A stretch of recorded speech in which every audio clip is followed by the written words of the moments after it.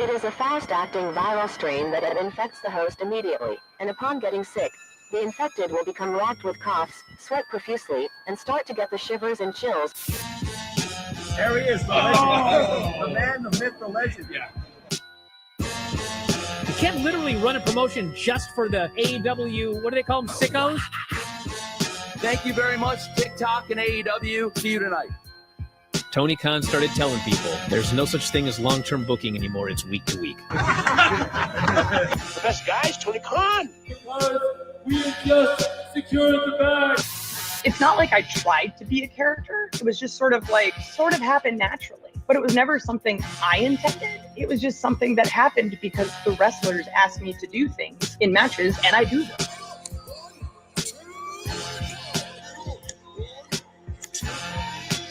If you run a promotion just for the sickos, you're going to do 400,000 viewers eventually. Yeah, mother effing Meltzer. You know that SmackDown actually went over and everything? Yeah. You know, What's the point? the point of SmackDown. What are you getting at here? That the DVRs didn't pick it up. Did they not pick it up? Mine didn't. Let's get into everybody's favorite moment, and it is called Dave Meltzer's Dumb Moment of the Week. What would you like to listen to in your ears? I'd like to hear the flute. Well, if you'd like to flaunt your flute, then we can find you a flautist. We just secured the bag. It doesn't help me. Okay, so complain, but I will complain. Let me have my misery. And when I heard that, I was like, what? Thank you, fuck you, bye, boom.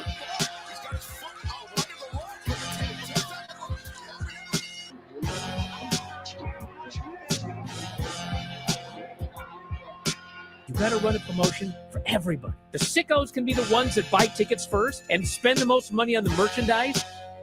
Because we just secured the bag. But, like, you got to promote for everybody. Then you'll have a lot of viewers. I think we proved a lot of so-called experts. We made them look like idiots. We're not going anywhere. Tony Khan's not going anywhere. You'll also be there on TNT. You'll be in 2 places at once. You'll be live on my favorite movie. Time. So great, Pittsburgh. It's not like I tried to be a character. It sort of happened naturally. the best guys, Tony Khan. To keep themselves safe. No! Damn God, damn it!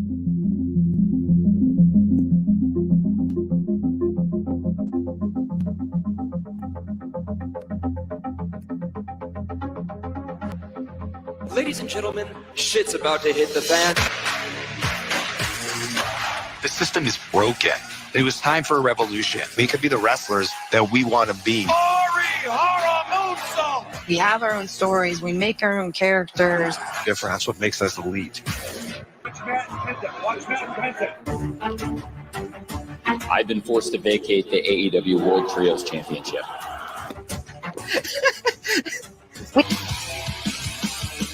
Khan created a revolution. Show days, super chaotic. A lot of times we get here and we don't know what we're doing till hours, minutes before we go out there. There literally are, I think some weeks, 100 talents running around backstage. At that point, it caught Tony Khan's ear, and he started thinking, maybe I want to do this, and let's get together. And I guess the rest is history, right? We're just getting started, but it's a great fight to start a great night. Lawrence Cassidy in serious trouble. This will be fun, right? I'm excited. Ready to go? Go to break. Figured it out what works as a heel in the ring for me. Austin wants to be here so bad. Is this a break spot? Not yet. We need to build an army right now. This is good. That's a good match. You thought everything looked okay? Yeah.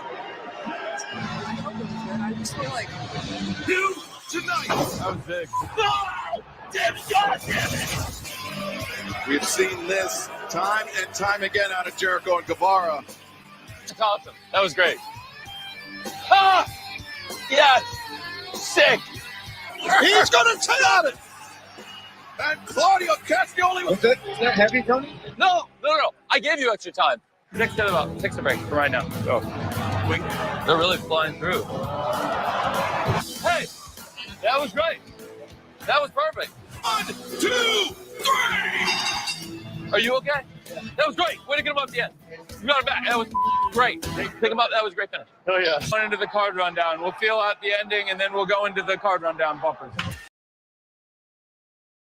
Ooh, what's happening, guys? Welcome to another eclectic PWT live show. Yeah. I am your host, the infallible Phil Marks, and we're here on this Wednesday Eve to enjoy some dynamite, some dynamite. No, that will be background fodder. It's like the fucking Yule log F-bombs this early on Christmas, right? On Netflix. You don't got a fireplace now. You just, you just throw it on Netflix, throw the fire on. How you guys doing? Hit that like button, hit the subscribe button if you haven't. Let's let some folks file in as soon as Phil Marks bookmarks come on the screen there. The top draw people, of course, start filing in. We have some dynamite to watch. We're going to have some people hopefully come in / out of the show if they'd like. I'm going to throw the link out after a bit. But I just want to do some stuff. Today we're going to do the show a little backwards a little bit. I see flutes in the chat already. We're going to start with some Dave Meltzer and some sicko action, okay? And then we're going to get into the headlines and hot news a little bit later. We're going to flip it and reverse it. We pulled a Tony Khan. We went to Mark Merritt and said, look, here's the graph, right? And I graphed everything out like how we normally do things. And this is right. I booked it all the way to here with my chart, right? And then when I did those, I flipped it backwards. I realized, oh my God, I should be doing this first and go backwards. It's great.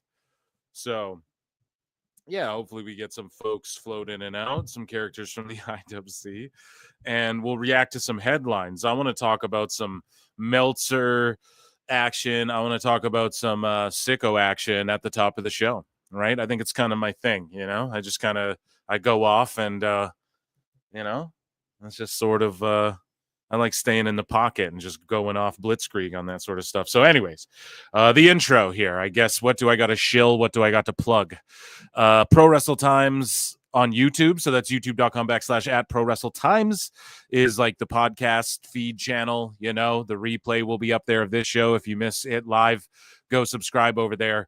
youtube.com/@ProWrestleClips is almost at 5,100 subs already. Yeah, I feel like we just did a 5K selly like last week or maybe the week before. I don't know, but bigger and better and brighter things here at PWT. What else? Patreon.com/ProWrestleTimes. Use the code PWTXMIS for a little discount, a 25% discount there on PWT Patreon. And I just uploaded an episode of Tough Enough. The first eliminations, which actually don't come until 5 episodes deep of Tough Enough. I uploaded episode 4 and 5, I think drops like tomorrow morning. So I watched those with all Jake. So if you want hours of exclusive stuff and watch along stuff that can't go on YouTube because we'll get copyright stricken and all that sort of stuff, go over to Patreon and enjoy some of that. I'm reacting to Botchamania, is going to be watching Total Divas and all that. What else do we got to fill the shill here for a minute? I got to remember everything. Let me think.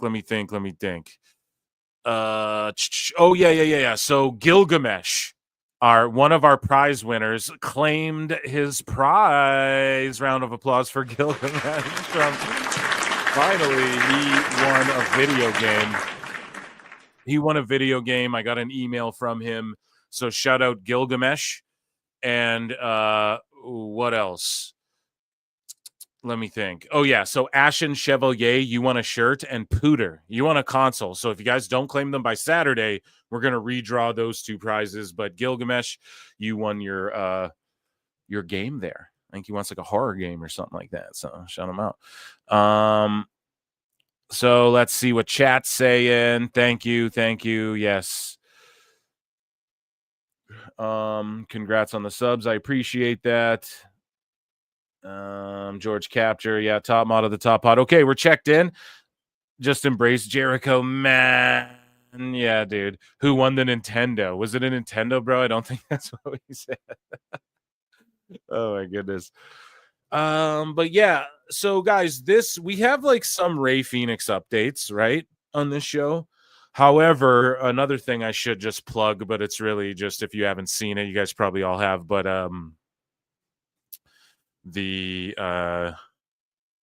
what was it? I did a run-in, right? The Rey Fenix breakdown is pretty much what I did. And he since deleted all of his stuff. So we have updates on that as well. But if we're not going to go too heavy on the Rey Fenix stuff, right? Because I deep dove into it for an hour and a half. So PWT run-in, Rey Fenix exposes Tony Khan from this week. Make sure you check that out as well if you haven't. It was a Super Nintendo, yeah. If you can tell me who signs too bad, Mitch. Tony Khan is a sicko. He's the ultimate sicko. Goddess Nikki P. I love this fam. Wednesdays and Sats. I look forward to because it's literally my time to interact with. Yeah, dude. Let's get it. Nikki P. Let's get it. Okay, we're doing the damn thing. Oh, I can't remember their names. Who won the Nintendo? Yeah, I forget. I don't know. Yeah, the other people. Ashen, Chevalier, though, and Pooter. Claim your prizes. Okay, 95 of you in here. Run those likes up to 100 if we can. There will be more of us as the night continues, I assure you. And Dynamite, I think, starts in like an hour and 20. So with you all here, Dashing Purple is here. What's up? So ready for this, Jay Hebert? Yeah, I'll send you a link in a minute. I'm going to send these links out.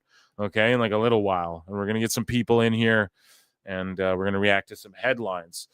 To start things off, then, I think it's important that we hydrate, or maybe have a little Red Bull, right? So let's do that, and then we're going to get into some Meltzer and some sickos. Okay, we're going to start the show that way this week, just because.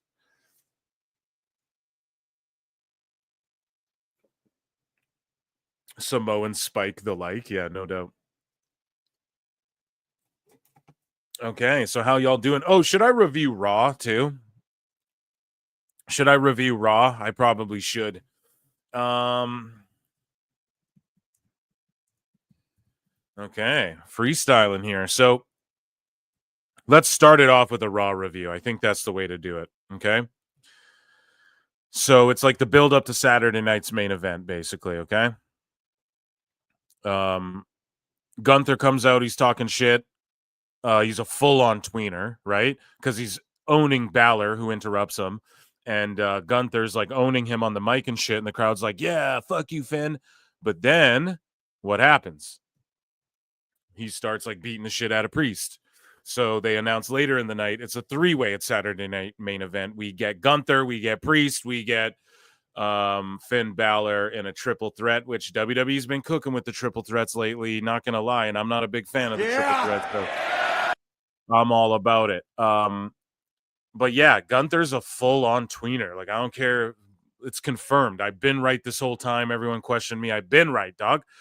Anyways, though, they beat the shit out of dude. Yeah, 3 consecutive coup de grace, etc. to Priest, whatever. We get the 8-man tag team match, Wyatt 6 and Final Testament and Miz. Now, this was fun and everything. Cross gets the big W over Uncle Howdy, Bo Dallas. So I didn't see that coming, but I think it's the right move, dude, because it doesn't hurt. Like, these Wyatt dudes are over and people are going to be like, oh, what are they? Like, we just expect them to just destroy everyone and stuff like that.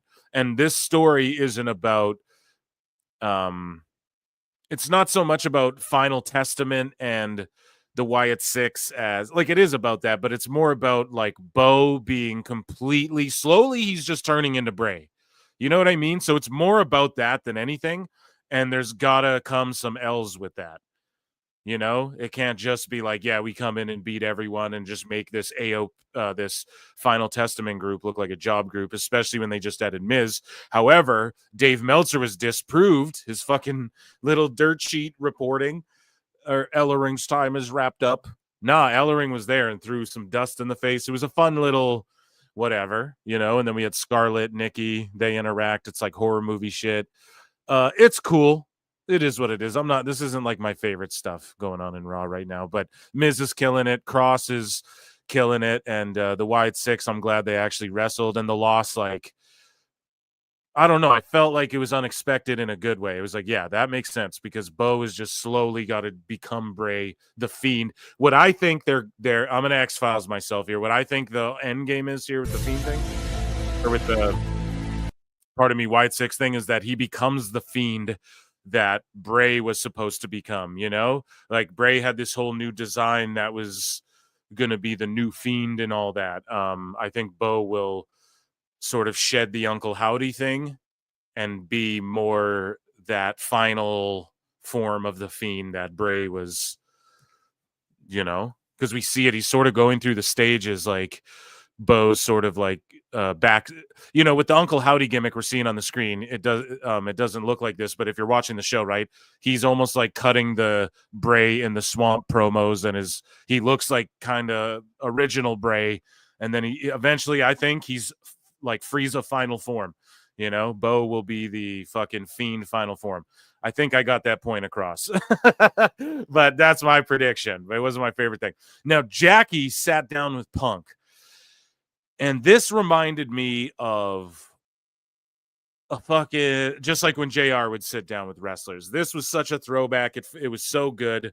It wasn't markish. It wasn't like, you know, every AEW one, I feel like there's some bullshit where it comes to like at the last one, you had Mariah May doing her thing, and then you see Mina Shirakawa like walking behind like fucking the movie It, right? And then she comes and gloms her with the bottle or tries to, like, they're just kind of silly over there to compare to people who are doing sort of the same thing.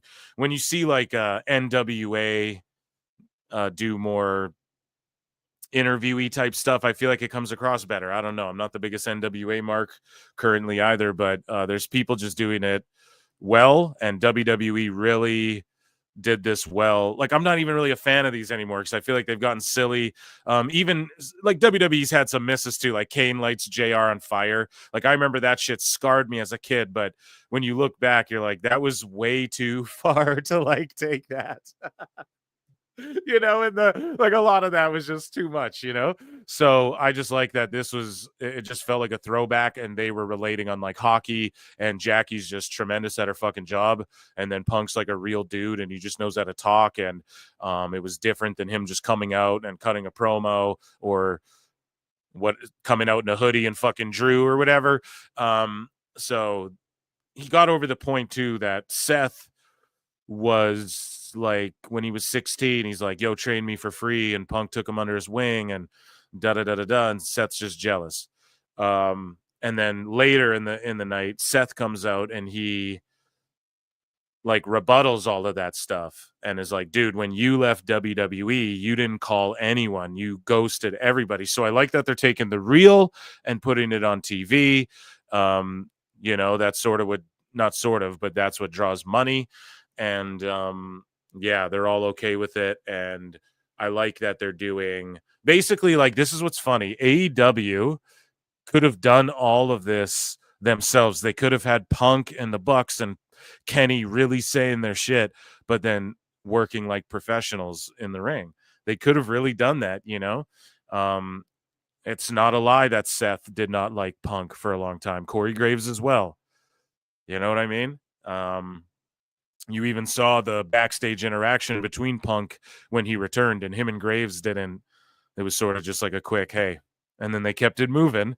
And it's just called being professional, man. And they're doing the real life shit on TV, and they're going to work professionally. And that's how you draw goddamn money. That's why WWE's hot. Hopefully this will last forever. You know, we're going into 2025. I think the momentum stays up with the Netflix era, because I just think we're going to get bombs dropped on us. Like, you guys don't get it, man. If The Rock goes on a Raw, it's like, you got to explain this shit to the, like, Meltzer, I'm a TV expert. None of these people explain this shit correctly. If like The Rock goes and pops a huge number on a Raw for Netflix, and they can say, yeah, it was the most viewed live, whatever the fuck.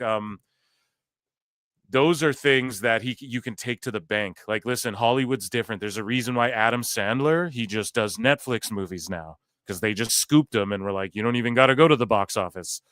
What's the point? And if any of these movies do super well, then we can just put them in a run in theaters anyways.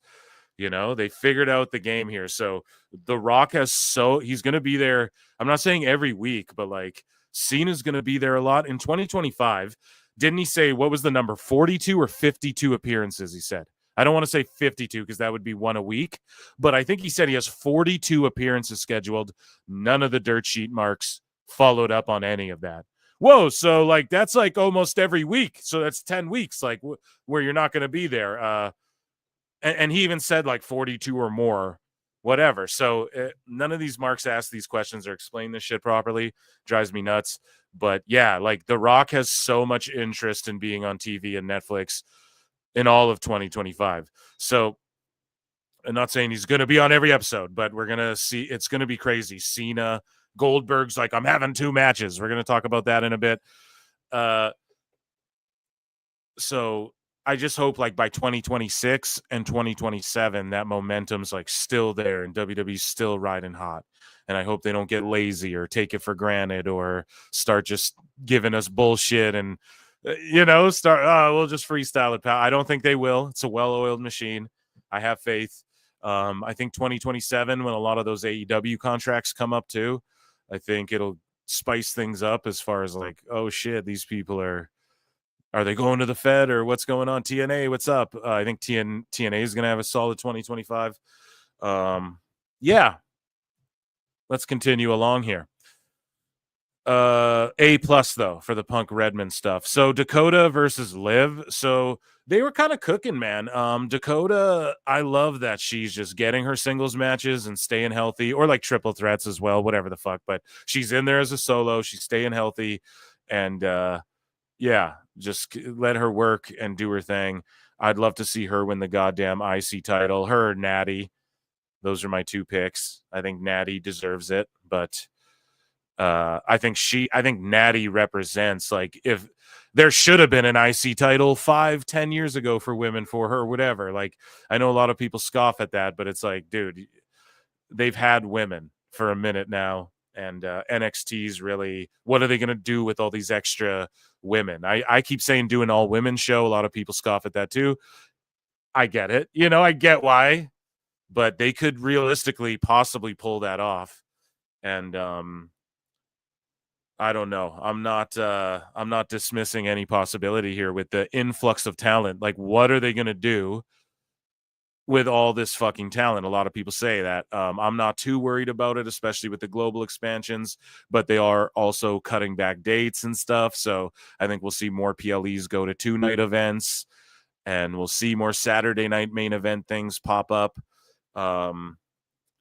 Just to give people more matches. But yeah, dude, it's like, think about the next 5 years, how many women are already main roster caliber in NXT. What the fuck's gonna happen? We need a women's show or something. Or we need like a women's PLE once a year, just to kind of give them their own thing. STG 212 for $5 does the best guys, Tony Khan. He is best guys, Tony Khan. We're going to talk about that too. The best video games fight forever as well. All right. So let's get it. Yeah, Weekend Fantasy Mark book. Like, some people are saying Lyra. Some people are saying Becky. Elbow's like, Becky should come and beat Lyra and win the IC title. It's like, what? But yeah, I just think Lyra's not over enough. Like, even her entrance is her trying to teach people the fucking woo in her thing. Like, on the main roster, she has to get the crowd to try and like arms up, woo, da-na-na, woo. Like, I don't know, dude. I just think it's not really clicking with people for whatever reason, and that's fine. Tremendous wrestler. And then like the PFC, that group is just I'm so sorry. It's so like bad TNA. It's like a fucking AEW Collision faction, it feels like, not to shit all over WWE right now, but I'm just being honest. But yeah, Liv and fucking EO are throwing down at the main event, I believe, as well. So Morgan pulled out a Punk-esque running knee lift in the corner. Okay.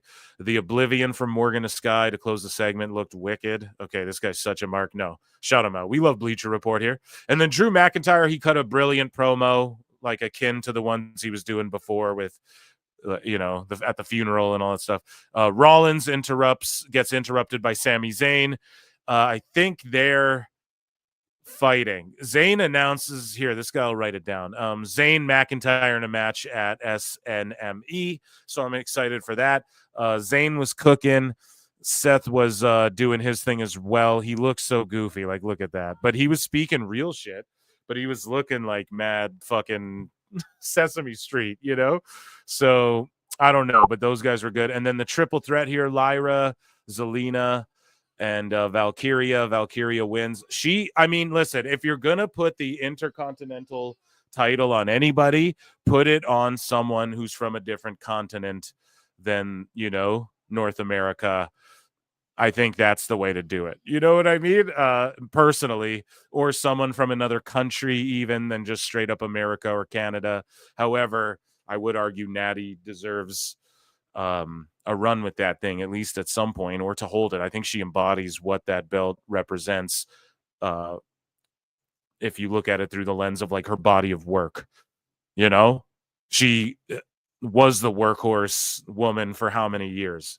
I think if anyone should, and then she could just win it, quickly drop it to someone else too. It doesn't undervalue it. Like in the history books, you say Natty Neidhart, Guinness World Record holder who holds like 8 fucking world records for WWE, is our first Intercontinental Champion and embodies Pat Patterson isn't remembered for his Intercontinental title reign. He's fucking known for his contributions to the Royal Rumble and booking and helping people backstage and develop their personalities and stuff like that, and how to book matches and stuff. And yes, he is remembered as the first Intercontinental Champion, even though that was a whole work, how they put that whole thing together. But it's not like he's known for his reign. So it's just a matter of Natty winning the thing, establishing it, and then passing it off to someone. Lyra, help get her over. I'm down. Becky did that whole thing with her in NXT. So Natty, do the same thing on the main roster, essentially. Help people understand why Lyra should be her. But I think Natty pulling it out would be spectacular. But I agree. If a European wins it or some shit, I'm all down with that. We get the New Day promo. Now, just a fucking 10 out of 10, chat. Round of applause for the New Day promo. I don't even got to say anything because they weren't able to say anything. They weren't able to say anything the entire time. The crowd just booed them out the building. You suck. New Day sucks. Just telling them to shut up, everything you could imagine other than the what chant. It was just such genuine heat, and it was spectacular. Also, Cody scolded the New Day at one point backstage. That was great. It's great. What else, man? What can I say? They didn't really say much. They just gave up and walked away, and I just love this. I think there's gotta be, I know Big E can't get physical, but I wonder if he could eat a super kick and fall on his ass, or maybe not a super kick, eat a pie. I'm being a mark there with that one. I'm trying to be funny, but if he could a push even, where he falls on his ass, something where we're like, oh my God, down the line, Big E's got to come back and be like, come on, man.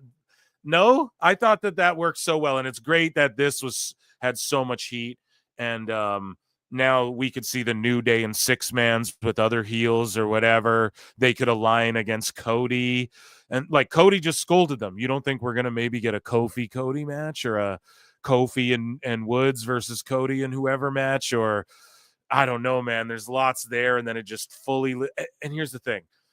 Do you guys ever think Woods gets a world title run? We saw Kofi get his. We saw Big E get his.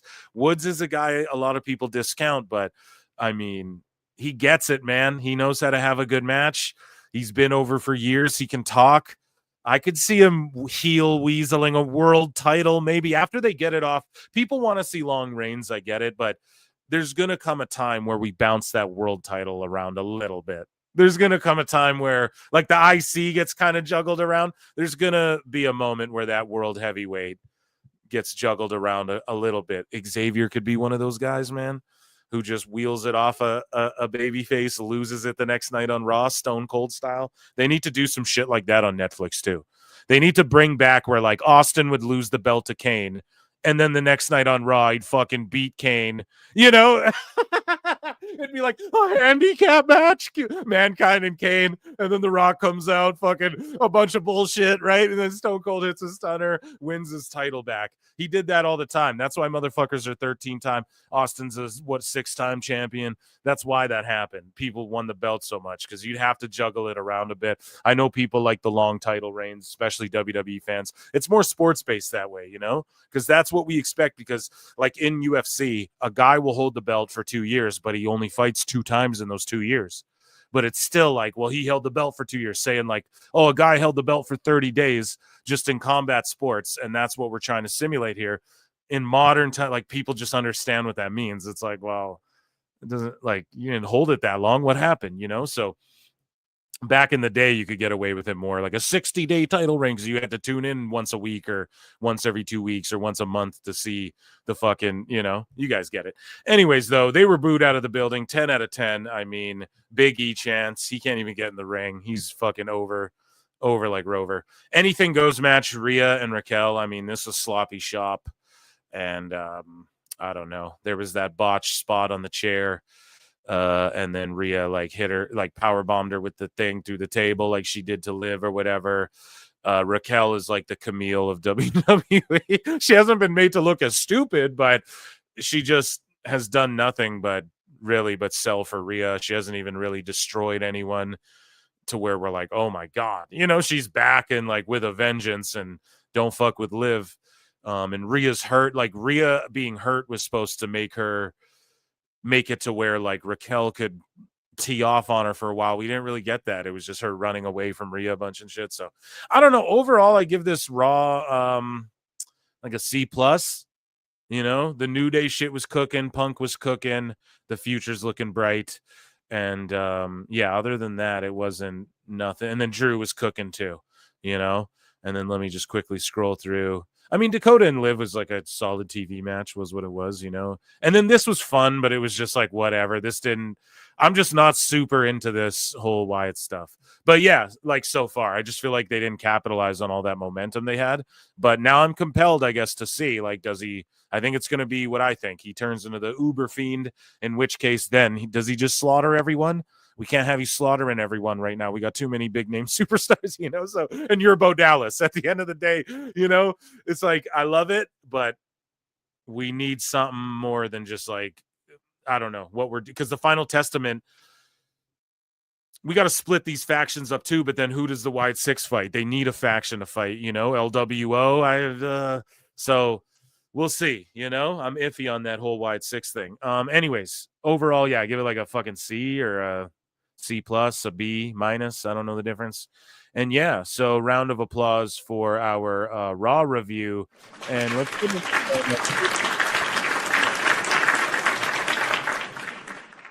Why don't we see what old fucking Dynamite Dave has to say? Guys, let me check in with chat really quick here. You guys know I love checking in with you. Make sure you become a member. If you're not, it's 99 cents. Subscribe, hit the like if you haven't. Run us up to 100 likes. Are we at 100 likes? Holy shit. My first guest is Chris, and he's here. We're at 57 likes. There's 180 of you guys watching. You got to run those up to 100. All right? Run those up to 100. Yeah, I'm going to keep asking. The first guest will be Chris. We've confirmed that because we're not at 100 likes. And and yeah, what are you guys saying? Nikki, you mess with Summer. Let's see. The games are usually relatively small. Billy Graham country, Nutella. People are just saying where they're from. Nice, we'll have to check it out as long as it's not too big. Whoa, pause. Whoa, what are we talking about? Chat. Ooh, what are you guys what? All right. Check. Moose. Okay. Moose Knuckles here. All right. So now the show can start, I guess. So Moose, you'll be excited to discover that tonight we're doing things a little backwards. So brace yourselves, get your flutes in the chat, because it is time for a grandiose, the great Dave Meltzer dumb moment of the week.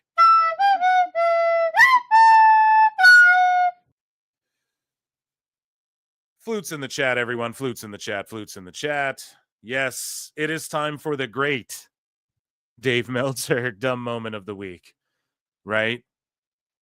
Because recently, AEW and Tony Khan graced us with what has become to be known, I guess, how do I word this? The Great Rampage, right?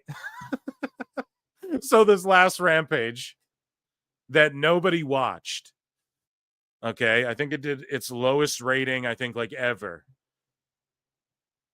Dave dubbed it the Great He literally says this in a tweet. You see it right here. I'll just pull it up on the screen. He says SmackDown did what? So just normal SmackDown, not the magnificent SmackDown.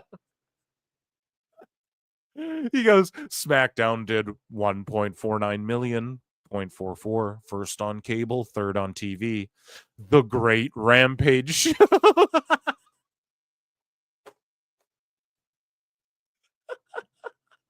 The Great Rampage Show. Bro, oh my God. He literally is shilling. This is bias. It absolutely just confirms what we've all said. The Great Rampage Show. Like, he's got to throw it in there, even though the rate, because there's no spin on this. He can't say 0.04, 177K. Oh, well, the show's going away. He's going to resort to saying that. But the Great Rampage Show. What the fuck? What made it great? We'll find out as we go along here throughout this evening, folks.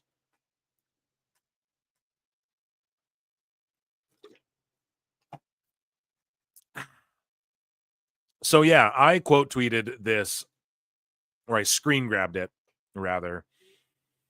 And I said, if a tree falls in the woods or some such bullshit. So what I'm saying is, like, if a tree falls in the woods, does anybody hear it? You know, if it was such a great show and nobody saw it, was it really great, Dave? Alexander the Great.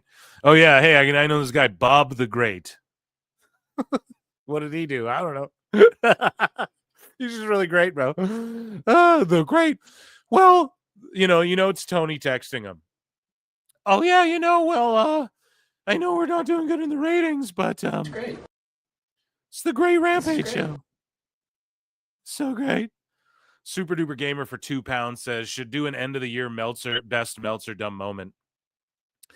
Yeah, I don't know. I should, I want to do like end of the year awards / recap type thing. I don't know how I'm going to do it. I'm going to do like a Christmas holiday special where I don't know what we do. I'll figure it out here, but that'll come up soon. And yeah, I will. I want to do an omnibus of just me roasting Dave. So if anyone can help out with that, hit me up. If anyone like edits video and fucking listens to PWT, and because I do so much, it's like I forget a lot of the time. I don't even know. Like, how does Jim Cornette do his omnibus? I should message Travis Heckel. That's what the fuck I should do. I think I asked him on the show. No, I didn't. It's like, how do you collect them over time? Like, how do you remember what to get? I should have asked him that. But anyways, thank you so much for the super chat. So we got some Dave, right? And where do we start here? Because some of these are saved for the next video, of course, and then some of them I can't because Dave's got me blocked. I can't unbookmark them, So we'll find it. We'll run another flute too. Hold on a second. Sometimes smart Meltzer.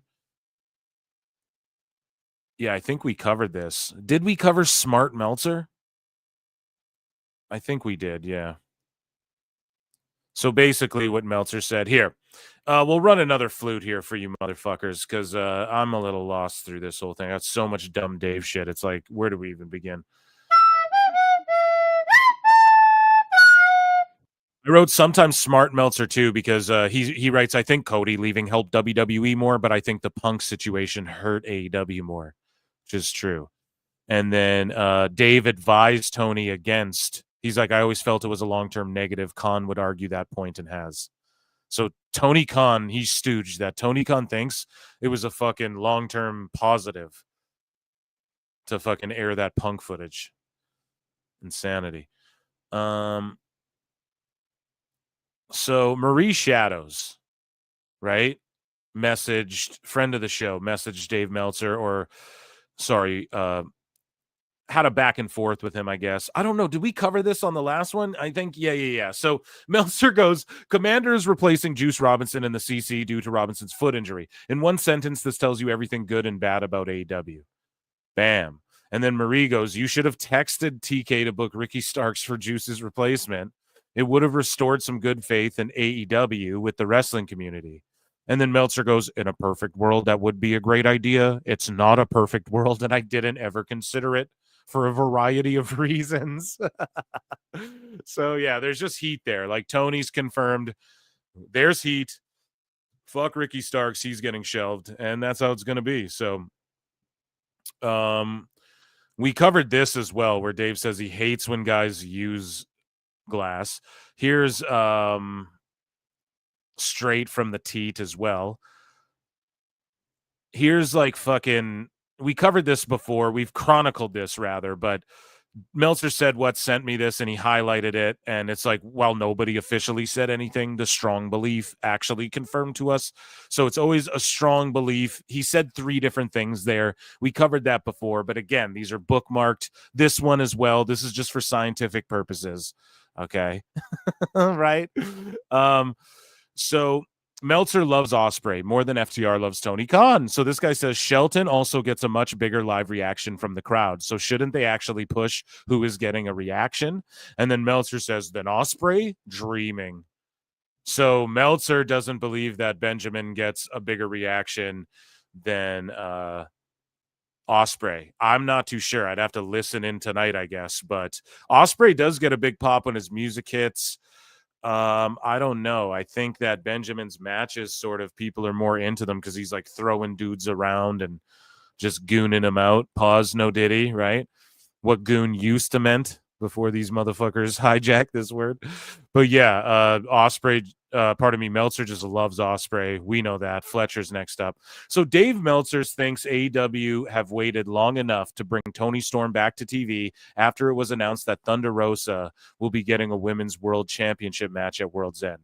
He says, it feels like there's no momentum for her, and they're just stalling for time until Tony comes back. And the reality is Toni Storm should be back. This has gone on long enough. That's the problem. They're trying to drag it out longer. It should have been at World's End. Toni Storm versus Mariah May. When it comes to things like this, if you drag it out too long, you miss your peak. And if you miss your peak, it's gone. Bro, the Toni Storm shit already fucking peaked. Like, Dave is convinced this is the greatest story ever told in pro wrestling. You know, it's insane to me. Like, no, it already peaked. Now it's at an, like, bro, ebbs and flows, man. We got to cool it off. Then we got to bring it back or have someone feud with someone else. Rosa's literally telling people, don't ask about where I am. Don't ask. I'm on Collision. If you want to know where I am, watch Collision. Whereas Ricky Starks gets asked the same thing. And a fan's like, dude, I know you're probably tired of hearing this, but I miss seeing you on TV. And Ricky Starks responded by being like, no, I never get tired of hearing this. I want to hear this all the time. Like, I love when fans say it. You know, that's the response. Thunder Rosa's like, don't ask. Watch me on Collision. You know? So, Dave, you're like, oh, the momentum. There's no momentum. People are asking Thunder Rosa where she's wrestling. So I don't know why you're like, insert her in this story. Dave Meltzer believes WWE star Miles Bourne is in dire need of a character change after being the subject of RKO chants during his match at NXT Deadline. Meanwhile, AIR Gold, this is how you know that these like sicko accounts are fucking like paid by AEW and are like, AIR Gold isn't fucking a wrestler. Like, it's not a wrestler's burner. I've talked to him. Like, I've heard his voice. It's not. But like, some of these accounts may be, and this is how you know. They fucking, one of these nerds compares Fletcher to Orton, And then Fletcher starts literally doing Orton shit. We'll cover it in AEW News. He did the DDT thing and did the blah thing. And he does that to get people talking about it, but we're not talking about it in the right way because you marks have to stop alluding to WWE and talking about WWE. Okay, period, bro. Like, you have to stop doing that or you're never going to get AEW back. Period. Oh, come on now, Phil. They built their whole thing off of going after WWE. They really didn't. They really didn't. They were telling stories and they were using the internet to do it, and they used YouTube as a way to bring the fucking community together every week with Dark and Dark Elevation and shit like that. And, well, Dark Elevation was fucking stupid, but Tony just dropped the ball on everything he had, every fucking money thing he had. But anyways, Meltzer won't criticize Fletcher. He's going to criticize WWE and Miles Bourne, though. So Miles Bourne has got to make some changes. The crowd's chanting RKO at him the whole match. Look at him. And it's like, I want to be Randy Orton. Meanwhile, Fletcher's literally doing Orton's moves, dude. Like, it's okay to want to be Randy Orton, but don't get the tattoos and the look and everything. The one guy in AEW and Ring of Honor literally was a Randy Orton cosplayer. The guy in The Righteous. Right? Like, he did fake Randy Orton on the indies. That was like his whole thing until he figured out his gimmick and got in Ring of Honor. It's like you're so much of a copy of him, it's just a bad idea. If it's 20 years from now and you want to be Randy Orton, that's fine, but Randy Orton's still around. You can emulate his wrestling. People emulate Stars' wrestling all the time, which he's doing. He's trying to wrestle Randy Orton's spots. The problem is when you try to do all of Randy Orton's spots, you're going to be compared to Randy Orton. So like Fletcher, Randy Orton does his spots impeccably well, and trying to do them not as well is not a good thing. You can't be as good as Randy Orton trying to be Randy Orton. Randy Orton? Randy? The guy is good, but he just needs a character change or something. Yeah, I mean, possibly, Dave. I don't know. I just think it's funny that one of the major criticisms that he's never made that everybody makes of AEW is like, bro, they're doing bad WWE. And then you have a guy in WWE like imitating his fucking idol and could possibly get a match out of Randy. Like, think about it. He wrestled Javon Evans. This kid could maybe work this into a match somehow one day and then break off and do his own thing. And that could be the story that's told. But Dave will call it out here in like one instance where it like kind of works too. Like, it kind of works. The crowd's like, okay, we're into this kid, doing, I don't know, at least the NXT universe. You don't know till you bring it up to the main roster, in my opinion, in WWE. Like Lyra, she was super over in NXT for sure. Take it up to the main roster, it just doesn't connect. So, yeah, we'll see. We'll see. Continuing along. Dave Meltzer has hailed Nathan Frazer's effortless display at NXT Deadline, but feels he would likely fare better in AEW than on WWE's main roster. Dave thinks Frazier should go. First off, Frazier thinks Dave is a goof. That's first and foremost. Publicly, we know that. Frazier thinks Dave's a goof. They had this guy. What was his name? Ben Carter. They had him. And he went and had a match in AEW, and then they offered him a shitload of money, and he said, I'd rather go to NXT. And Dave wants to say, because this guy is going to be like what Ospreay would have been if he went to WWE when he should have. And Dave is like, loves this style that he does, and he doesn't get that the reason Frazier works so well in WWE is because he's really unique, man. He really is one of the very few people in WWE who can do what he does, right? Athletically. And Meltzer's just saying he'd fare better in AEW. Why? Ricochet just showed up in AEW, and he did an interview saying AEW wouldn't exist if it wasn't for him. And he was just on Rampage doing the shittiest clothesline for a finish I've ever seen in my life. And he's on Rampage. So why would Frazier go there and then just be in Ring of Honor wrestling fucking Serpentico on 0 Hour, Dave? Why would that be better than what he's doing now? You know that Dave knows that's not true. He's just a mark and a shilling for AEW.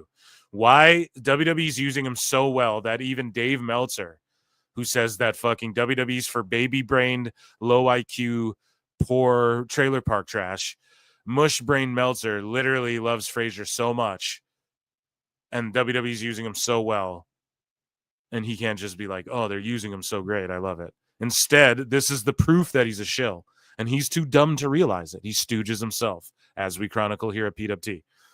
He fucking let us all know right here. Oh, he'd fare better in AEW. How though? Why? Whereas is Ricochet faring better? Oh no, but it's Nathan Frazier. Okay, right? And Frazier even, like, Frazier responded to Meltzer and said, like, rare Meltzer W when Meltzer was putting him over before, but he boo-booed on Meltzer, right? Frazier knows what he's doing, Dave. See, like how you backhand compliment wrestlers, right? That's what Frazier did to you, but he's intelligent. He knew that's what he was doing when he dissed you. You don't know when you do that. You're just a dumb fuck. But either way, yeah, Frazier went to AEW, doesn't want to be there, Dave. So I don't know why you think he'd do better. So we can fight Lashley? So we can fight old WWE guys? So he should just stay in WWE then probably, huh? But anyways, Meltzer goes, the thing with him, there's a lot of guys that are really good. It's like Will Ospreay. He keeps comparing him to Ospreay. It's like Ospreay when he was young. There's a lot of guys that work that style, but he's better. With Nathan Frazier, it's the speed. He's one of the fastest guys I've seen in North America. You'll watch like Wesley and Javon, who are great acrobatic wrestlers, and then Nathan Frazier comes in and you're just like, oh God, he's like different. Yeah, he's fast, Dave. That's, he's got incredible speed. Oh my God, it's like I've never seen it before. He's so fast that it would work better in AEW. He could run faster in AEW. The fuck are you talking about? It's going to be hard because main roster is a different animal. He doesn't need to go to main roster. Just keep him in NXT right now. When I was watching him, I thought he's a guy who would have probably been better off financially had he gone to AEW. Yeah, exactly. And then what would have happened, Dave? Yes, he would have been better off financially. But then what would have happened? He wouldn't be able to wrestle, which is the thing he loves to do, which is why he's so fast, because he's like, I'm going to be the fastest wrestler, and I'm going to this is how I get over. And WWE knows how to highlight and showcase that. And if he went, so you are saying, if he went to AEW, he'd be better off financially. Had he gone to AEW, because AEW that's kind of rewarded more. So, okay, sure, he'd be better off financially, but then he couldn't and wouldn't wrestle as much, Dave, and it wouldn't be showcased to as big of an audience, and it wouldn't be as over as it is, Dave, because other people do that style. So why would he come in and then people go, well, Lio Rush is just as fast. Oh, he has a match with Lio Rush on Rampage. Oh, well, Action Andretti can do a flip. Why the fuck would he do that when he stands out? Dave's so stupid, he doesn't even understand what or why he's watching pro wrestling anymore. That's how scrambled egged his brain is, okay? Chat, well, I'm fucking showing you right here. He doesn't realize, like, the reason you love him so much is because he's wrestling. If he went to AEW, he'd be better off financially. That's great, but what does that have to do with wrestling? The actual wrestling aspect, which is why you love him so much, Dave. You don't actually want what's better for these wrestlers, and you don't even know what you actually want because you're mush brain, this fucking Mrs. Spray Tan soaking in your skull. But yeah. Dave says, I don't know if he's going to do great on the main roster. Maybe he's not going there for a while, Dave. Maybe he's going to be the next NXT champion. Like, maybe they see him and go, good-looking kid, blonde hair, CW. Hello, he can flip around and shit. Like, what don't you... Main roster? He doesn't need to go to the main roster, Dave. Jesus Christ. That speed would get him a good contract and if nothing else in AEW. So Dave is like, man, he'd fare better in AEW because he'd get a good contract because of his speed in AEW. But then he wouldn't wrestle because of his speed. They literally have a show called fucking WWE Speed, Dave. Dummy, yeah. Designed for this. Watch WWE Speed, Dave. Okay? Like, fuck are you talking about? I don't know if he'd be a top guy, but I think he'd get a good contract. I think he'll get a good contract on the main roster, but I don't think he's got the same upper mobility. It's like Darby. Darby has got to be an AEW. If he was in WWE, he'd be nothing. Like, see how Dave just shits on Darby? And this is like the cultist thing. No, you don't get it. They wouldn't push a Darby. Are you guys sure about that? They push all kinds of wacky shit in WWE. Are you fucking sure they wouldn't push Darby Allin? If he was getting over and he's willing to do those stunts, you don't think they'd focus that? So at War Games, for instance, he would, no, I can't be myself, bro. I can't like make shitty vignettes all on my own that all look the same and fucking do skateboard tricks, man. Okay, you know, it's so stupid. Yeah, they'd market it, bro. They would know what to do times 10 with Darby. He'd get over times 10 in WWE because he's an actual gimmick if you want it to be one, and they know how to. He'd be perfect for NXT as like the emo kid sitting in the corner that doesn't want to fuck with anyone, who rides a skateboard around. What do you mean he wouldn't get over? He's literally perfect for the college fucking vibe of NXT, the campus. We're like our own little league vibe of NXT. He'd be perfect for that. Dave is so fucking delusional and full of shit. But shout out Frazier, though. Great talent. Dave Meltzer thinks timed WWE matches like War Games and the Iron Survivor Challenge have trouble with crowd investment until the later stages. Okay. So like the Casino Battle Royal that you think is a great match, but is the same concept because we know that until every entrant comes out, the match won't end. And not because of a time limit like a sport would do, but because Tony Khan fucking flies all these people in from New Japan and expects us to believe in kayfabe that the first 3 guys in the match are going to pin each other and then the match is done. Meanwhile, he's got fucking Suzuki there and Zack Sabre Jr. and all this shit backstage just waiting to show up in this casino gauntlet thing. So the time limit is there because that's what fucking sports do, okay? You give fans a time limit, and then we're not really waiting around because we know they're fighting each other. So we should do no time limit. So like the Casino Battle Royal, we should say there's no time limit and there's no fucking the first fall is the loss of the match. Like the match is done, right? There's 30 people who are supposed to come out in this match. No, I think a clock needs to be like Dave just comes up with dumb shit to try and shit on WWE because this wasn't his favorite match. And instead of just saying what I'd say, I'm not really into the deadline matches. He's got to be like timed WWE matches like War Games and Iron Survivor. Dude, War Games has been War Games forever. War Games has been over forever. So I don't know what before WWE ever did it. Okay. It was the same thing and it was fucking over. Okay. Anyways, and I know this is Dave's opinion, but I'm allowed to say your opinion's bad and dumb. So Dave goes, when you know it doesn't count until you get to a certain point, it's tough. In this one, you know the match is going to be decided 24 minutes in. They're going 25. You already know how long they're going. You know that the finish is going to be in the last minute, so you're kind of like waiting for 24 minutes in. What the fuck does that mean? Oh my God. Yeah, Dave. So it goes 25 minutes. So at 24 minutes, you're like, oh, the match is going to end soon, Dave. What a fucking dummy. Yeah. Oh, no shit, Dave. So at 24 minutes, you're like expecting the match to end in like a minute or 30. You're like, oh, this match is going to end soon. We're expecting the end of the match at the end of the match. Go figure. Holy shit. They've done these matches, Dave, where the time ticks out and it's not just a last minute fall and shit, or there's like a big kick out. They've already done it. So Dave's sitting here just, I mean, you know that. Look at what he says. You know that the finish is going to be in the last minute. Yeah, because that's when the match ends, Dave. So you're kind of like waiting for 24 minutes in. No, Dave, you're waiting for 24 minutes in because you're not actually reviewing WWE. You're sitting here looking down at your phone, looking at all the papers around your room, hugging your Joshi pillow, and you're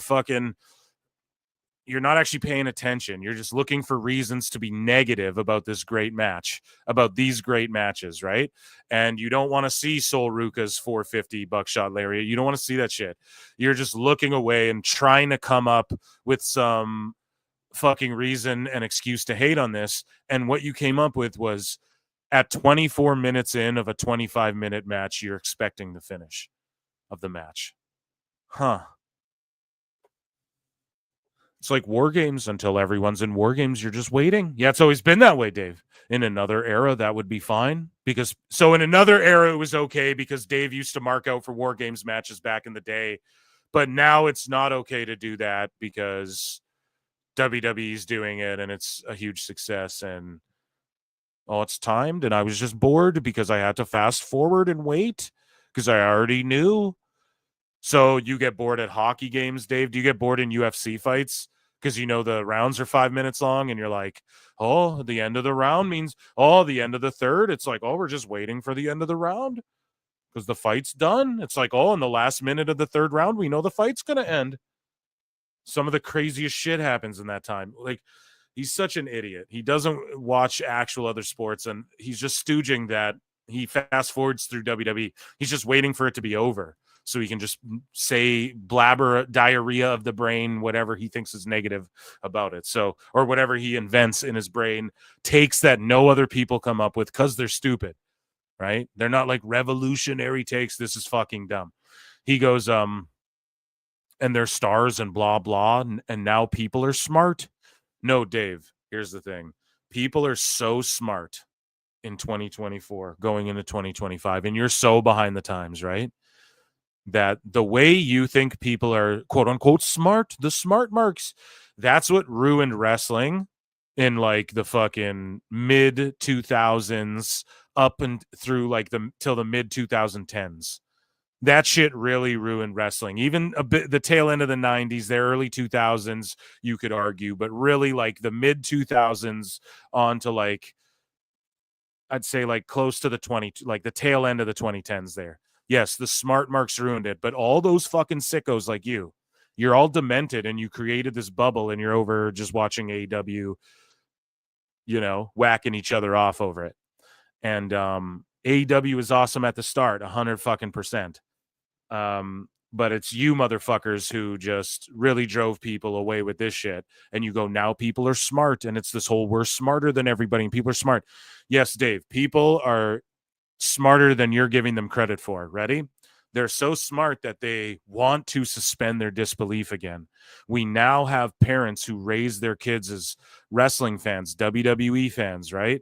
And these people are, let's say they're becoming adults or they're getting older now too. And we have people who want, just like when we watch Avengers or whatever the fuck, we want to suspend our disbelief to watch WWE. We want to. We're so intelligent that it's no longer like Dave talks like all fans are smart now. Yeah, we've already evolved to the next form, Dave. It's not like, we know it's not fake. That wrestling thing's fake, right? Like that's what he's still harping about because he's so old and out of touch. It's like, Dave, we're decades past that. We all know that, right? We're now in an era, we've evolved and we're nuanced enough to where we want to suspend our disbelief for this incredible live entertainment again. And there's a generation of kids who get that now too. So what are they? Super smart? Dave always wants to talk a super wrestler, a super card, Tony Khan. So we're just super smart guys to where we register as dumb, low IQ poor fucks to you, Dave, or what? I don't know. Now people are smart. Yes, exactly. That's why there's a time limit, Dave, because people are so smart that we want to suspend our disbelief and feel as though we're watching an actual physical conflict and a sporting event. Sport mixed with entertainment, right? It's what pro wrestling is. Doesn't matter if you're an AEW or not, right? There's nobody putting each other in shoot holds and shit like that. Real wrestling. The only real shit that broke out there got people fired and everyone cried and feared for their lives. So let's just be real here, okay? WWE's taking the real life conflict like they do in UFC, and they're going, hey, here's how we work people on social media. Here's how we work people on our show. They want to come have a good time. That's why we cater to everyone. And people are smart enough. That's why it's hot right now, Dave. And you're not smart enough to understand this. You're smart like, people are smart. Yeah, we're smart, and we need time limits because that's how every sport is presented to us. You're right, Dave. What a fucking buffoon there. So, Brian, this is amazing. Here, we're going to actually circle back to that amazing shit, okay? The Great Rampage, and I wrote, for anyone who's ever questioned me for roasting this old coot, The Great Rampage. That is hilarious. That will go down in history as like the greatest fucking tweet of all time. So actually we won't circle back. Let's just roast this buffoon. So Brian, this is courtesy of Meltzer Says What, the GOAT. All Elite Wrestling tweet out, Mina and Emmy are using the referee to both of their advantages, right? I don't want to play this clip. We will get Dawn Stevens, but you know, Mina and Emmy are like fighting over the ref. Can you guys see that if you're watching on the corner? Here, I'll just show you. Like, I won't play it, but like, look, they're like fighting not over him. Like, you know, Diddy fights over a young rapper. Young rappers at a party. But I'm talking like, you know, they're like fighting over him, whatever. So Brian Alvarez and Dave get into a little, it's not like, this is hilarious. Let's just watch it. Brian tries to explain basic booking psychology to Dave and the problems with how Tony Khan books. Dave, while trying to rationalize the booking, ends up making all of Brian's points for him. Tremendous stuff. Oh, Brian, which I need on the board. And also, Brian doesn't get a pass with me, as I've covered on the show numerous times. He does not get a pass. I get it. He's standing up to Dave, etc., but he still does delusional shit all the time. He did it with the whole Phoenix thing and all of that. But anyways, here is a couple clips.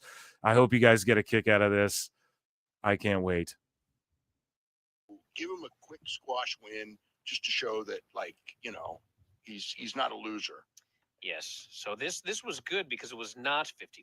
It was a one-sided destruction. Okay.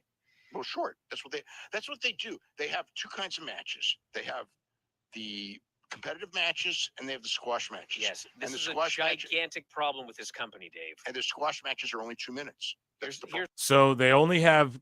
So, and I like that Alvarez is trying to point out, here's a gigantic problem. Now, he's still shilling for the money and shit. Alvarez is, but he's pointing this shit out because he's trying to convince Dave, like, no, we got to be critical of this shit too. And also, Alvarez isn't as welcome in those circles. Like, yeah, he's friends with the Bucks and shit, but they like worship Dave. They don't really care for Brian, you know, a lot of these guys. He's just like the little whipping boy. And I want him to know that.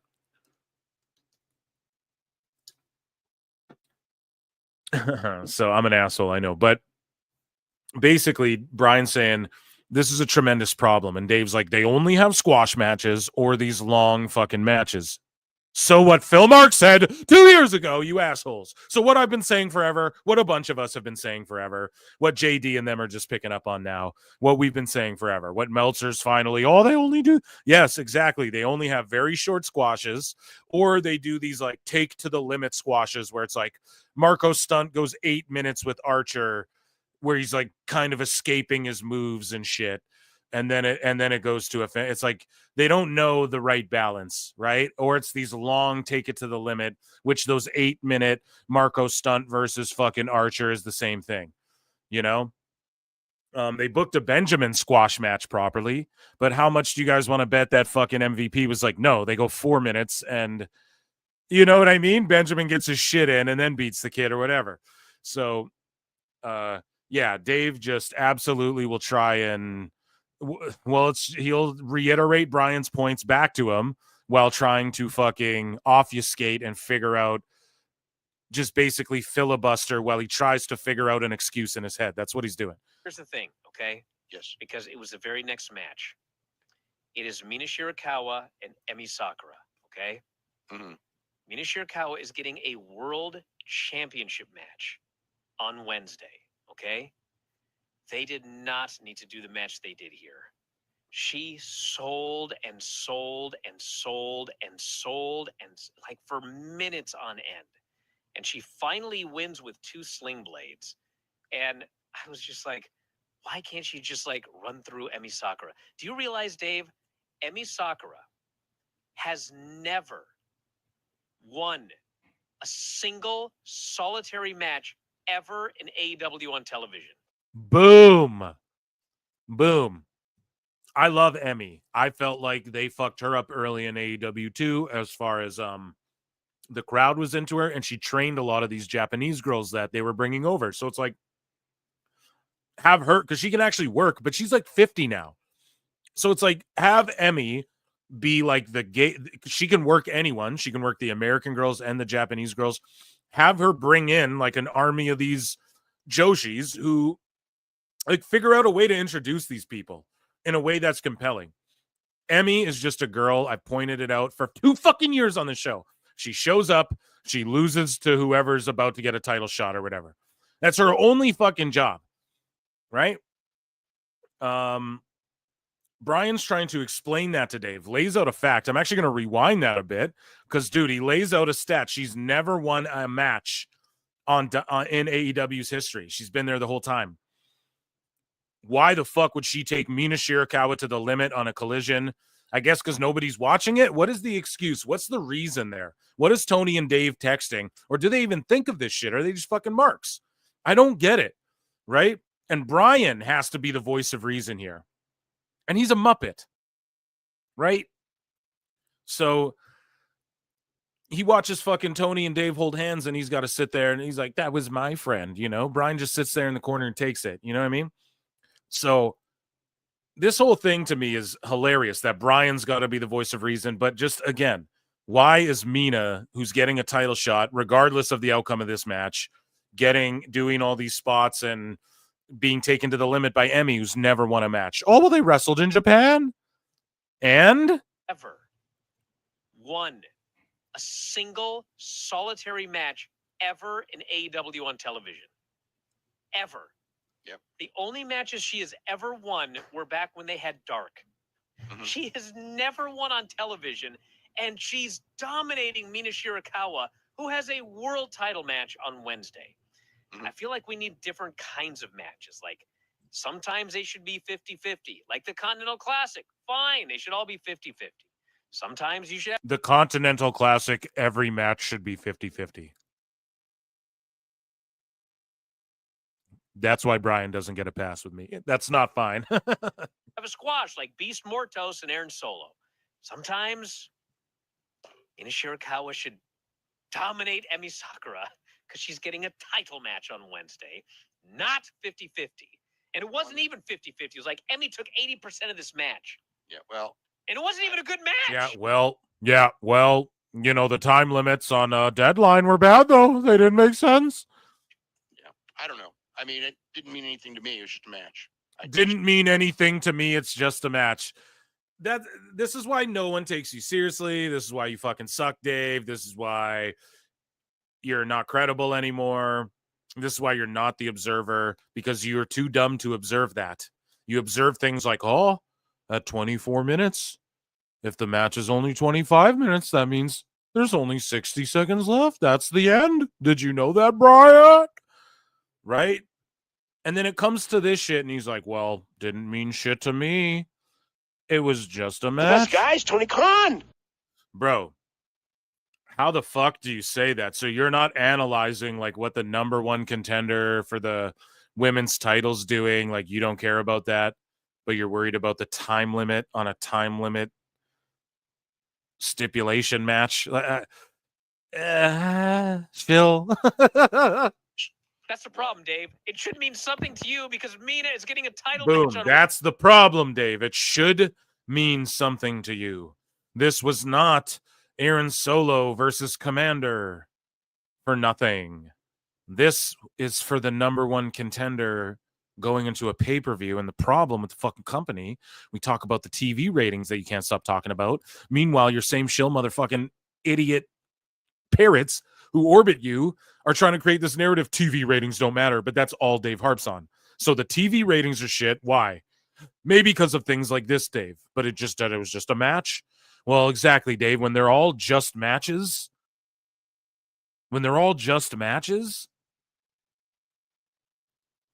people don't care.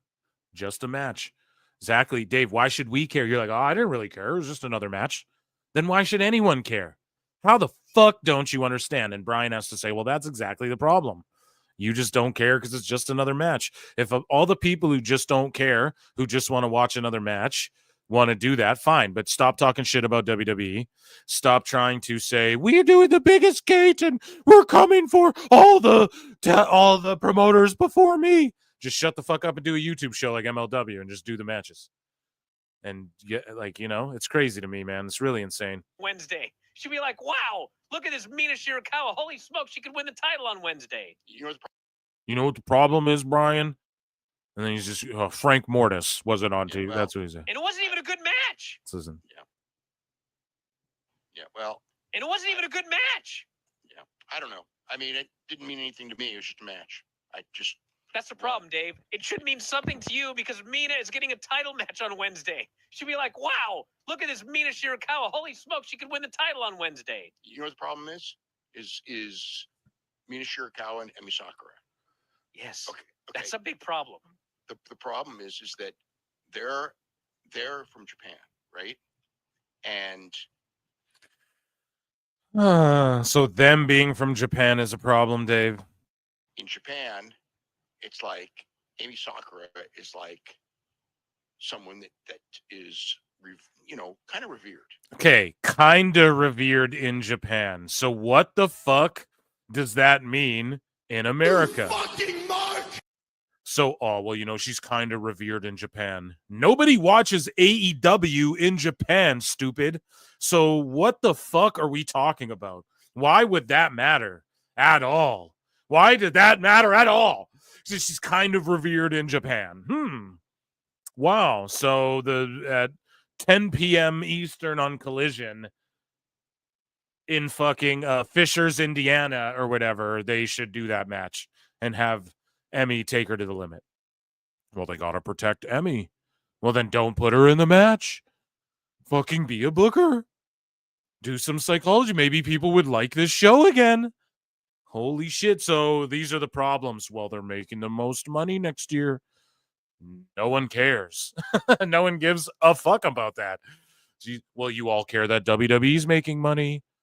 Yes, because you're trying to talk like the money AEW's making is anything in the grand scheme of this. Because you all keep saying, oh, look at this Challenger brand. Challenger to TNA?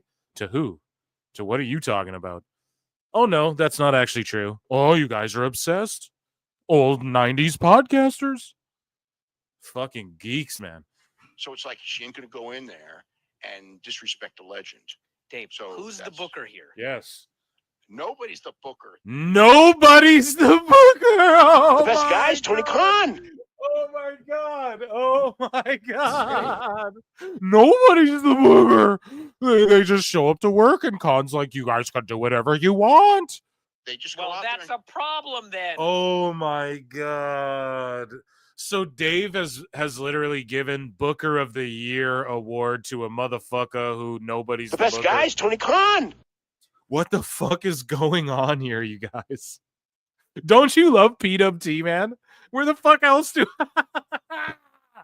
I love it right in my veins, you guys. This is why I wanted to start with Dave this week, because it was like too much good stuff in here, Amazing. This is just amazing. There's got to be somebody that says, hold on a second. This is not a 50-50 match today, okay? Yeah, well, that's... Yeah, well, that's his answer to everything. Well, in AEW, you get lots of money and you get to just kind of do what you want, so it's still the best wrestling show. True. There should be in this situation. But they usually leave it up to the talent, and it didn't surprise me at all because... listen to that sigh. They leave it up to the talent, which doesn't surprise me at all. So Dave, say that it's bad. So here's the thing. He's like, well, there should be a booker, but he leaves it to the talent. So So that's a problem in AEW. You just act like there's no problems in AEW and you deflect. Even Brian's getting fed up. Now, Brian doesn't get a fucking pass from me yet. Maybe one day, but I'm still holding his feet to the fire too.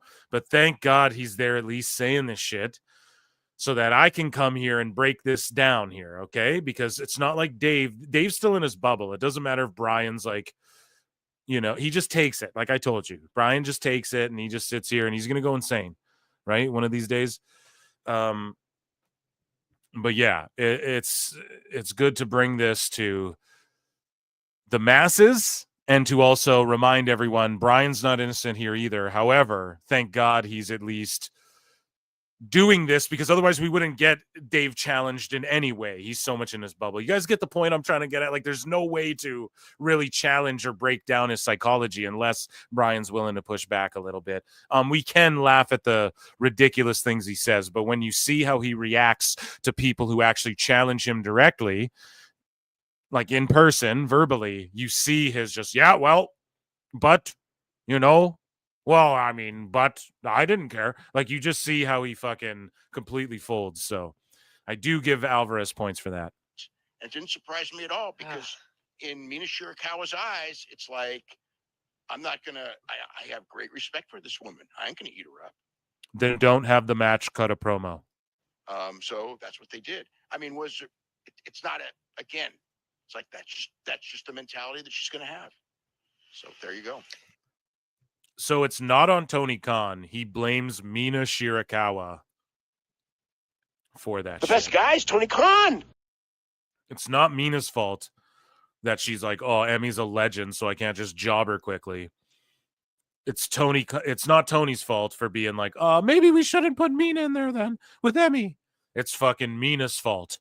And it's the fans' faults when they don't react to shit. It's everyone's fault but Tony Khan. Because Dave and Tony Khan are best fucking friends. Pete in Texas for $5 says, it didn't mean anything to me, just a match. That's the whole fucking problem. Why people stop watching. Just another match. You nailed it. The best guy is Tony Khan. It's exactly what I said. You were on point with me there. The same wavelength. And yeah, exactly. That is the problem, David Meltzer. That is the problem. Okay. And until he's willing to admit that, or he's willing to say that, and he won't. He'll just take this shit to the grave. Trust me. Dave's going out, taking this to the grave, and then there will be a community of people going like, don't you feel bad for how people mistreated Dave and shit? But I don't know, man. If you want, yeah. I mean, we look back on Dave, and it's like he did, I think, more harm in these last 4 years to wrestling than he's done good for wrestling. And then there's people like Jim Cornette or others who are probably like, he's done fucking harm for 27 years in the wrestling bit or whatever, you know? So I don't know. Dave, he's got to come off his high horse and admit the shit. Brian for $2.79 Canadian. Thank you. Yeah. I need that on the soundboard 100%. I'll just give you this is great for now. Thank you, STG212. Here we go. So I'm going to leave this for the next video as well. There's so much Dave in the next music video. We can hardly fit it all. So Meltzer said what post this in 2019. And he just wanted to remind everybody. So he says the most inappropriate thing ever. This is back in 2019, okay?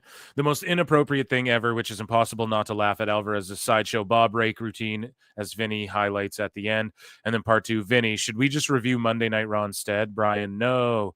So just a quick reminder, this is a little time machine action here. Time Cop. We're going back to 2019, but it's actually 2024, but it's close to 2025. But Rey Fenix's contract is up in 2026. Time Cop. Number 40. Up. I'm not going to listen to this 2 minutes of their old fucking 2019 trash, but I don't know. Okay, that one's fucking up here. Let's listen to this. Should we just... This one's like... Give me a good song here. What cannot fail? Okay, here we go. Cannot fail, you say? Should we just review Monday Night Raw instead? No!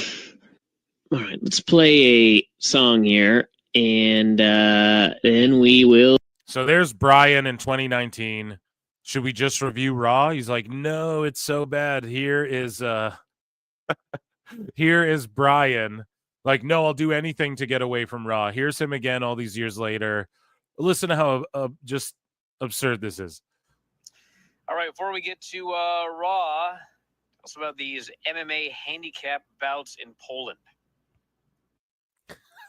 on the Wrestling Observer Radio. Like, these guys are such anti-WWE fucking shows. That's why Brian doesn't get a pass from me. Hey, okay, my UFC MMA segments I do always directly relate to pro wrestling. I always tie it to pro wrestling in some way. This motherfucker's like, all right, before we go on to review Raw on our fucking Wrestling Observer Radio show, let's talk about handicap Polish MMA bouts, which I don't think means handicap people. I think it's like, 4 against 3 and shit. They do that in Poland and Russia. That's what you're talking about before we get to Raw. It's crazy. This is why you guys don't get it. This is why Brian doesn't get a pass with me. He's still willing to, like, why would you even talk about that? You know? And yeah, that, ladies and gentlemen, as we just take a look at this one more time, the Great Rampage show only did this rating. Well, the Great Dave Meltzer Dumb Moment of the Week segment did a tremendous rating. Ladies and gentlemen, that was the Great Dave Meltzer Dumb Moment of the Week. And E-flutes because it's so great.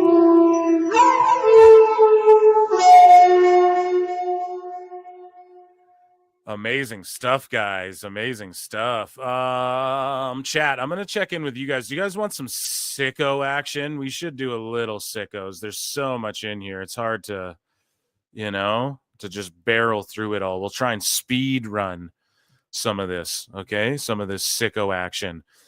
If you guys don't mind, let me check in with chat, and then we'll do some sicko action. And then we got hot news, right? We'll do the news during actual Dynamite, and which I'm going to get on here as well. And we better be at 100 likes in the chat or in the on the video.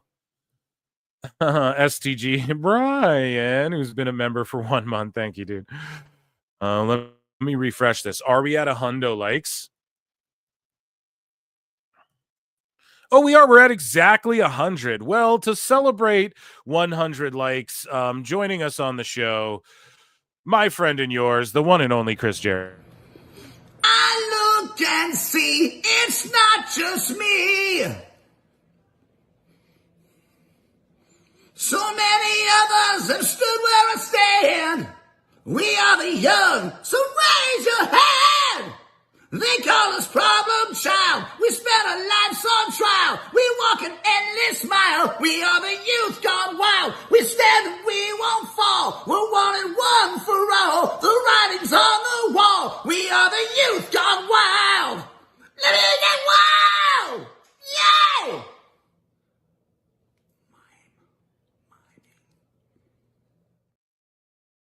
Amazing stuff, folks. Amazing stuff. I had to do it. I never told you I wouldn't play Jericho if we were at 100. Or, I mean, if we didn't get to 100. I just said Chris, right? So we had to do the Jericho action.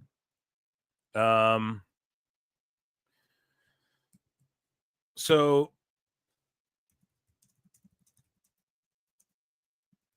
joining me on the show, we're going to get someone join us on the show here. Jay Hebertside 95 on X. And we're going to meet him here, folks. He's going to join us on the show for this sicko segment. And I want you all to give him a warm welcome. In the meantime, in the interim, Scully Vibes for $2 says it's Scully Vibes. It's his birthday. Can I get a yeet? Oh, shit. Happy birthday, Scully. Let's go. Yo, cakes in the chat for Scully, man. Let's go. Cakes in the chat for Scully. Let's go. Cakes in the chat for Scully. Shout out Scully Vibes. It's your birthday, Scully. Happy birthday, Scully. Thanks for being here, man. Round of applause for Scully Vibes here. Birthday vibes.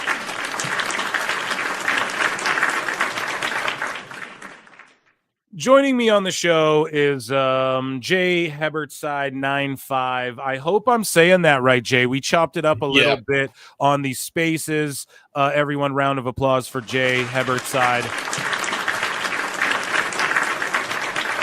a lot of rounds of applauses. What do you want motherfuckers to call you? Jay, I just call you Jay or what? It's Jay Hebert, but I don't take offense because everybody makes that mistake. So don't feel too bad about it. But yeah, Jay Hebert, got you. Yes, Jay Hebert. Thank you very much for having me on, first of all, especially with considering I've been getting into my own versus the sickos action. So I figured this would be rather appropriate to join in here today. So thank you. So for the people who are unfamiliar with Jay Hebert, he essentially was like I'm going to call you a sicko, but you were an AEW stanatical, and basically you started to voice stuff like, oh shit, what about this and that? Caught on a little later than some. I never blame people when they have their rude awakening, right? CM Punk had his. He had to fist fight people to have his, right? He realized, exactly. Holy fuck, I need to get back to NXT if I really want to train the future of wrestling. Like, wrestling's going to die if I don't go and warn these people what's going on here. And so you caught on a little later, and then you've just been sort of getting attacked and ambushed, I guess, or not ambushed. From Sean Ross Sapp, of all people, and Jesse, who... even though he's criticizing them too, just everybody. And Jesse's like from JD from NY show, right? Yes.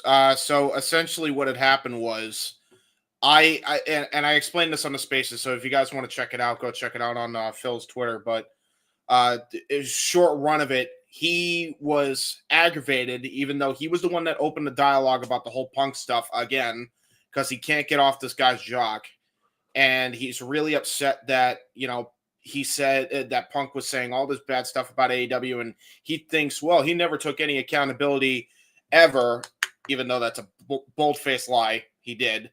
And I pointed that out to him, and, we were having a normal discussion. This all takes place on, like, Thanksgiving on Twitter. Like, on Thanksgiving, he's arguing with me over this bullshit. I'm like, whatever. I didn't even think about it. I paid no thought of mind. And I'm like, I tuned into JD's stream. They do their usual shit. On this stream, which is completely unrelated to this, but this is the same stream he decides to pull this crap on when it comes to the Punk stuff on. He then goes and shows a literal dick on stream. I am not kidding. This is true. This happened. Like... didn't even think what a sick son of a bitch. Yeah, well, true. But no, like I think he thought it was funny, but it was just stupid because he could have easily just screen capped it and then sent it to JD. But instead, he decides to hold the phone up like face side and show it to JD on camera. And it's this dude named Kyle Fletcher, not the one you're thinking of. Apparently, there is a corn star to help with your monetize there, Phil. Oh, thank you, sir. You're welcome. And this black dude basically, and he showed his penis on stream. I don't know how else to say it. And then later on in the stream, this is where we get back to the reason I had an issue with him. He then goes, and I shit you not, mutters under his breath after JD says, and you wonder why CM Punk quit on AEW. And you wonder why CM Punk quit on AEW. Yeah, see, I can't do it like you can do it. and Jesse mutters under his breath, and I kid you not, he gets like real close to the mic like this, and he's like, he quits all the fucking time. He's a quitter. While he's typing away on his phone. and then JD is like, no, he's not. He's like, quit WWE, didn't he? And I'm like, he quit WWE, didn't he? He quit WWE. JD rightly replies to him, yeah, he did. He had a valid excuse. And then Jesse replied to that with, sure, never Punk's fault. Sarcastic ass. So that's when I did take umbrage with what he did. And I'm like, all right, dude, you want to be a dick, I'll be a dick back. And I had a whole tweet. I sent it to you. But yeah, I basically just called him out for it. And it's like, here's exactly why you're wrong on all your points. Did you take backlash from the anti-punkers? Yes. Yeah, that's like what we're getting at too. So I wanted to invite you here because I know you like me, you hung on to the AEW dream for a long time, and I'm watching Dynamite right now. I mean, I'm not completely off the horse. It's pro wrestling. I'll throw on any pro wrestling really. But Right. that's not. I'm a degenerate, you know. I'll watch matches too. But if they want to compete, as I pointed out during the Meltzer segment, if they want to lay claim to challenger brand and all this sort of shit, then you have to back that up. And when you can't back that up and people criticize it, and then your own fans, like the people who you're like, no, you should all agree with me, and we should help correct Tony so we can let him know what the fans want. Real fans who are actually spending money on this shit. And then they just want mentality. That's what it is, Phil. It's elitist mentality. Like that's what it, bro. Literally. I know that 100%. It's gatekeepy. It's elitist. It's we're smarter than you. Oh, everyone who watches WWE's a poor broke asshole. You know, it's their low IQ, higher intelligent fan base. Meanwhile, like they have all the what chant beach ball assholes watching in the crowds at AEW shows now. You know, like all the people as they should. And I was defending those people then when WWE was sucking ass, by the way. Yeah, like I was defending them because it was a crapshoot. Every week it was a crapshoot back then.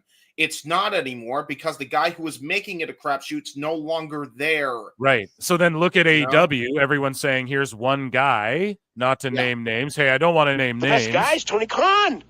But there's one guy, right, fucking things up. Maybe if we get, and he's spread too thin. I've said it a million times on the show. Vince was always accused of being spread too thin. How the fuck are you going to write Raw, SmackDown, check out NXT, main event, pay-per-views? You want to do XFL? He wants to do movies, all this shit. It's like how you're spread too thin. Now Tony Khan literally is like Fulham, Jacksonville. Oh, I'm going to the Miami Heat game for the Ring of Honor, for the All-Star game. Press conferences, all these pay-per-views, 14 matches, adding shows, Shockwave, reality shows. He's spread too thin. It's the same criticism. No, he's not. No, man. Yes, he's the booker of the fucking year. It's crazy. It's so ridiculous. It's like these people want to revise history and they want to pretend like the things that Vince is doing, Tony Khan's doing it, but it's different. Like, it's not different. It's literally the same shit, you morons. I don't understand how we're just completely blinded to what is happening right in front of us and we just want to turn the cheek. No. Why? If we gave Vince McMahon the same exact shit when he was doing it, why are we not giving the same treatment to Tony Khan? That's all I'm doing, man. I just gave a Raw review today too, and before you came on, I'm sure you were listening in, but my Raw review, I wasn't that impressed with Raw, so it was like, I was honest about that. The difference is WWE fans aren't going to fucking lose their minds, cult mentality. No, Papa H is doing they won't go at it. They won't go at you for being, critical about things that they need to work on. Or just like accuse you of shit and call you fucking insane, or just like be gross and weird and all of that. And there is some of that. It's not like it doesn't exist, but just overall, like if I put out a tweet shitting on WWE, I get far less backlash, man. It's just more of a discussion. If I shit on some AEW stuff, I won't lie. Most of the people, like, let's say on X, most of the people are in their bubble. Like, I'm in my bubble now, too. Like, the people who blocked me out, who don't want to see me criticize AEW, they've, like, blocked me out to where it's like, now if I make fun of some AEW shit, I don't get that much sicko backlash unless it goes really viral, I've noticed. But everyone's in their own goddamn bubble. And that's the other thing in the sicko segment today that I want to talk about is, so I think who was it? Awful was talking with Ref MJ from NJ, friends of the show, and they were having a discussion basically like, if everyone stopped talking about like Meltzer and Sapp, like if we all stopped reacting to it, what would happen? And basically my response to that, my opinion on that rather, which I think is fairly true, is it's like, it doesn't matter if, let's say, like me, Awful Wrestling, whoever's and Neckbeards, everyone who's critical of AEW, let's say an SRS or something like that. Let's say we all stop tweeting about them. It wouldn't affect them at all. It would actually just make their day, in my opinion. Like it would just they're already in their bubble. They already ran off to Blue Sky. They already block everyone out. It's terrible. It's a terrible business practice. But it's definitely good if you're like a sociopath who doesn't want to be challenged on anything. I mean, so like a cult, that's sort of what it is what it is, man. I'm just saying objectively, I'm not trying to be like critical or take a shot. It's just what it is. It's the truth. I mean, hey, Yeah. whatever to do to make that $97 on Twitter, I guess. Yeah, exactly, right? I can't see my tweet here. I don't know. There's so much sicko sludge to fucking. I'm down trudge for it through all, that. dude. Yeah, we'll go it through all. some of it. We got to spare our brains sometimes with some of the shit, but Yeah, no shit. But yeah, I just wanted to say that as well. Like when it comes to if everybody just stopped talking about like Meltzer or Fightful or any given dirt sheet or AEW, whatever, they would all just be happy, honestly. Yep. They wouldn't give a fuck because they already want to create that bubble. So, and it wouldn't affect them at all because they already have us blocked out, and it's already just people screenshotting them and then fucking sharing it. So it's bad for business if you want views, if you don't care. Like me, I post a video. I don't care if 1 billion people dislike it. The fucking algo just looks at it as a click. However, I'm not going to just say ridiculous, ludicrous shit. I think I've earned over the last 2 years. I have proven myself. I'm not just going to say salacious shit for a click. I'll post a goddamn video, even if it gets 500 views, if I think it's something that needs to be brought to the show. So ultimately, at the end of the day, it's bad for their bottom line if they just welcome anyone to come shit on them or whatever. Or if they, like Dave could easily, the reason, like we discovered it today and during the Dave Meltzer segment, why Dave blocks everyone out, because if he's challenged, look at what he does. Even with Brian, he just completely deflects. It's just like, there should be, but this. It's always a but, and yeah, it's always going to be that way. So ultimately, if we just left them all alone, they're cool and they can survive off of their niche bubble audiences. They really can. People can, man. Everything's a niche these days. Yeah, and you mentioned that too, and you could say the same thing for Sean. Like everybody was like praising like Sean. Oh, he was doing things different than Dave. He was actually being unbiased. He's the same freaking dirt. He does the same thing. He was doing it to me. Like, this guy's gonna. These guys just have a weird thing with AEW. They wanted to succeed so bad because they were preaching this for so long, and it was a flop. It was a flop, and the reason it was a flop is because people that were actually in AEW were proving that mentality solely was a flop. It has its place on the card, but it wasn't the main event, and they want to pretend like it should be the whole show, and it's not working, and it shows. So the match we're watching right now, Jay White and Orange Cassidy versus Mox and Pac. And I just want to quickly run through this Dynamite card because I am watching Winter is Coming right now. And I know Meltzer's coming too. So hard watching that. But he'll do Moxley it with and Pac. Tongue out. They should have just did Pac versus Jay White. I think they already did that, though. Would have cooked. We have Mina Shirakawa and Mariah. I mean, okay, that'll be fun to watch. Claudio takes on Ospreay. I mean, that's a cool match. But yeah, it's part of the Gold League. I mean, and then we have Ricochet, Brody King. I mean, some solid matches. Maybe they'll tell some stories here. I don't know. Winner faces MJF at World's End.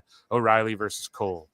Like, what? Why is that a stipulation? So I don't know. I'm just not interested in anything other than Thirstcast. Personally, I'm not invested in much. And I don't see any Hurt Business presence on here.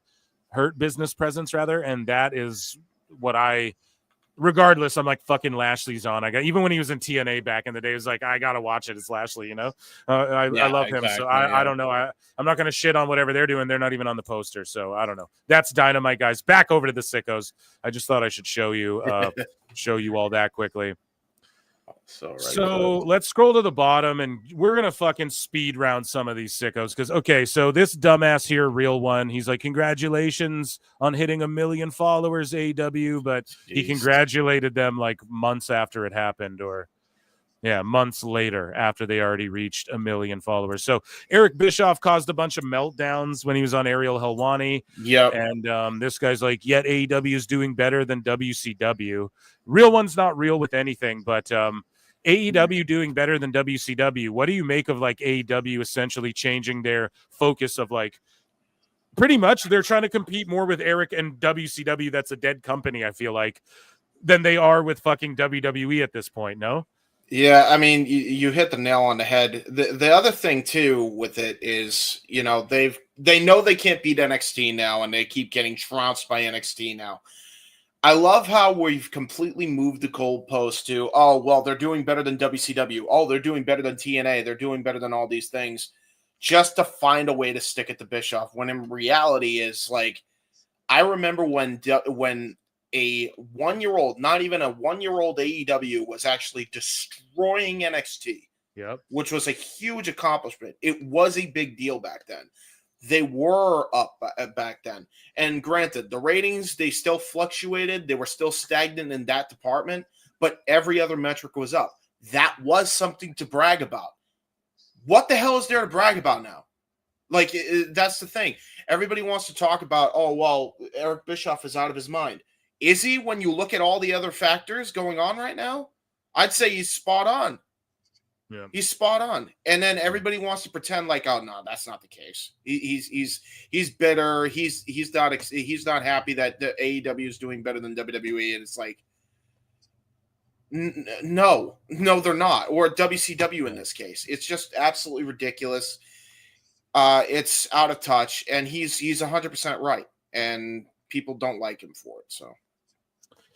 So Pro Wrestling Counselor says it's insane that people keep using terms incorrectly and then actually do it themselves. Blaming CM Punk or AEW being shit, that's bad faith. You're being misleading and have no intent on AEW being better because you aren't focusing on the core issues. So what is the meaning of bad faith? Yeah, I say it on the show all the time. People use that bad faith, good faith shit, or the other one is media literacy. You don't have media literacy. It's like, shut the fuck up. And then, yeah, I don't know. So Ryan Satin, he's responding to Satin, who's using bad faith, I guess in bad faith. Sickos. I'm cringing just saying that. But Satin's like, it feels like something changed inside of AEW's powers that be following the night of the first brawl with CM Punk. The whole saga seemingly drained the fight out of them, and now they just want to do their own thing in their own little sandbox. But AEW was at its best when it wanted to take on the world, when it wanted to change the business. That's why people are less interested. Dude, they keep saying they're going to change the world and the business still, and they're fucking restore the feeling, bruv. Restore the feeling in my arms, bruv. The other thing, too, is like, if they really wanted to restore the feeling, then why isn't Omega back and why isn't he appearing? Because he doesn't want to be there. Yeah, that's the easiest answer. He's going to go to New Japan as opposed to going when to he's already been there, done that. Oh, I'll just go over here with Ibushi, who's got a fucking eyeball growing on his back and is falling apart, and says his legs could fall off at any moment. Ibushi literally said that. He's like, my legs could just be done anytime. And we're like, so like doing the dishes, like doing your laundry, knees give out. Like, what are you talking? Anytime. Like, and it goes to show you too that, you know, Kenny would rather kill himself in a company that put him in this broken down position than to even do any of that for AEW right now. If that does not tell you everything that needs to be said right there, I don't know what the hell does. Exactly. I mean, they already lost they already lost 2 other executives. Let's not even count. We can count Punk as an executive if you believe what everybody else has been saying, right? Yeah. So Punk was an executive, he's gone. Cody was an executive, he's gone. Kenny Omega's an executive, he's 1 foot out the door already. I was just going to say that he's 1 foot in, like, yeah, I'll come around maybe, but I'm kind of over here with Gabe Kidd. I'm over here now. Anyways. Like, he said it was Sappy Boy. He's like, I don't think they need me. You can sense the sarcasm in Kenny's voice. Like, he does not do a good job at hiding it. Oh, man. It's so fucked. Imagine, like, Lashley Omega. What kind of shit? Just for even marks like me. I know people are like, oh, Omega. I'm telling you, there's a lot of people who are watching WWE right now who would be into AEW if it was more like it was at the beginning. I'm telling you right now. Yes. It would be more even. Like, you know, and all of wrestling would thrive. And that's why I pointed out and I beat you all over the head with it. Every company right now is doing well except for AEW, Ring of Honor, Stardom, and New Japan. And those are all the companies Tony's working with. And they're all struggling. The only one that seemed to escape that freaking delusion is CMLL, apparently. Right, but here's the thing. They've always, like, in Mexico, wrestling's just kind of hot again. It's feeling a boom in general. Right. In Mexico, they don't give a fuck about who Tony Khan's working with and shit. CMLL is always, Mexican wrestling culture is very much like what Tony's trying to do in AEW, and it works there, but he's trying to mix, like, we'll do lucha and more Japanese shit and bring it to America. And it's like, it just doesn't work, or it would have worked in America already. They had every chance to do it. The problem is too, like, it has its place on the card, but you need to have it at its proper place, and they don't have it on its proper place at all. Oh, and they lost Brandy too, so maybe she's an executive. I don't know. But here, Yeah. Neckbeards has this to say, not to get lost in the weeds. Neckbeard says the thing that gets me is these same journalists blocked us for saying what they say now. Yeah, so just what we harp on all the time. Neckbeards out there fighting the good fight. AEW in the last few months, that would make these people turn on them now. The only difference, let me see, the only difference with these journalists is some of them now finally realize they look like fools. Exactly. Yep. Some of them are waking up. Everyone wakes up at different times. And you're not a fool for defending and just being like, well, I like AEW. I'll never be like, well, fuck you. But if you're like, yeah, if you're out there actively, like, not willing to admit when shit's bad, or not willing to, like, you're out there stopwatch timing wrestling to try and prove some point, or you said free Ali, but then you're shitting on Phoenix, fuck you, you know? As Jim Cornette would say, the GOAT himself. Okay? Thank you, fuck you, bye, boom. And that's how we have to treat these people, you know? So it's good Satin blocked you. You don't need to see his bullshit anyways. Oh my God. Well, the funny thing is, he had actually blocked me, then unblocked me. And then I heard about him apparently trying to do some crazy shit from your stream. I'm like, all right, I'm gonna block this guy because he apparently has some history with some shady shit when you cross him, apparently. So I wasn't taking a chance with that one. So okay. Well, WWE WWF Junkie says the Muppets are turning against their king and themselves. So the thing that's happening here that a lot of people, you know, like, might overlook is that, yes, there's a lot of sickos who are like defending Tony Khan for the Rey Fenix stuff. Yeah. But there are a lot of sickos who are finally, this Rey Fenix thing is like the straw that breaks the camel's back, to where they actually have to criticize themselves and AEW and each other. AIR Gold is completely disingenuous, but he's just saying AEW not using Rey Fenix is fucking wrong.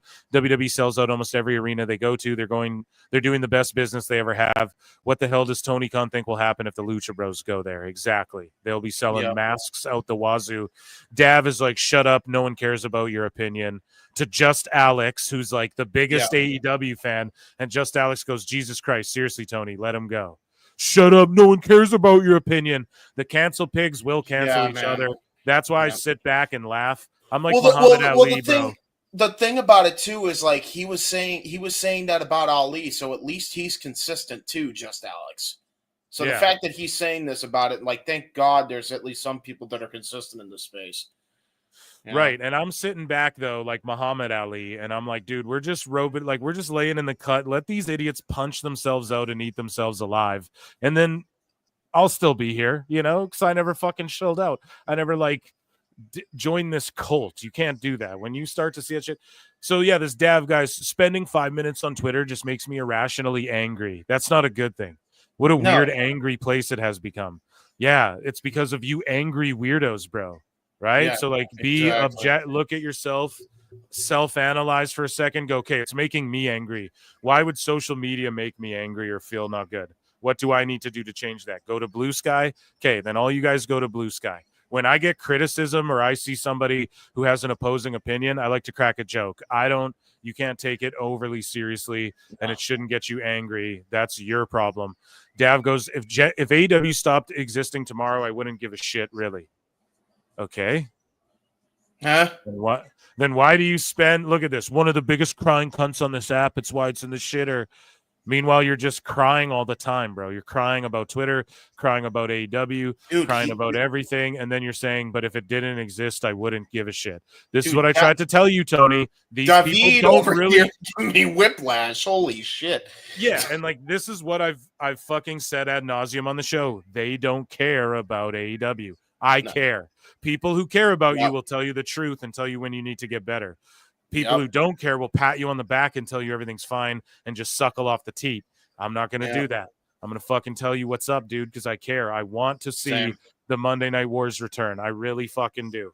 I would love for that to happen, you know? And I would love to see AEW and WWE go head to head where we're like, holy fuck, SmackDown's doing 2 million and Dynamite's doing 2 million. What the fuck? Rampage is doing 2 million. What's going on here? Like, you know, I was there for it all, man. And these weirdos, these angry, weird people fucked everything up. They like to call everyone weird, so we call them weird back here. Well, I mean, not even just that, but like the kingpins of the weird too. Like you mentioned them, Dave, Sap, and then you got the Bucks and Tony, and they don't even realize that they're doing it. And the problem is that a lot of this was influenced by the Bucks and Meltzer, and this is why we're in the damn shape we're in. And nobody wants to admit that because, you know, even Cody's trying to be political with it, but you could tell on the Andrew Schultz podcast, he's still hurt and he's still angry and pissed off, and he should be. He was a big reason why this company was even a success in the first place. Yep. And, you know, people getting mad at Punk because he's calling this shit out. Give me a fucking break. He has every right to. He was trying to run a business. You guys just wanted to be in your own bubble, and there was a huge disconnect. And now everybody's in their own bubble in AEW. So yeah. And speaking of disconnected and in their own bubble, over on Blue Sky, these people, these sickos are disconnecting their they deactivate their Twitter accounts. This Wrestling Mark guy, good riddance. He's back on Twitter though, because they can't. What did I tell you guys? They're addicted to this shit. Mm-hmm. They're addicted to it. They just go to Blue Sky and talk about Twitter all day. Yeah. And yeah, they're all just saying the final straw for me was I don't know, whatever. And then the dude's back on Twitter. So shut him out. Of course it is. Yeah. We're gonna save the awful predictions for AEW 2025 for the Christmas special, the holiday special there. So you know, Dustin Rhodes gives his rah-rah speech. Here's the thought. Just enjoy wrestling. Please stop the constant attacking and vitriol towards us. We have the most passionate wrestlers in the world. We do this for you. I am with AEW, and I love and watch all wrestling. Watch all wrestling. And Triple H's thoughts says, this stuff is impossible to take seriously. One side's owner, wrestlers, and fans spend years poking, prodding, attacking, and instigating a fight while proclaiming themselves as real pro wrestling and real competition, and then plays victim when they get punched in the mouth and brought back to reality. If they don't start, nothing won't be nothing. And that's essentially it. Like Tony, and I just want to relate it back to the Rey Fenix thing. Yeah, Tony wouldn't be held to this standard with Rey Fenix if he didn't talk shit, and if the same fans who are like, free Ali and shit weren't now saying like, chain up Rey Fenix to a cellar and watch him rot. Like you see all these weird tweets. These were the people championing like free Ali and these guys should be let out of their contracts. They need to come to AEW. And then now they were championing people being allowed to stream on Twitch when Vince abolished it in WWE because they couldn't make money off their revenue. Yeah. Like they were championing like freedom for the wrestlers. So if they said nothing, this wouldn't be happening. Exactly. You know? And that's what Tony did. Healthcare and all that shit he talked. So then when people are like criticize him, dude, you didn't give us healthcare. He has to take the hit because he said he was going to do that. And he talked all this shit. Women are going to get paid the same. Well, unless your name is Mone, that's not the case, you know? No. And all the bullshit in wrestling. Oh, it's not going to be like that. It's going to be fun and all the shit. For the people, meanwhile, it's all backstage fights, all drama, all bullshit in that company. All the stuff they said they weren't going to be, it became that. So and it was happening for all 5 years, by the way. If you people don't think that it was happening all 5 years because it was that disorganized. The only person that was keeping it all under wraps and was able to get the team to be a team every Wednesday was fucking Cody. And the minute he left, everything went downhill. So I give AEW points for this Bandito cheesy fucking backstage, or it's not a backstage, it's a cinematic vignette. I think they did it wrong though, as far as making it cheesy. They should have made it like serious, like Bandito's wanted, but he grabs his own wanted poster and is like, oh yeah, whatever. And then he shows up in AEW and fucks everyone up. But instead it's like they made it goofy and almost like that Adam Sandler fucking Netflix cowboy movie, whatever that shit was. It's all silly like that. The Ridiculous 8 or whatever the fuck it was called. But moving along here, we're gonna fly through the Hateful Eight. I know what you're talking about. The Hateful Eight. Yeah, that's a great movie. Shout out Samuel L. Jackson. So AEW or WWE Real One says, it seems like I'm going to have to step up my defending AEW game today. And then Triple H's thoughts goes, this is what it looks like. Who's that, Mrs. Dad, dude? That's fucking hilarious. That's so good. Oh, that's good shit. To add on to your thing with the Bandito thing and just a creative idea for you, I don't understand how you have 3 different cowboy gimmicks. How do you not have them all teamed up in one group? How is Hangman Page not leading his own group of renegade cowboys like in Bounty Hunter Brian Keith, Bandito, the Von Erichs? Like how is that not a thing? Oh, wait, because they don't have him in mind. Even though they had him in the most controversial match they could have possibly had him in and did nothing to capitalize on it. Again, that seems to be the story of AEW lately. But so we get this group called the Jobber Tears Network group page, and they're like WWE casually telling Dewey his movies are bad. And meanwhile, it's Westel votes that worked Meltzer again, the high IQ AEW fans. Meanwhile, they all get worked by like Westel votes. And yeah, it's just a fake post about how sources reveal The Rock was confirmed to return at Survivor Series, but plans were scrapped after WWE refused to let him film a teaser for Jumanji 4 during his entrance, which is ludicrous. I think they're only on like Jumanji 3 or whatever anyways. So like as far as the new, because Jumanji 1, does that count as the same universe as like The Rock's Jumanji? I don't think Robin Williams Jumanji and Kevin Hart Jumanji are the same Jumanji. No, I have no idea. To be fair, I'm not like a big Dwayne movie mark. To be fair, but like me neither, really. There's certain movies I like of his, but like I wouldn't go out of my way to see every Dwayne movie ever, so I couldn't comment either way. So Eric Bischoff shows up on NXT. All these marks' heads explode. Hey, look, it's the unbiased podcaster. And then this dude's like, all the AEW hate grifting paid off for him. Now he's on a show that gets about the same rating in more homes as Dynamite. About the same. And that's how they love to play it. TV ratings don't matter.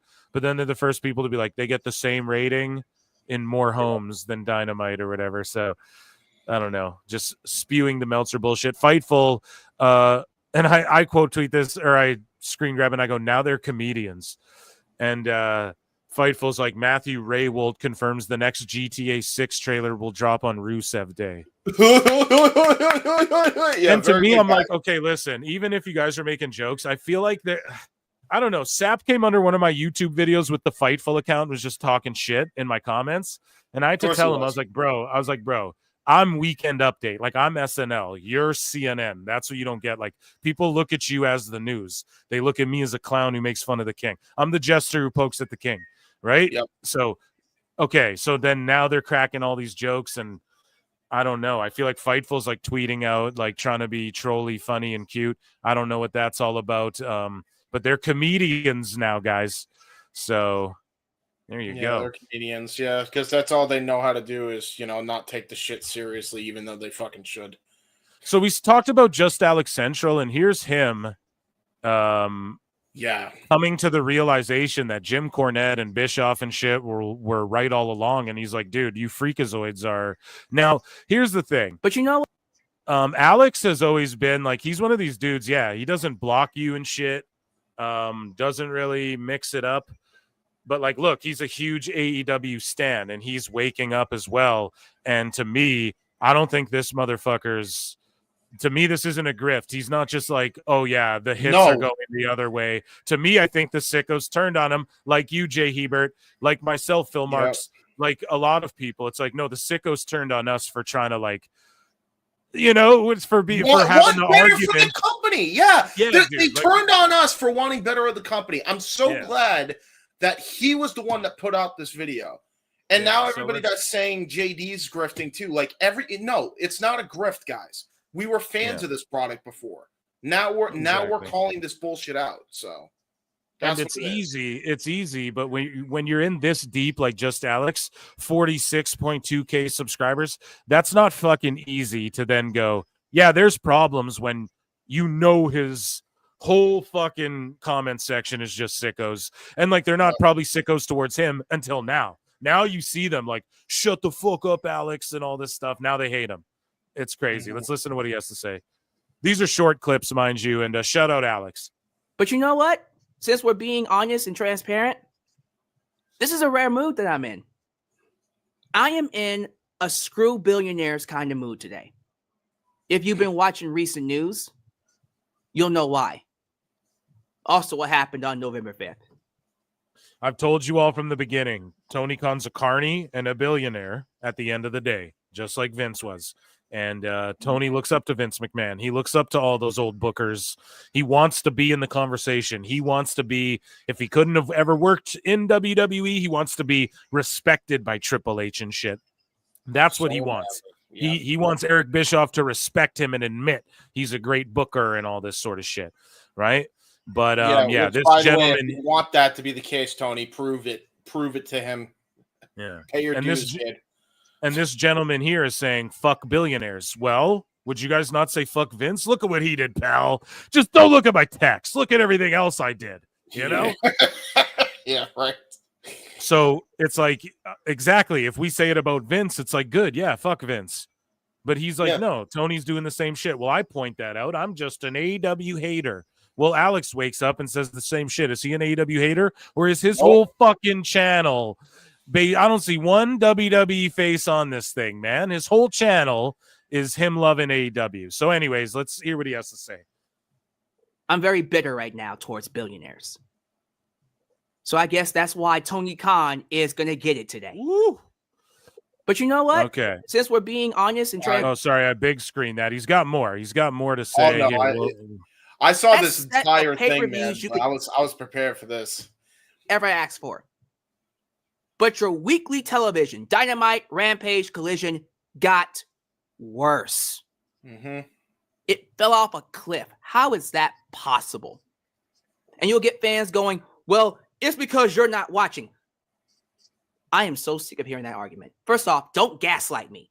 Dude, thank you, Alex. Yes, let's get Alex on fucking PWT. I'm gonna get him. I'm gonna get him to do a pod with me, like a PWT podcast. Because god damn it, I want to hear him say it. And just so, yes. Oh my god, thank God he's saying this.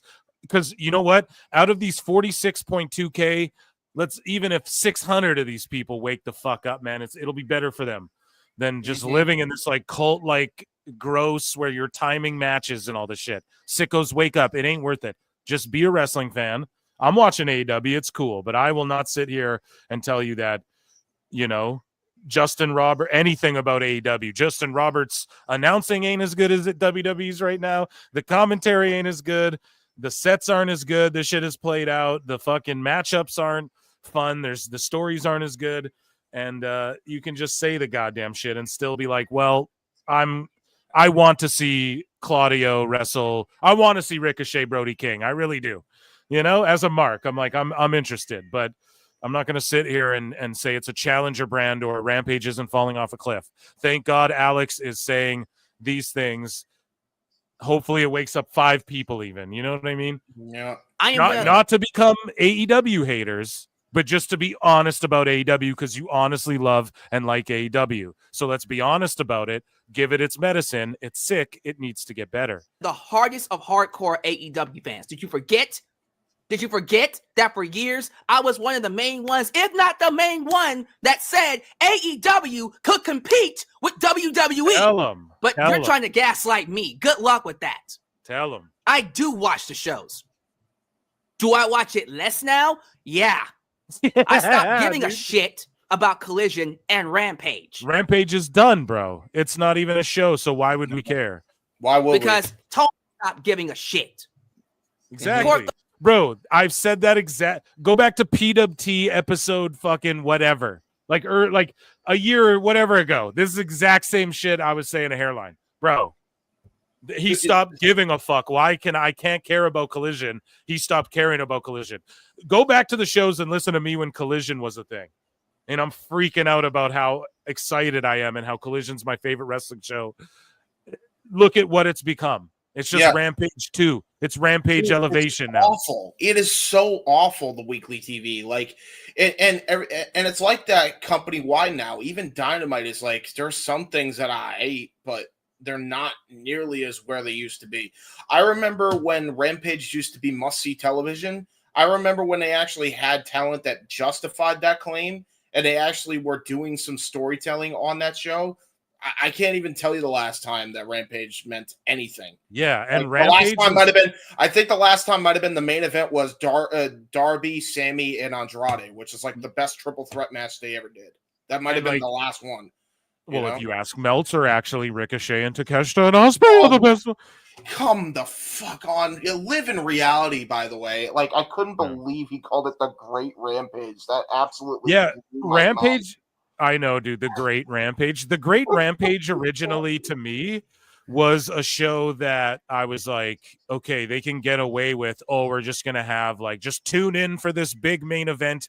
But I thought they were going to be smart and like, okay, there might be a squash match or like maybe you have 2-3 matches on this hour and then you're going to do a lot of storytelling. And then it's like, here's one big match this week that'll probably go long. That's going to blow people's minds that you tune in for. It's like a money match or whatever, if you will, like a big WWE does it all the time now. Like the go home shows, they, for Saturday night main event, they're doing it. Hey, you want to tune in. I thought Rampage was going to be like that show. Like, yeah, it's going to be like a lot of wrestling probably in the main event or throughout this hour. We only have 1 hour, but we're going to really focus on like one match and really tell a great story and all that.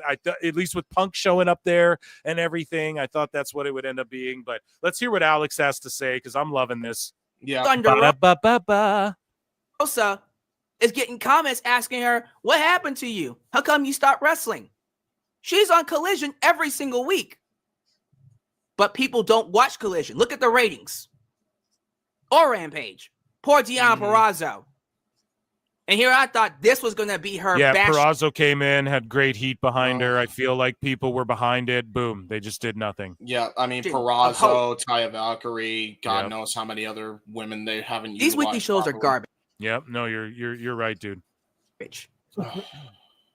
And gaslighting people by telling them you guys don't watch. Is it going to make them watch? No, it's going to push them away. It's gatekeeping. Dumb fucks. Thank you, Alex. Thank you. Yeah, awesome. yeah. And let's take this. Hold on. I don't mean to cut you off, Phil, but let's take this one step further too. You know what else gaslights people? You cover this on your show, Phil. Doing it with people that just got back into wrestling because of WWE is like, you should watch AEW. Like, no, stop doing that shit. It's chasing people away. You got celebrities that could be making WWE even bigger than they already were, and you're actively chasing them away with this fuck shit. Seriously. Dude. Yep. No, you're absolutely right, dude. Oh, shit.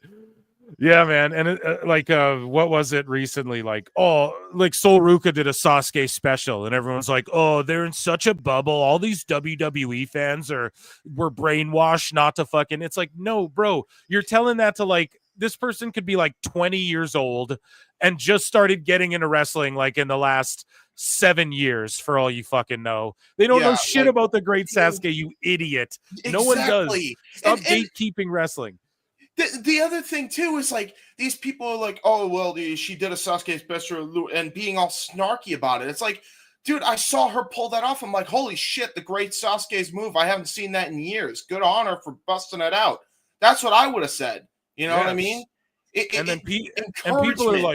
People are like, no, they're actually opening the gates. They're trying to get the gates open. It's like, no, you're not, by calling people brainwashed, by undermining them, by gatekeeping them, as Alex puts it, gaslighting them into like, that's what you're doing is undermining them, and then you think you're opening the gate. Imagine you show up at someone's house for Christmas dinner and you fucking got a delicious pumpkin pie or a fucking fruit cake, or I don't know what you guys eat, but you bring it and they open the door and they spit in your fucking face. So you want to go into that place and hang out? That's exactly what it is. Yeah, that's it's the insane. Perfect analogy. It's the perfect analogy. They make you feel unwanted, then say, oh, you're dumb, understand this. And it's like, no. So that's why you go hard back. You give them a taste of their own medicine, and then they spurg out like Meltzer does, and you see it every time. Yeah. Does is make them get the remote and go. I think he's got one more Screw here. you too. Screw you too, yeah. Yeah. But these sickos, and I call you sickos. Yes, bro, he's calling them sickos. Bro, Alex is calling them sickos. Let's go, dude. Yeah. What's so stupid to me about that too, and I thought it when he called them that and decided to coin that phrase. why would you be proud of being called a sicko or calling your audience sickos? You know what I mean? Like, at least when WWE was doing their dumb marketing campaign back then, it was like the WWE universe, right? Yep. Like, that at least wasn't like besmirching the audience that's watching your it's product. like elevating them. It's making them feel more than just. I call my listeners the PWT universe. I also call them listeners or viewers. I don't call them fans. I think that's weird. So, Sure. yeah, I call my audience the audience or listeners or chat or viewers, right? You're just like me, bro. We're all in this together. And to me, universe, exactly. It like elevates them like, dude, you're this thing. You're this community that goes beyond just like your living room and your couch and your remote and the TV.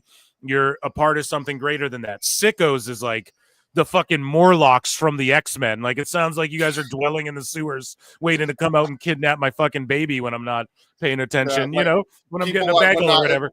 People wouldn't trust with my friend's baby, never mind my own child. Yeah, exactly, dude. So it's kind of crazy they would own up to that. But I love that Alex is now, who is a sicko, by the way. We're all sickos at the end of the day. You love wrestling. You are a sicko. I kind of tried to trump it. I'm like, okay, Tony's going to call people sickos. We got to own that and kind of make it mean something different so that because again, I'm trying to save AEW here, folks. Yeah, God damn it. I do more work than these assholes to save it. Well, I'm full-blown autistic, and people called me the R word. I'm like, yeah, I'm going to take that shit back and throw it back in your face. Let's go.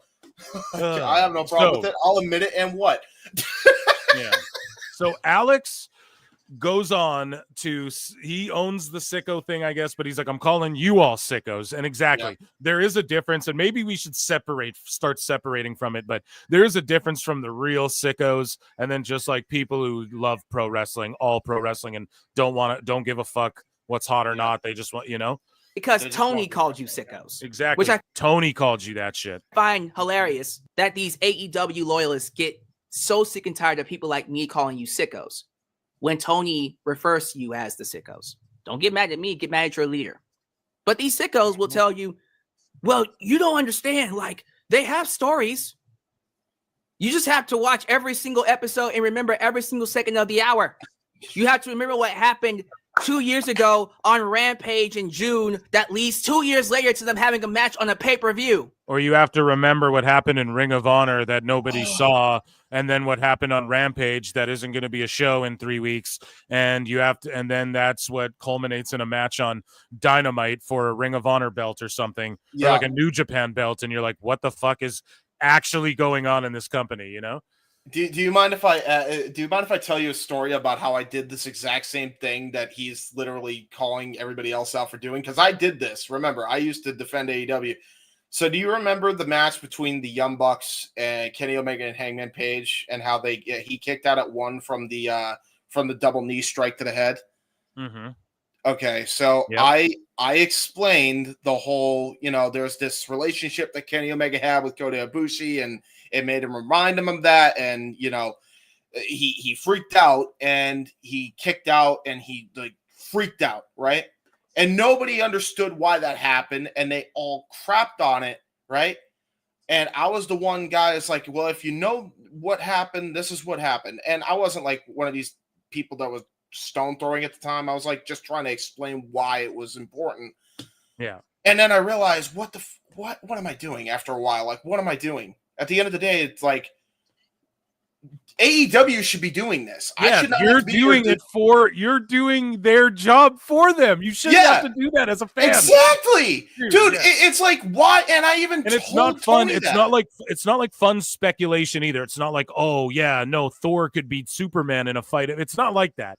What they did was they made it like, you guys have to defend fucking nonsense. You're doing their job for them. They should be the ones promoting and making sense of the characters and fleshing out ideas and shit. It's crazy. That's my point. If you were to even take some TV time where Kenny Omega and Hangman Page were in the ring after that segment, and just have him cut a promo as to why he just bursted out in anger, and just explain that, people would resonate with that, and it would probably get Kenny Omega over, because oh my god, like, especially with the woke crowd, it's like, oh my god, look at this guy. You know what I mean? Like, he had this relationship with this guy, and that's why he got so upset, because it reminded him of this guy. Is Kenny Great. by? I think he is. Yeah. Nice. So it's like perfect. It's like perfect. You have a home run. How do you not explain that on TV? Another example of this being the case, Daniel Garcia, everybody's been shitting on him. I guarantee you, if you did one segment, and I swear they haven't, where you tell the audience, this guy was in a fatal car crash. He had no idea he was going to even be able to wrestle again. Yeah, That I didn't even know that. But here's the thing, too. Yeah, they need a fucking junior heavyweight division or something. They got to separate some of these guys. They got to. Like, I can't be watching Cassidy fight Lashley and whatever they're trying to do, bro. It doesn't work. People don't want to see that. And I'm not saying like the land of the giants and stuff like that, but I'm telling you, bro, some of these guys are just not marketable the way. Like, you're never gonna, dude. Wheeler Yuta is like a fucking Funaki level guy. He's got to understand that. He's a dude who he's like a he's not even like a Rene Dupree level guy. Do you understand what I'm like? Mid to lower, not even mid. He's like a lower. You need a cruiserweight division for anyone to take him seriously. Yeah, like it's not me being rude. It's just the truth. It's just how he looks. He's just a guy who fucking is. He's there to make you either just job him or he takes people his size to the limit, and therefore you need a cruiserweight or an X division belt or some type of shit. Yeah, otherwise people won't tune in to see Cassidy. Also, Cassidy's 40, so no one wants to see that shit. No one wants to see him save AEW. You got perfectly good Ricky Starks, Wardlow, all of these guys, and all of those guys get shelved. All the people we beg for and ask for get fucking shelved because Tony thinks he knows ridiculous. And the other thing too, you know, my point going to mentioning Garcia, and I totally agree with everything you said about Danny. I think they need to create a cruiserweight division. I call it the flyweight division personally because that's the way you can brand it. But Jesus Christ, Tony, it's like, explain that in a promo. You had his mother on a preview package, you know, ramble on and on about her son. And not once did she mention you were in a fatal car crash or explicitly mention that. You didn't even mention that in the build-up for this. You just had them do this weird and they could have Jack. They could have did this whole thing like, yeah, he might be undersized, you know, but he's a fighter. He fought. Yeah. He fought to stay alive. He fought to even walk again, to even be able to do this. Yes. And he'll fucking fight every day. And then we understand it a little more. See, I like that you brought that up. It's like, there you go. Give me a little Hollywood that shit up, as O'Shea Jackson Jr. would say. But here, let's listen to what Alex has to say. Go ahead. We do got to get through this. See, there's a story. Look. Guy meets girl. Girl gets with guy. Girl leaves guy. And now people will say he's parroting Eric Bischoff. No, he's parroting fucking writing. If you've ever written anything, if you ever learned how to write, this is the example they fucking use. The guy meets girl, girl meets guy. Why? Because everyone can understand it, right? Mm-hmm. So, and this is what AEW does. It's just like, this happens, this happens, this happens. Someone said it in chat, and I had it on screen. It's like AEW just has altercations. It's just like there's an altercation, then nothing. It's just a series of altercations. It's just a series of shit happening. AEW stories don't make sense, and people might go, well, no, like Swerve and Hangman burnt each other's shit down. Yeah, okay, cool. But we didn't redeem Swerve for invading the baby's crib, and just having Hangman burn his house down doesn't redeem him. There has to be a redeeming action on fucking, this is just basic writing. There's rules to this shit. So if it's like girl meets guy, girl does this, then she meets guy. Because of this, guy meets girl. Because of that, girl and guy go here. Like you need to tell a story, man. So, anyways, you need to get back together. Yeah, that's the story. Congratulations, but that's not interesting. That's not engaging. Nope. That's just a story. It's just a story here. I think he's got one more. The more time passes, the more I agree with Eric Bischoff and Jim Cornette. These two men who speak no hope of AEW. And I've been one of the main people fighting them. Going, you guys are too hard on it. You don't see the greatness. Well, maybe I was wrong. Yeah, Cornette would trigger me too. Not trigger me or anything. Like I would listen to everything, but it was as an AEW fan early on. I was like, oh, come on now, Jim. That's not very fair to have absolutely no hope. But what I wasn't thinking at the time, early in AEW as well, I wasn't thinking, he like met with Tony, like he knows the people involved. He's worked with the Bucks and he's worked with, or like even in passing or whatever, he's worked with people in the business long enough to where this is why he already was doom and gloom. So yes, it was hard. Like a lot of the Cornette stuff, you're like, well, they're beating NXT in the ratings and they're doing 1.2 million viewers and they're fucking, the houses are packed. So like, what the fuck is Jim talking about? And I'm enjoying this show, but he knew in the long term, Jim was trying to warn everyone. And then that's what a lot of us woke up to and started trying to do as well. Trying to warn everybody what was going to happen. And he was right. He was right about all of it, unfortunately. And the other thing too is, MJF, by the way, MJF getting huge pops as he arrives at the building here, and they do a classic WWE, oh, he's arrived at the building, and he actually did get huge pops here from this crowd. So good on MJF. I'm loving that. You gotta love our scumbag here. But I will say the thing that infuriates me about that too is like, and I'm not saying like Cornette is like the worst human being. I do think he went a bit far when he threatened, in so many words. He did it in like a colorful way, but like, if these guys were to die tomorrow, I'd be happier, and that was just rough to me. But even then, it's just like, I even said then when I was doing a video on that whole thing, it's like, guys, Young Bucks, Dave, focus on your shit. Don't worry about what anybody else thinks. Worry about getting your shit accurate. Worry about what's going on in your neck of the woods, in your home base, and try to prove people wrong. I use this analogy all the time, but Tom Brady didn't become the greatest football player to ever play the sport of football because he listened to everybody that ever criticized him during every controversy ever, right? Yeah. He buckled his chin strap, he got himself on that gridiron, and he played that game better than anybody else in the history of the game. That's what he did. And he did it through all the controversies in his entire thing. And he didn't say a thing about any of those controversies till the roast section. And guess what? That did gangbusters on Netflix. So what does that tell you? Yeah. So, well, here, let's listen to what Alex has to say. And and in defense of Cornette too, I think a lot of his like, fuck him, feed him fish heads. I wouldn't care if you boiled him in whale fat. He's just talking shit. I don't think any of that. Like, obviously, I hope, he doesn't wish harm on anybody. Obviously, he's just talking shit. But you also have to look at it like the way he came up, right? Yeah. And that's not an excuse, but it's like the way he came up was so different, and he made his whole living off of pro wrestling. And to see how some people treat what he gave his body for, what some of his friends gave their lives for, their sobriety for, their wellness, gave their fucking time up with their families for. Jim takes that shit personally, and you cannot blame him for that one iota, in my opinion. Like for him to go fly off the handle, he's an old fucking coot yelling shit.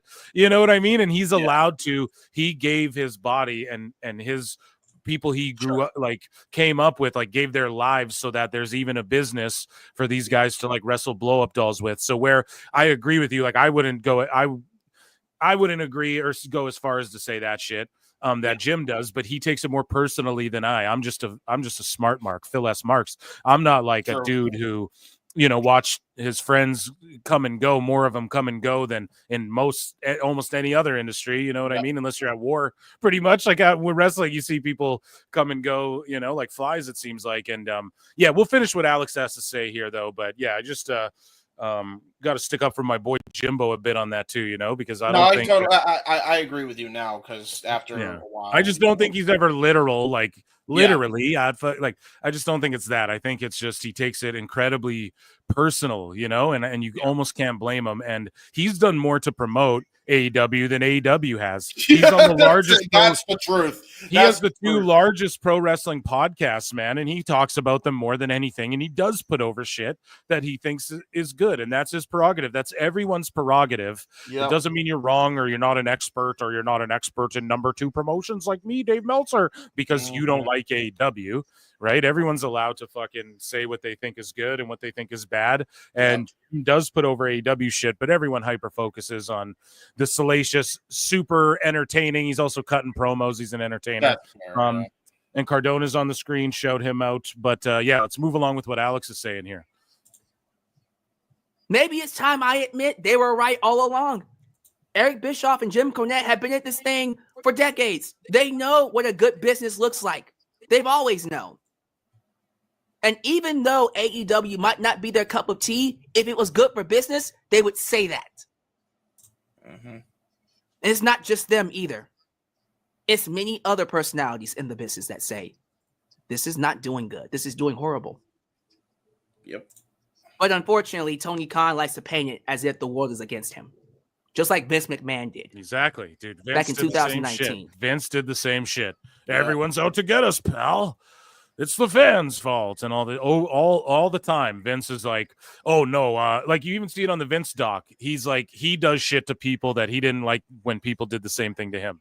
He fucking absorbed the territories. He didn't like when Bischoff started playing dirty and whatever. So it's always good for me, not for thee. We criticize Vince for the same shit. We criticize Tony for the same shit. And all of a sudden, we're just idiots and we never saw Sasuke matches and we don't love pro wrestling. Fuck all that. Yeah. Everybody wants to take down WWE. Even the fans. No, your show just sucks. Yes. Boom. And we're asking you to change it. But just like with WWE back in 2019, here come the followers. If you don't like it, don't watch. That's how you know we've hit rock bottom. Right there. If we've got to the point where fans are telling you, if you don't like it, don't watch. That's crazy. That's it. Good luck. It's over. Wrap it up. Wrap it up. It's over. When your fan base knows your show sucks so goddamn much, and their first instinct is not to tell you, watch this, watch this, watch this, here, check this out, but to go, if you don't like it, don't watch. It is over. Let's go. We got to drop some fucking air horns for my guy, just Alex there. And I'm going to reach out to him on the show. Wolverine DX for $2 says AEW, the land of the fumbled opportunities. Yeah. As you guys know, if you watch this show, I mean, fuck. The best guy is Tony Khan. We need 10 hands to count him out. Timothy for $5 says, oh, come on now, Phil. You can't do a Conrad voice when I have to step away to use the washroom, or perhaps I'm using my Manscaped. There you go. I dropped it without him even paying me. Sign up at savewithpwt.com. Head on over to patreon.com/prowrestletimes and use discount code PWTXmas for 25% off on this month of Patreon. Hours of bonus content. I'm Conrad Thompson. Oh, come on now, Eric. we got a Simpsons character in the ring as you did all that, by the way, which made it there. Round of applause for our super chatters. Thank you guys so much. Yes, and that's, my friends, as we head into the top of the hour. Let me just see if there's a quick yeah, so here's the last one for the sicko segment. AR Gold saying, where's the selling? Why did Jacob Fatu no sell a bulldog on a toolbox? You know, the Samoans famously never sell their heads, and they do that spot like all the time. It's been done since like before Vince McMahon and shit. Like that's just a thing that has been done. So I don't know. I get it. You try and get your W's when you can, when you're a grifting little bitch like this dude.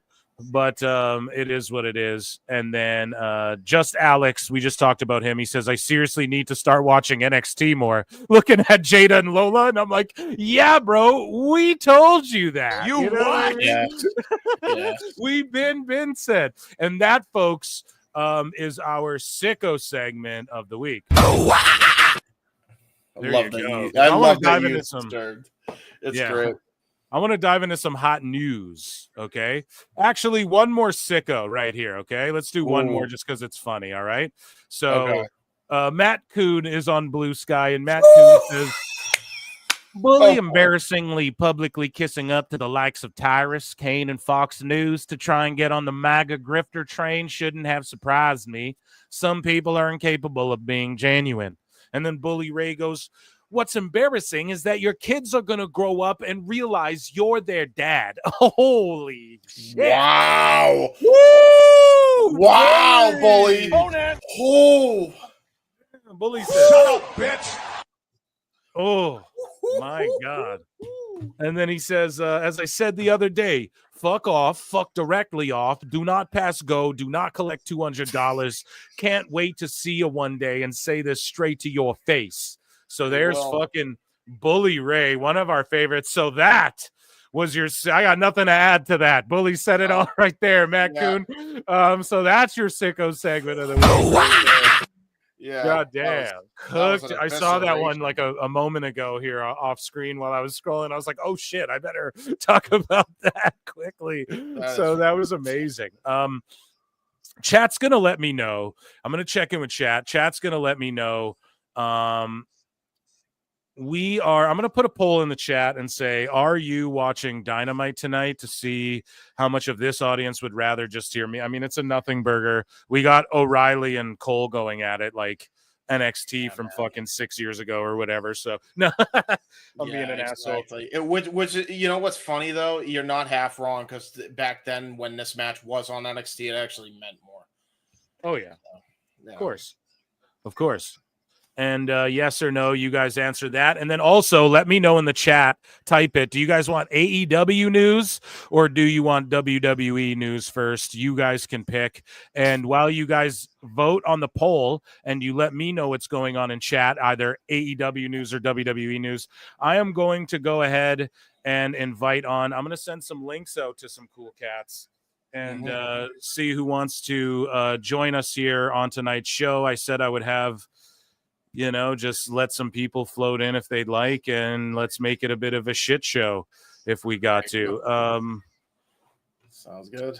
Yeah, let's see. Are you in for it there, Jay Hebert? I am so in for it, man. Let's get more of the shit show going, man. I'm enjoying it. Okay, amazing. I just want to make sure.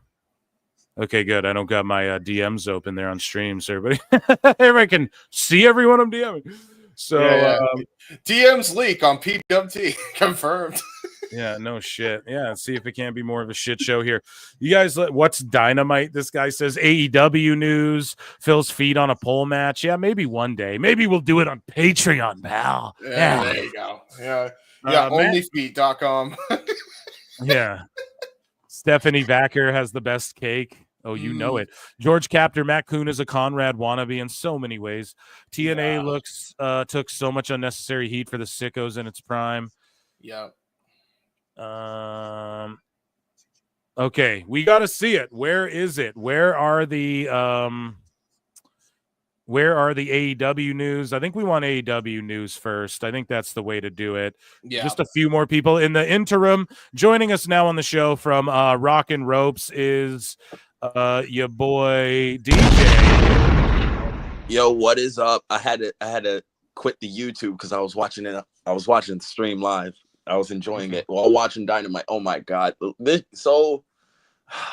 so glad you guys haven't spoiled anything or too much yet. But I will say, partially of this shit has been unbearable tonight. God damn. Yeah. Well, yeah. From what I've seen, it's just uninteresting. I mean, yes, can O'Reilly and Cole have a great match with each other and know each other inside and out? Yeah, but it's like we saw it before. We know all you're trying to do is just get them back in a tag team together, and we just don't give a fuck. It's like we already seen these guys reunite in AEW, then it got flopped. We already seen them as a thing in NXT. It ended. Why are you going back to this shit? You know, it's just silly. Yeah, like the time to actually utilize them too was right before I think Cole and Omega got injured, or like right around the same time, and that was all she wrote. There was no way. The Before dream they match did that at point, unnecessarily angle with the elite and the undisputed elite when all of them broke up and they turned on the Bucks. yeah, exactly. You forgot about that one, didn't you? Yeah, like exactly that too. And they had to forget about it because of all the injuries that were going on within the era. And I'm like, that was the match to do, was the Undisputed Era versus the Elite. And once that couldn't have happened, that was it too. You know, a super chat earlier said, you know, land of missed opportunities. Well, ain't that the damn truth? Well, I think we're going to get into some AEW news. We can save the WWE news for last this week. So sounds good. Do it. Yeah, let's react to some headlines as we look at the card, and I will play our news music. Breaking news. Okay, so Neckbeards posts the card for today. He goes, it's Wednesday. You know what that means. AEW Winter's Coming has only one women's match. Get the stopwatch ready. So you gotta own some sickos. So Andrew Baydala talks about here how, you know, the two popular media members you saw at the All in Texas Countdown to on sale event today in Arlington, Texas. TK made their opportunity. AEW did not send out mass media invites. I did not receive one and did not ask to attend either. Just showing why you're fucking shills, because you can text and ask to go to these shits. But then this came off the back of Steven Muehlhausen saying that very interesting that AEW has appeared to send media invites for today's on sale in Texas and not send a media invite to anyone at SI, Sports Illustrated. I have, pardon me. Jesus Christ. Get some water, Phil. Don't die on us. Don't die on us. We need you. We need you to call these sickos out. I got hit with a blow dart in the neck. Oh, no. They're trying to kill you. Bandito. It was nice. Good shit. I swallowed down the wrong hole. Jesus Christ. I almost died. PWT death. Yeah, I was about to say that would have been great for you. Okay, sorry about I that. hate that shit, dude. I hate when you swallow shit down the wrong pipe. I did that with drool once. Like I was just my mouth was parched. I did it. That's the worst. Is when you're so parched and then you swallow drool and then it goes down the wrong pipe. Yeah, dude. See, my 2-year-old son constantly does it all. Yeah, the exactly. time. I'm such a fucking dummy. I haven't learned how to like. I'm such a mouth breather, I guess. Such a sicko. I haven't learned how to Jesus. But anyways, Steven Muehlhausen represents SI, and he's like, I have my suspicions, but I'll leave it at that. So then Baydala responds. He's like, nobody got media passes. And then Muehlhausen's like, to be clear, I'm not putting the blame here on Sean, Denise, and whoever else is there. They did the right thing. Sean reached out and said what happened. He reached out and asked AEW if there would be avails. So he went, and that's good on him. And Denise, the point I made to him, and I stand by this, is if AEW wants All In to be as big as it should be, considering the significance of the event, you send a media invite.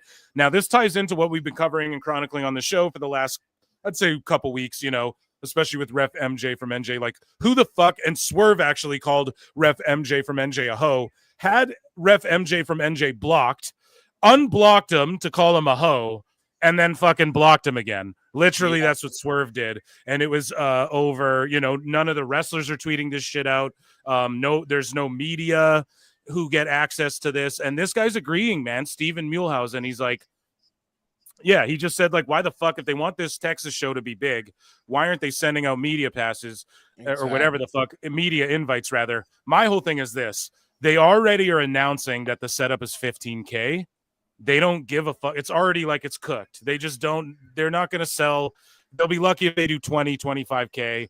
None of these media people, I don't think, matter to them. And they have terrible marketing. AEW all around is bad at promoting just in general.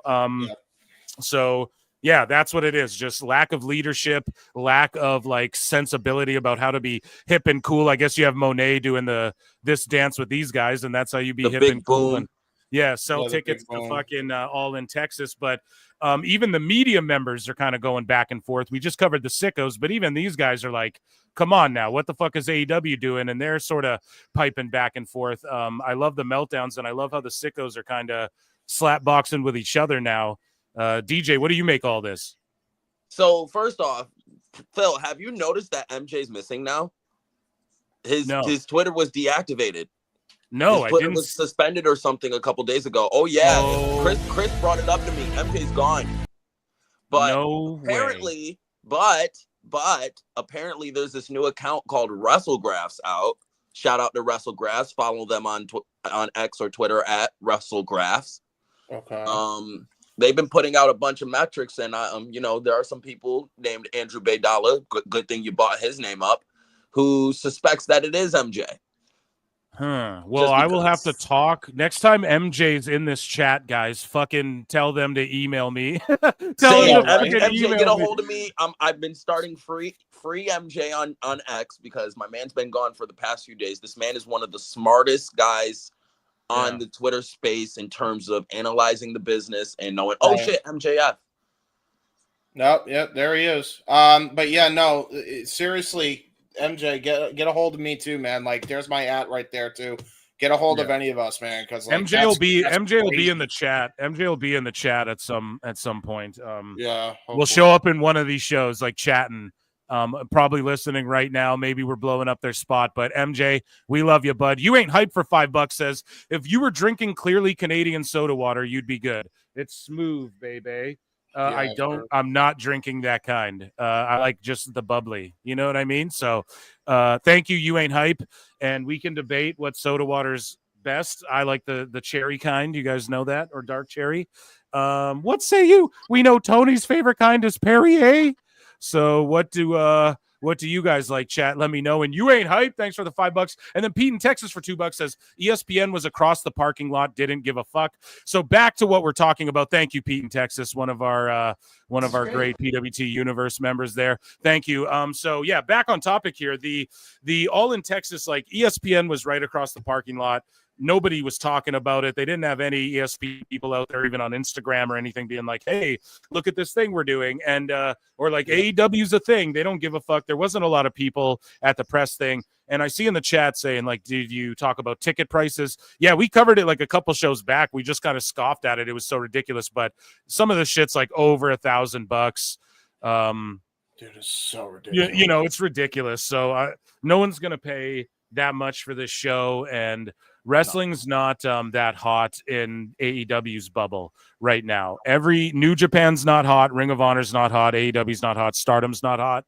And there's a reason for that. That's all I'll say. Darby Allin. Darby Allin. Yeah, fucking dummy on my end. Darby Allin aims to plant an AEW flag on Mount Everest after conquering it. And he says, I'm climbing Mount Everest in April, man, and I'm going to take that AEW flag and plant it on top of the goddamn world, dude, to remind everyone what AEW is capable of, bro.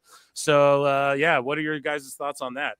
I mean, do you want to go first on this, DJ? Or like, I have to be positive about it, or can I say my true thoughts? Honestly, no, bro, this is PWT, Doug. Okay, so I hope the idiot goes up there and freezes to death for trying to do this stupid stunt.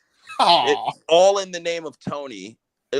Tony's paying this guy hundreds and thousands of dollars, and he's gonna go risk his life climbing Mount Everest. The guy's a 5'10", 130-pound twink.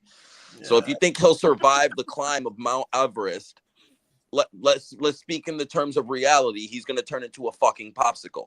I wonder if he's going to wear that pink jacket up the fucking mountain.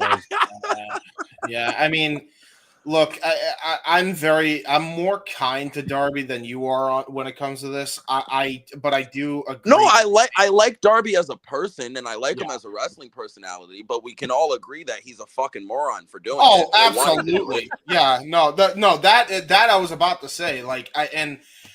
If he were to do it, let me make this clear. If Darby were to somehow pull it off, and he would be able to plant that AEW flag, I don't care what type of flag he puts down. If he did it and he managed to find a way to pull it off. That would be the greatest thing. It would be insane. It actually would be insane. Dude, I would be like, fuck yeah, Darby. I'd be, dude, and it would make huge headlines. Like, it would make mainstream shit for people being like, yo, this guy climbed Everest and planted this flag. It would be good for AEW if he somehow pulled this off, but it is incredibly stupid. Anyone trying to climb Everest, opinion. Hey, if there's sharks in those waters, don't go fucking swimming there. Is that a cold mountain people die on? Don't climb up it. You know, that's my exactly. Yeah, my whole point is if you play stupid games, you win stupid prizes. Yes. So if he wants to climb Mount Everest, okay, go up there and freeze, you fucking moron. I'm not gonna feel bad for you, but if you do it, you do it. I'll praise you if you fucking do it. Yeah, and well, that's the other thing too. Is like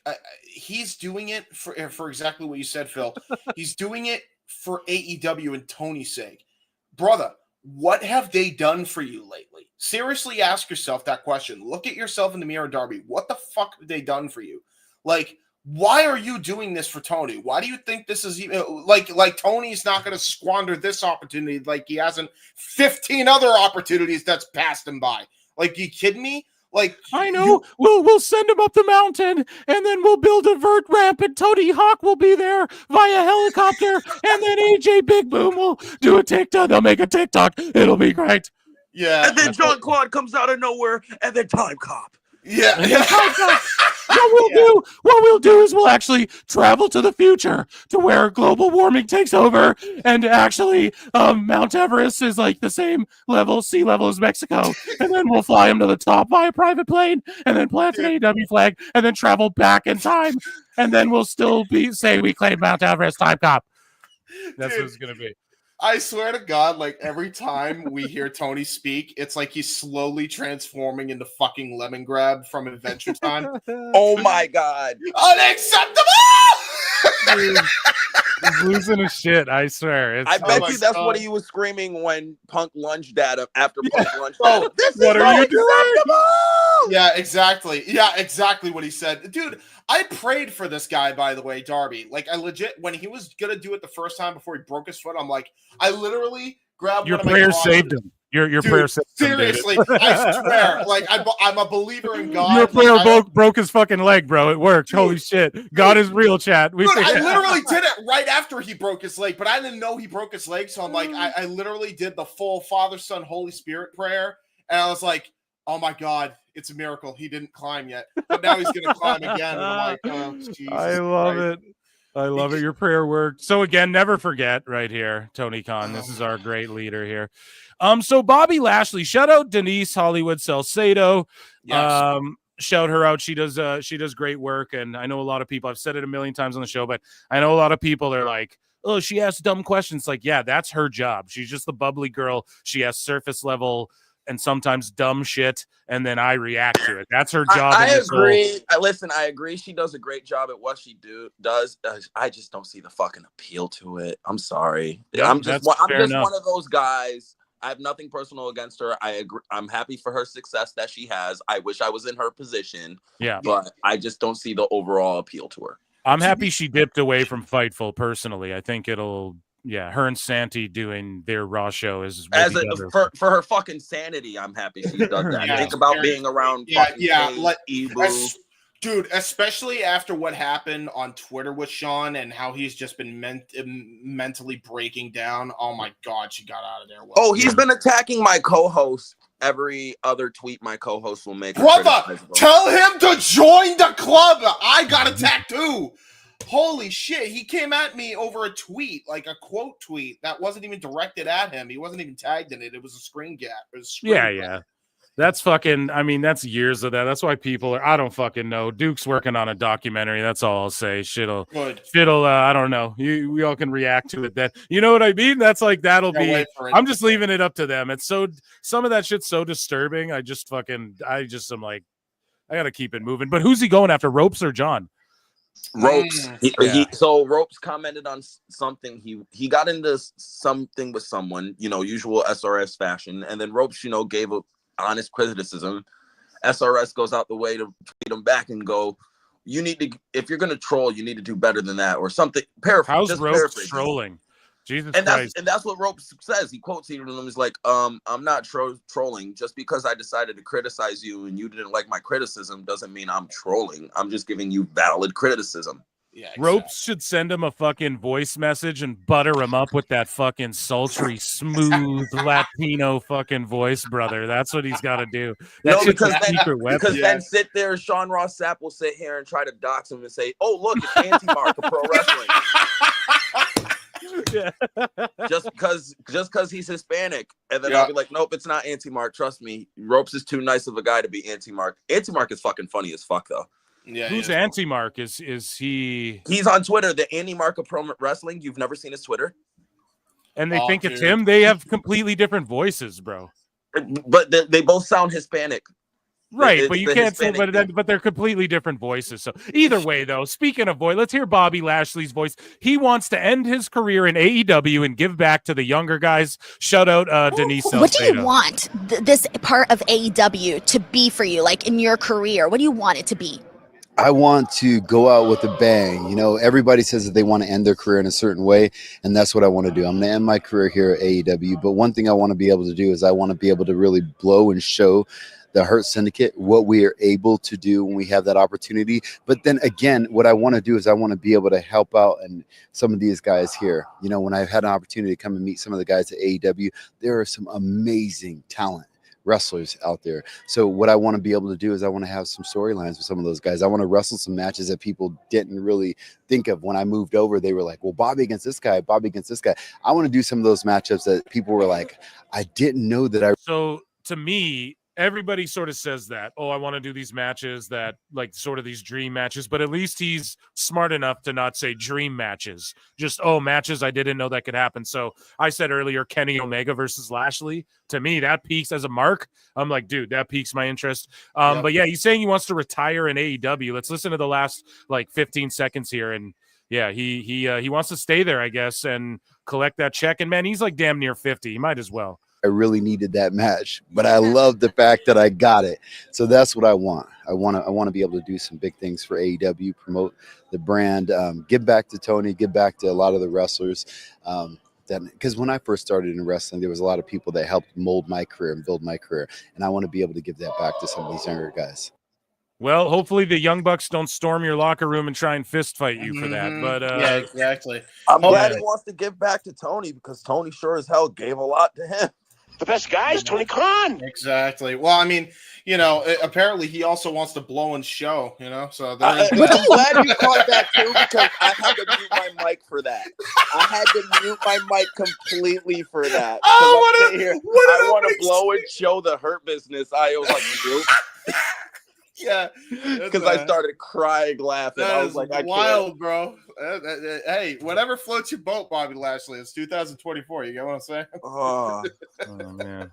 Joining us on the show now is everyone's other favorite, Alt J.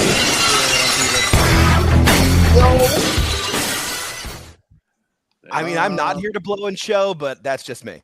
Yeah. Okay, good. Well, at least we know you're here to show, then blow. Yeah. I'm like, what did he say? Just don't show and tell. Yes. So speaking of Darby Allin and AEW and blowing and showing, Darby Allin just fucking blew this promo and showed us he's a dumbass by punching himself in the face till he's bleeding. Oh God! Only I bleed my own blood. Like, what are you doing, man? Stop it. Okay, so here we go. The Young Bucks. And you think this twink is going to be able to climb Mount Everest? No, I do not. He thinks that punching himself in the head will get Nobody might be able to beat Lady Frost. That's hell no. I don't think you'll be able to no-sell Frostbite. I'm sorry. You couldn't beat Fang McFrost. What are you kidding me? Hey, maybe hey, look. Couldn't beat fucking Glacier. Yeah, I was about to say Glacier could be his tag team cold. partner. The Yeti. Yeah, he encounters the Yeti. I know. Well, when you get to the top, you'll take on the Yeti at the top of the mountain. Winter is coming. Might blow and show. The Yeti might blow and show. Yeah, he's definitely gonna hump. We know that. Oh yeah, no doubt. That's his only move. Yeah, it's better than what everyone else in AEW does. They do the work and jerk. So Oh no, I thought they worked for a jerk. Yeah, true. Speaking of fucking jerks who don't really work, the Young Bucks they tweet this out, and Awful Screen grabs it, or they Instagram post this rather.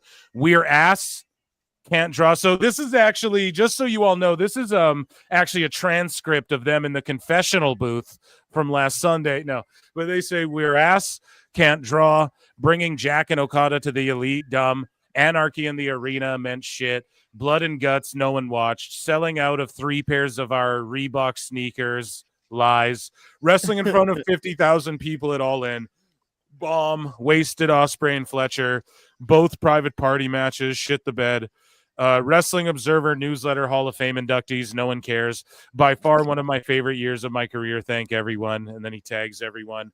I don't know who originally made this post, but it's like they posted this. Finally, we've had a breakthrough. They finally admitted something for what? No, but yeah, they're just doing this. They think this is like good heat, but ultimately, at the end of the day, these marks don't care about AEW at all. If we're to believe Dave Meltzer, the Young Bucks considered leaving to WWE before as well, but they fucking got offered NBA level contracts, quote unquote, the Bucks, who said that on Swerve Strickland's podcast. And apparently they can't draw. I mean, that's true. We're asked. That's subjective, but I think they were exposed on TV that like what made them cool. And you'd go out of your way to watch like a New Japan show or a Ring of Honor show, or you'd watch their clips online, or you'd watch a match online from PWG. With the Young Bucks, it works in that form, but when they're on TV week to week, it doesn't really work.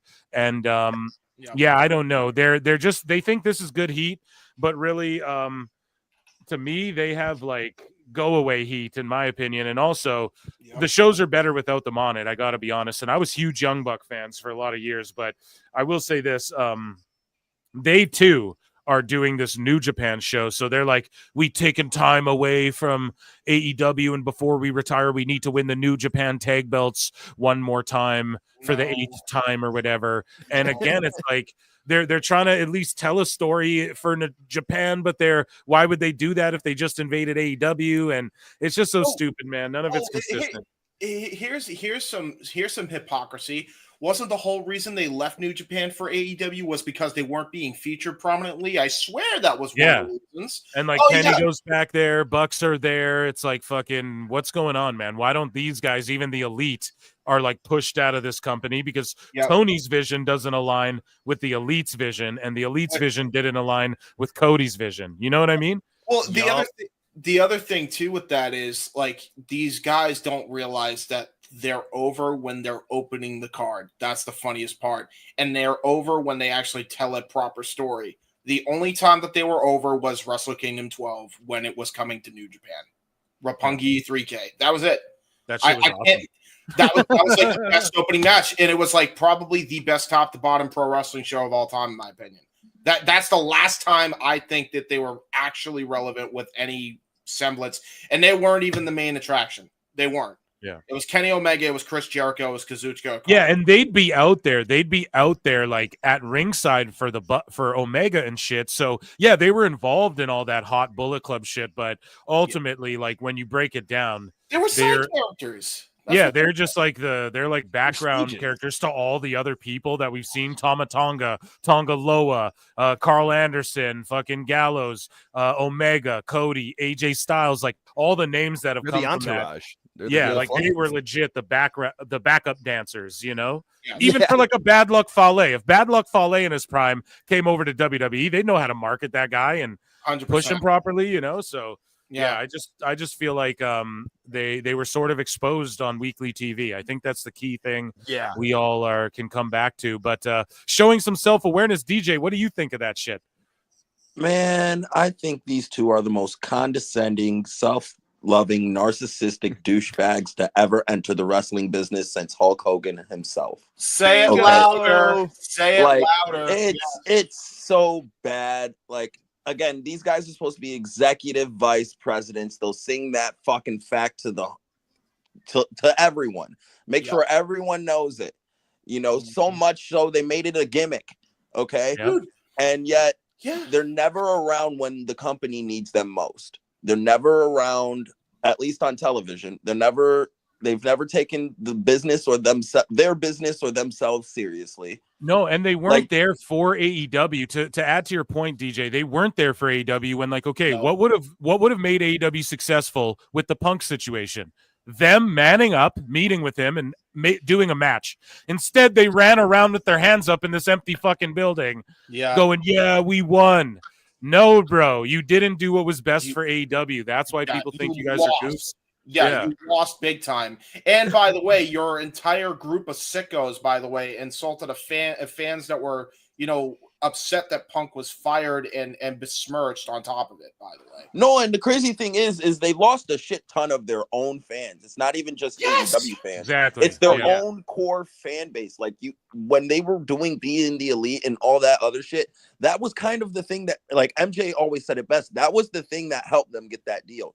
That helped AEW become marketable, because they saw the success that the Elite was getting, mainly the Young Bucks doing the YouTube show, because let's be honest, Being the Elite was the Young Bucks. It was the Young Bucks and their friends. It was their way to stardom. It was their only contribution to AEW going into it. What have they contributed to AEW since? Nothing. And that's 2024 AEW is the next 2021. Like, that's also aged poorly too. Yeah, we have to remember that tweet, because it's like, this has been their worst fucking year. And look at how it all started here. Look at this. I'll be there for you. Who's the when pink Darby chick? falls through glass. That's Nyla Rose. Nyla Rose. Okay, I'm sitting here. I'm like, who the fuck is that? I didn't. Yeah, remember when she was actually one of their stars, and that's another. Yeah, now she's in Ring of Honor, and they just only showcase her on Dynamite TV to fucking beat her. And she was like their second women's world champion ever, I think, or something like that. And just forgot. Remember, Awesome Kong was like a big thing in AEW. Yeah. Like, she was, and then what happened? She just dipped out too. But she actually did put over AEW as, she's like, yo, Tony paid me a shitload of money, like, when I had to deal with stuff, and he paid me longer than he had to, which is good. And she didn't ruffle any feathers or try to go back to WWE, or else he would have warehoused her ass and gave her injury time. But this picture just is 1,000 words. It's these three schmucks who have one vision of the company, who are closer to this dude, looking up to him. Well, and then again, except for Kenny, I think Kenny's lost that vision. Me too, and I agree. And he's in the far back, dude. This picture speaks 1,000 words. Then you have fucking Cody down here, like, the look on his face is like, yeah, this is dumb. I don't know how long I'm gonna be here. Already, he's like, yeah. And then here's Brandy playing nice, because it ain't open mic night, bitch. And it was open mic night, bitch. Yeah. And then we see sort of like, literally, it's these guys are the last to hang on. They're literally hanging on to Tony, the last to hang on. This guy's sort of slipping away, but he'll still be tight with the Bucks. But Kenny's like, I'm out of here. And then fucking you have Jack Perry down here, not even smiling, looking at Tony like, I'm gonna fuck this all up for you, dude. Just wait. Give it 2 years, bro. I'm gonna fuck this whole thing up for you. I'm gonna get CM Punk to fight me and blow up your whole spot, homie. Give me fucking 3 years, dude. Watch what I do. How he went from mutton chops to a full beard. Yeah, dude. Exactly. And so this picture to me speaks 1,000 words. I'm gonna hang it in the Louvre. I'm gonna hang it in the fucking, in my bedroom over a fucking fireplace and smoke a cigar under it. You know what, guys, Tony Khan. You know what the funniest part of this too is that we were mentioning how the Young Bucks are like some of the most pretentious people in wrestling. Yeah. The biggest irony, and they call themselves Christian, the biggest irony is that they criticized Hulk Hogan for everything that he did to them, and here they are doing the exact same thing that they accused Hogan of doing in TNA. Man, talk about irony. Oh, look at how they constantly sabotaged FTR behind the scenes. Oh my lord, yeah, and not just FTR, the Ricky Starks, Rey Fenix. Now, I mean, you can go down the whole list. It's unbelievable. Well, they tried to do what they did with the Lucha Bros. Lucha Bros, I put to the side because they tried. They like the Lucha Bros. They like working with the Lucha Bros. They like working. They like them. getting the clout from working with the Lucha Bros because that's kind of what went viral was them working with the Lucha Bros. But until the Lucha Bros get more over than them, then it's like then you see wonky booking and shit. Yeah, that was instantly the issue with FTR when they came in. Yeah, they're more over, so they had to sabotage them in every way, shape, or form. After the second match, they were supposed to have the third match at Wembley the first time for the fucking titles to unify all four titles. You know what the Young Bucks did? They decided they wanted to drop the belts to Keith Lee and Swerve out of fucking nowhere. When they just became a tag team 2 weeks when the beforehand. Acclaimed should have won it too. The Acclaimed were 100%. getting so hot, dude. And then they fucking put it on Swerve Keith Lee just so they could tell that story. Then they put it on the Acclaimed too late. And it's just so much of this to where now it's on Private Party. Is that too late? I don't know. The Bucks let Private Party, who were nobody, who fucking were not more over than them and couldn't get more over than them at the time. They let them beat them. But anyone else, it just seemed, they laid down for FTR the second time, but it just, or what was it, the third time? I can't remember. No, it was the second and the third match. They won the second and the third match. Clip this entire but the part third of the match didn't happen until a year after the second match. When it was supposed to happen right at Wembley. It was everything they were doing leading up to that point was supposed to go to Wembley. But then some reason they made a left turn, dropped the belts to Keith Lee and Swerve, start their own division because they wanted to suck the over off of Kenny's return, which epically fucking failed, lost 200,000 viewers. Everyone remembers that. Got the trios belt, started their own division, had the best out of 7 series with the Lucha Bros and Pac, and literally did nothing for fucking interest. Again, killed viewership because it was the same goddamn match every night, except they changed the fucking stipulation. And no, they ruined it. Clip this entire part of the podcast as to why the Motor City Machine Guns went to WWE. Seriously, bro. So speaking of fucking going to WWE, a lot of the people in the Fight Forever game are in WWE or were in WWE, and Tony Khan continues for some reason. This is yesterday. He was talking about this, and he's talking about AEW Fight Forever. I haven't really played it. I play 2K, but I don't really fuck with this game. It's silly. I think they messed up. It now. I paid $4 for it on Black Friday because it was Nice. $4. Okay, give us a review of it after you play it for like a week. I want DJ to come back and review the game.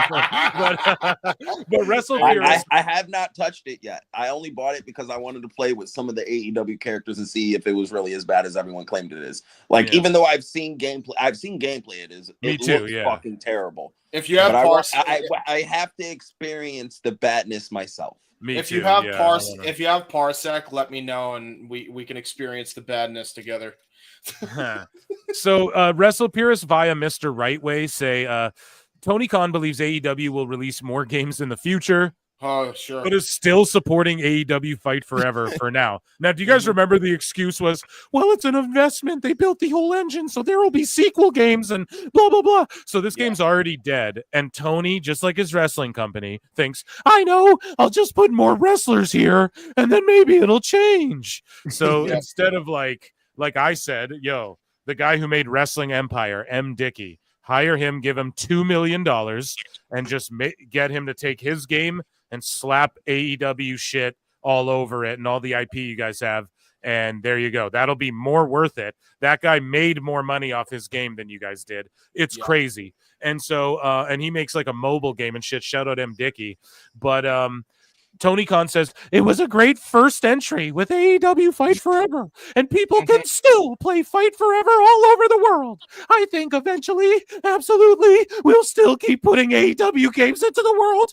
But right now, we're fully supporting that, and we're excited about it, and there's still more wrestlers and exciting things happening with the game, and a lot of opportunities in the world of gaming.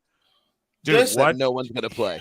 Do you think Tony has a single fucking clue about how many copies that game sold or anything that's going on with that game? Or is he just leaving the check to Kenny? He's just saying this because he has to defend and come up with whatever bullshit. Everything's great. Nothing's ever not a good opportunity. And ultimately, I think this is why Kenny is sort of, I think maybe people are not impressed with him with the game thing too. And I could see that being a bit of a factor in why he's sort of seemingly distancing a bit, although he will be back in AEW for sure. But yeah, I just think Tony doesn't know shit about shit. And he's just saying this because that's what I do. I just talk shit. He's a carny. He's a fucking carny. Yeah. Somebody told him that word first entry was going to mean something. Yeah, exactly. So it's just the first entry. Like that means anything. He tries to use different buzzwords that just fail. Terrible. Yeah. Well, the other thing too is like, you know, he's talking about, oh yeah, we're gonna keep adding more wrestlers. Dude, you should be MK1ing this already and completely discontinuing the servers. The servers are barren. There's a fucking dust ball going through them. Nobody's playing this game. Like nobody. Yeah. It was a flop from Jump Street. And by the way, a lot of people give crap to Kenny. Kenny was trying to get changes. I'm not sure if it was Kenny. If you could blame Kenny, but you could blame Ukes. Ultimately, you got to blame Tony because he overpaid for a game he didn't need to overpay for, and he's paying the price for it. And now he's trying to struggle and try to, you know, make his company profitable again after. Yeah, but why? But why would they build it from the ground up? Like even Kenny had to have been like, "No, don't do that. That's stupid." You know, he had to have known. He had to have known, unless they just thought. Ukes had the engine. Ukes had the engine already. I don't understand how you didn't use it. Like what the fuck? So AEW All in Texas they think clears... they can know better, like everything in that company. Yeah, of course. Yeah, exactly. But AEW All in Texas clears the $1 million mark in ticket sales. Good for them, I guess. However, as I pointed out before, 1 million is like a third of Moxley's contract alone. That's like a third of Moxley's salary alone. So good for them. Hopefully they make it 3 million and they can afford one wrestler for this big show. Let alone, I don't know, because all the sickos are like, oh, people trying to say 1 million doesn't mean shit. It doesn't when you're paying just Moxley like 3 million a year.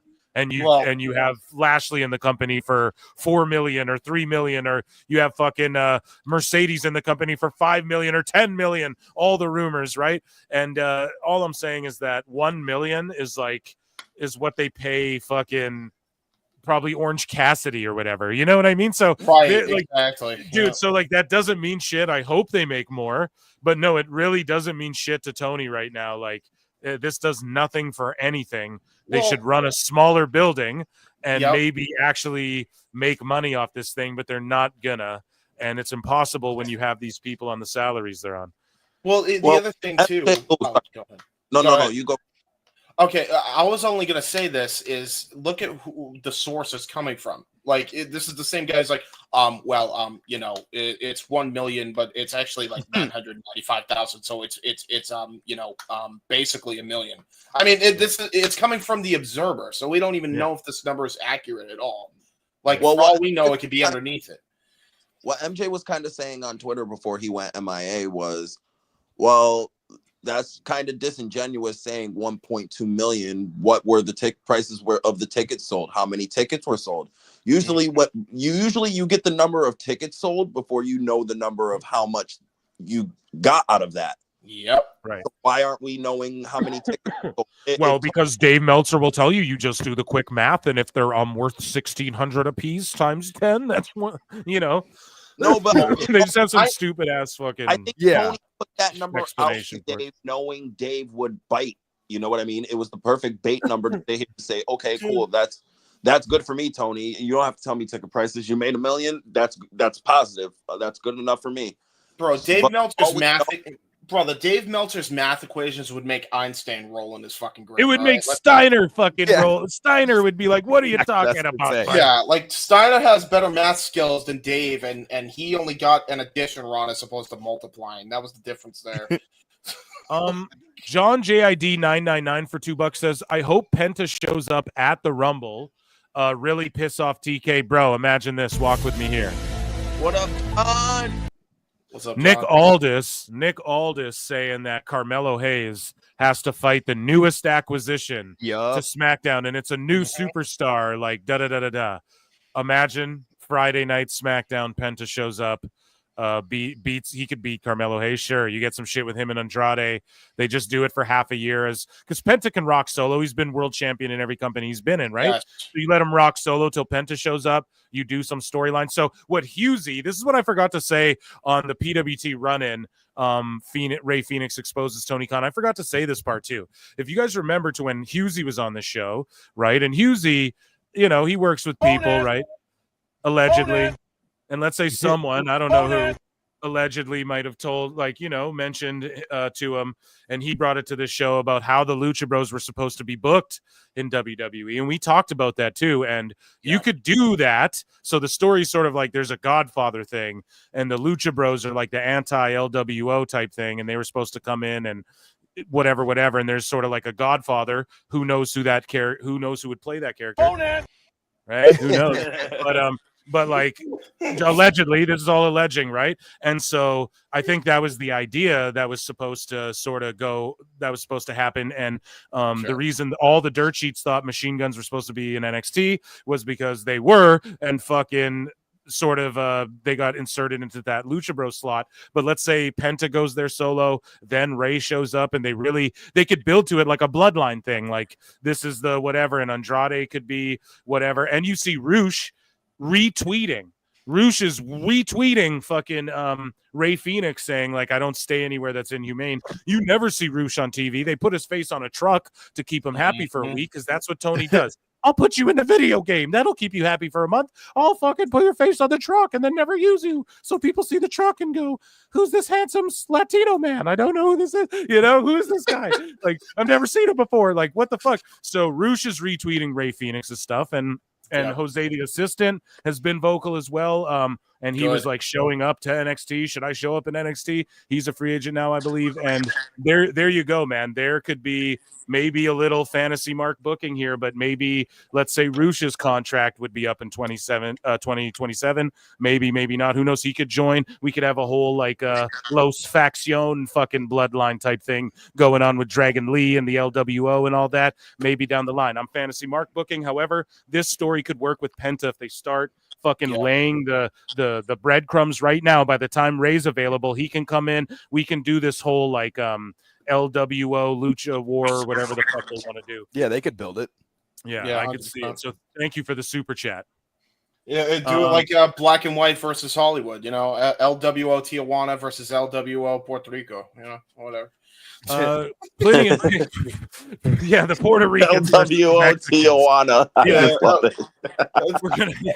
Jesus, that's like a Vince thing. The Mexicans versus the Puerto Ricans. That's something Vince would have totally booked. That's some good shit, pal. Yeah, that's some great shit, pal. So Finian Pixel Art for $5 says nothing to contribute, but wanted to support Phil Smells. Why, dude? Is it because I played the Jericho shit earlier? Go on, Plinian. Shut up, bitch. No, I'm just kidding, dude. I love you, and thank you so much for the contribution. This is great. This is great. And I don't know. Yeah, thank you so much. We appreciate you. And dude, no, I do not smell. Okay. Moving along now. So here is we looked at this, but let's just in the holiday spirit, let's play this little clip. Taya Valkyrie's latest music video. Here's the promo for it. LA God Christmas. bless her.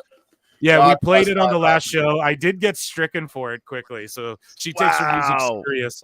Yeah, it's all good. Like, it's all good. I just had to like clip that part out, and it was nothing. We just like listen to the song. Yeah. So maybe I'll put that clip on Patreon or whatever. But yeah, let's just watch this little snippet, and hopefully we don't get sniped for it. It's LA Christmas, bitch. La la la la la la la. LA Christmas. La la la la la la la. LA Christmas. La la la la la la. She's Canadian, so I don't know where this is all coming from here, but her husband's from LA, so she feels like she's a part of it. Okay. Well, he ain't in the video, DJ. Look, she's dancing with everybody but Johnny. I was about to say, yeah. She dancing with everybody but Johnny TV, bro. No, Yeah, shut her out. I'm actually gonna leave that there. I'm gonna play it He's again on Johnny Christmas. Spielberg. He directed the video. Johnny Spielberg. Let's go. Johnny Spielberg. Yeah. Fuck yeah, So- that would be a great gimmick. Right. You know, Tony's been, we were talking about Rey Fenix and all that. Of course, check out Rey Fenix Exposes Tony Khan and AEW PWT run-in. I already covered it all, so we're not going to talk about that too much this show, but there's more details surrounding Willie Mack, another person who's been seemingly shelved, and GCW, of course, Ricky Starks infamously pulled off their shows and shelved. So the GCW side of it is that Willie Mack called him up on Saturday. It's a late deal. So Tony Khan's pulling Willie Mack, too, off of GCW shows, but then he booked Cardona, and people want to sit there and go, oh, no, it's like a good gesture. No, it's not, bro. They're cutting GCW's legs out from under them and booking their top star to do their Hammerstein show before theirs or whatever, and fuck with them completely. And Cardona's on both shows, and good for him. I'm not going to hate on him, but at the end of the day, he's shelving Willie Mack. So Willie called him Saturday. It's a late deal, and said that he was pulled from the show by AEW over the Effie shit. So Brett Lauderdale, really upset, calls Sanjay Dutt and goes, is this true? And Sanjay Dutt says it's absolutely not true. So he calls up Willie Mack and says, well, I wasn't pulled. I was specifically not pulled, but Daniels made it clear that I shouldn't go. Well, okay, what's going on here? So then Willie Mack goes, or this is via Observer Radio too, so you know they're friends with Daniels and the Bucks, and they're just, but here's the thing, they go, from the AEW standpoint, they are saying that nothing like that happened, and Willie Mack called them and asked, AEW, it's never their fault. No, none of that happened. No, that never happened. No, we it's never us. No, why would our travel stuff be fucked up? No, it would never be us who has bad community. No, it's never us. And the Observer Radio just parrots that. But AEW was very, very clear and looked Sanjay and told Brett the same thing. They're not pulling Willie Mack from the show. He's under contract there and he's not wrestling Saturday. Right, but do you guys, here's the thing. This is how Bush League AEW is. So this is what is seemingly going on, right? So he wasn't pulled from the show, but somebody who has authority there, who sits in Gorilla next to Tony Khan all show, every show, Chris Daniels, is fucking, and who's friends with the Bucks, is going up to Willie Mack and saying, you really shouldn't. Hey, you weren't pulled, bro, but you really shouldn't do that. So to get out of the situation, Willie Mack goes, man, they pulled me. I just want to, hey, man, yeah, they pulled me, my bad. So then it gets out, and then the dirt sheets blow it up into this shit, and then Willie Mack looks like shit because he looks like lying, but he was really just white lying to try and save face. He didn't want drama. They pull him off the fucking show, and then all of a sudden now this is getting blown up, and it's so stupid how the Observer doesn't realize they fuck these guys over so badly, make everyone look stupid, and they make AEW look incompetent. So at the end of the day, to me, it sounds like AEW didn't explicitly pull him off the show or contractually, but then fucking he was told privately by Daniels, hey, you shouldn't do that. So he's like, well, I don't want they were fear mongering him. That's exactly what they were doing. doing. And that's fucked up too. That's like bad business practice and shit. It's horrible. And people want to jump on Rey Fenix for saying inhumane. Well, this is what he means, bro. This is exactly what he means. Yes. It's fucky. It's weird. The so communication I don't in that know. company just makes no sense. Like it's Dude, just Jake, what's your thoughts on this, like overall, Jake? I mean, the complete lack of communication and undercutting is just embarrassing. And then just like, bro, don't leak this shit to the sheets. When he tried to protect you guys, he just tried to say, yo, I was pulled. It's a business move. And then GCW's like, what's up? You're terrible. Yeah, and then Lauderdale is like, yo, they booked fucking Cardona because as a good gesture, a gesture of goodwill, whatever, they convinced Lauderdale of that. Lauderdale gets on the phone and they're like, no, we're not pulling people off GCW. Then Willie Mack looks like a liar. But really, I'm with Mack here. It's like, bro, he wasn't lying or nothing. He just was trying to be low-key about this. Then it turns into a fucking story because these idiots. Well, but yeah, what are you, Daniel's like head of like talent relations? That's somebody in power telling you shouldn't go. Yeah, That you really shouldn't. Like that's not like your boss's boss, but that's like one of your bosses telling you to do something. You know, like if you're in a corporate structure, like I work for a major corporation, like I work for a company that's got an NFL stadium named after it. So like I have a boss, and then she has a boss, and then that person has a boss. And so if one of them tells me don't do this, I'm not gonna do it. Very simple. And it's all because of Effie's comments that that were just about true. Tony's That were just unobjectively true. That's what's the saddest part about it. And Willie Mack was in a no-win situation here. Let's make that very clear. He was in a no-win situation no matter how he went about this. He was essentially given, either you're going to tell them you can't go, and then we're going to make you look like an idiot and bury you, or you do go, and when you come back, we're going to bury you. He was going to be buried no matter what. I mean, the writing was on the wall. DJ brother, what do you make of this whole thing? I honestly, it doesn't shock me at this point that Tony's, burning another bridge with another promotion. He did the similar, not exact similar shit, but he's done shit like this with Conan and pissed him off to the point where Conan didn't want to fuck with him no more and has been bad mouthing him. And I wouldn't be shocked if Conan's been the one telling Rey Fenix, hey, do this to Tony. This will get under his skin and get you out of your contract. Well, allegedly, we don't know. Allegedly, allegedly, but I'm just putting two and two together. Conan has a good relationship with a lot of Latino people in AEW. Yeah, he does. He exposed a lot of this shit with Santana and Ortiz and their beef. He knew a lot about that beforehand. And how he knows funny a lot is it about the too? Lucha Bros. How funny is it too, dude, that all of these things were said too, it's a shit show back there, and then Lufisto gets attacked and shit like that, and then it all just surfaces out and it's true. People are getting out of their contracts now, they're speaking up. Some people are just getting fed up. And shout out Willie Mack. And he was shelved the whole time, but he was happy taking indie dates. He wanted to take a fucking GCW date. He got pulled off it. All he's doing is his job. So he just said, look, they pulled me off it. Oh, well, it wasn't technically pulled off. Yeah, but Chris Daniels, who sits next to Tony and Gorilla and teaches him how to do his job while he's fucking friends with the Bucks and he's head of talent relations, told him privately he shouldn't do it. You're not pulled, but you shouldn't do it. Okay, then I won't do it. Are you telling me not to do it? It's Jesus Christ. Why is communication so bad there they can't just tell him don't do it? The other thing too is that he's just another guy in the long list of guys, of big Haas guys that they have on that roster that they are not utilizing properly at all. There's no way you have a wrestling company and you're not utilizing a guy like Willie Mack. It boggles my fucking mind. It really does. Well, I say the same thing about Jay Lethal constantly. You have Jay Lethal on your fucking roster. You don't have him as your ROH world champion or one of your mid-card champions. You just have him floating around with a giant fucking pinhead giant, Jeff Jarrett, and fucking Sanjay Dutt. Come on now. And another guy that they and by the way, that's no disrespect to Satnam because he's another missed opportunity they completely. Yeah, he's such a fumble, bro. They had a giant. That. I say it's a giant. It's partially his fault too. He's been there for 2 or 3 years and done jack all of shit. Yeah, but he's got idiots telling him what to. There's no one good in his ear telling him what do you do? That's exactly as funny as that is, Jake. It's true because what can you do with the freaking system that they have in place there where you can't get over anytime they think less of big guys like that? What can you fucking do?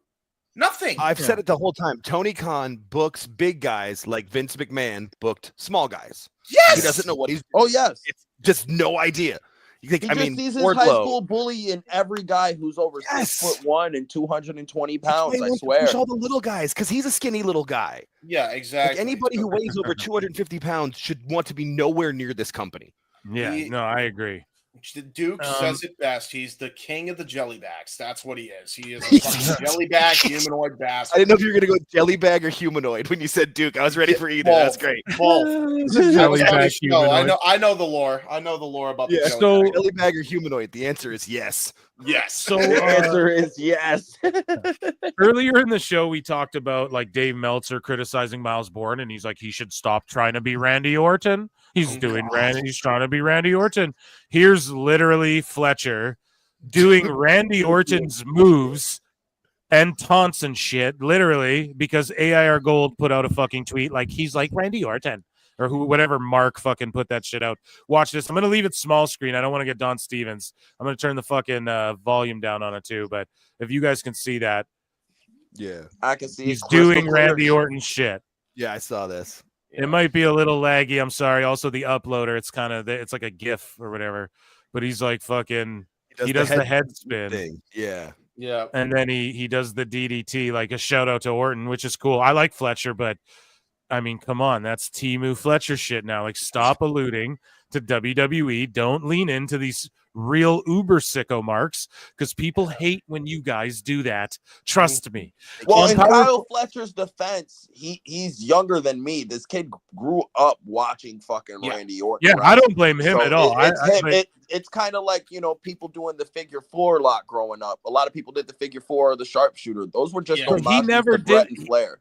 Here's my only thing, though. He's only doing that because AIR Gold or whatever Mark tweeted out a picture like, oh, the resemblance is uncanny. And everyone was like, dude, Fletcher couldn't like sniff Orton's jock or whatever old adage they were saying. But and then on this collision, he did that like in response to that. Because why else did he do that out of nowhere? It's because he's used to getting indie style kind of heat. He's never been on TV and really that's the point. before. That's the point I'm making. They got to cut out like trying to take shots at WWE if they want to be the challenger brand. Like, this is just more of like, dude, don't let these fucking sickos get in your head. No one pop for that. All anyone does is try and roast that shit. And like, I like Fletcher, and I don't blame him doing that too. Like, yes, he idolized Orton. I don't get mad when people do other people's moves and shit. I think you should ask them, but ultimately, like, how many moves are there? You know, people got to do each other's shit at some point. So like, and I'm okay with, I just think that in AEW, man, it's like a culture of people who just let the IWC sickos get to them too much, to where they acknowledge it all too much. It's like, bro, don't do that. Like, come on, this is silly. And then Dave, I just wanted to highlight how Dave's like, Miles Bourne needs to get away from the Orton shit. He better keep the same energy about Fletcher and say that fucking Fletcher needs to get away from the Orton shit. Because do you just want to be compared to Orton now forever? I mean, that's a great comparison, but you don't want to just be like Orton light, bro. Don't book yourself into that by doing that, you know? Diet RKO. Yeah, Diet RKO. No, well, that's the other thing, bro. He don't even look like a Timu Randy Orton dude. He looks like a Timu Aaron Rift, and I like Aaron Rift, by the way. So, like, I freaking get along with him just fine. But he looks like Aaron Rift. I never got the dude looks like a fucking Q-tip, bro. I'm sorry. I like Fletcher. I think there's something about him. You could book him. Like, I'm not even mad at him cutting his promos. Just their fans don't like that. He starts getting fired up. I'm mad at him cutting his hair. I thought his hair was really what fucked it up for him. He had a look beforehand. He was starting to get I think he was knockoff Osprey. I thought he was knockoff Osprey. It's like, bro, him, Osprey, and Action Andretti all got the same fucking haircut. Osprey needs to shave his fucking hair. Osprey looks like one of those British kids who beats up other kids because his parents let him buy him dinner. What do you mean? I just bully me mates, bruv. What are you talking about, bruv? When I fight them, bruv, I land on my head, bruv. Yeah. Yeah. What does Joey say? Fall down, get up, fall down, get up, fall down, get up. Fall down, get up. That was the greatest shit ever, man. So good. So Powerful King JJ tweeted this out. Someone at Fightful goofed up, or TK is on something. So let's read what Fightful has to say. Or this is what Khan's saying, or this is via Wrestling Inc. I don't know why Fightful's brought into this, actually. I didn't read this, but just bookmarked it. They're stooging on each other. Yay. Yeah, exactly. They're all fucking eating each other as they did, as we told you they would do. But Khan's like, All In, the big stadium show, the first time anybody in America since the 90s has attempted to do a stadium show in America. No other wrestling company, any alternative wrestling company has tried this. It hasn't been tried in a long time. I think probably since WCW ran the Georgia Dome, I believe. I think it's going to be a great success for us, God says. So he starts off by saying no other company actually like WWE does, but like WCW. See, they're in more competition with a dead company that is WCW. I've said it. They hate Bischoff. They always talk about, it outlasted Thunder, more successful than WCW. The number one, number two. That's what they keep saying. The number one, number two. The number one challenger brand. The number one, number two, you motherfuckers, compared to what? WCW. Bischoff doesn't know. And then Dave Meltzer, I'm so much in Bischoff's mind. Like, these people are competing with WCW, and that's why they're losing to WWE. You know, because WCW couldn't beat WWE, bro. You're competing with some shit that's dead already. Bro. So it's crazy they're saying this. And then, they're trying to be the number one, number two. We need to coin that, put that shit on a shirt. Bro, Tony Khan speaks like Dave Meltzer writes. It's actually uncanny. It's because Tony learned from Dave. Everything Tony knows about wrestling and anything, he learned it from Dave. I was in the dirt sheet tabloids. I was in those message boards. I was a junior contributor. I was a Disney junior contributor. I traded tapes because my dad bought them all for me.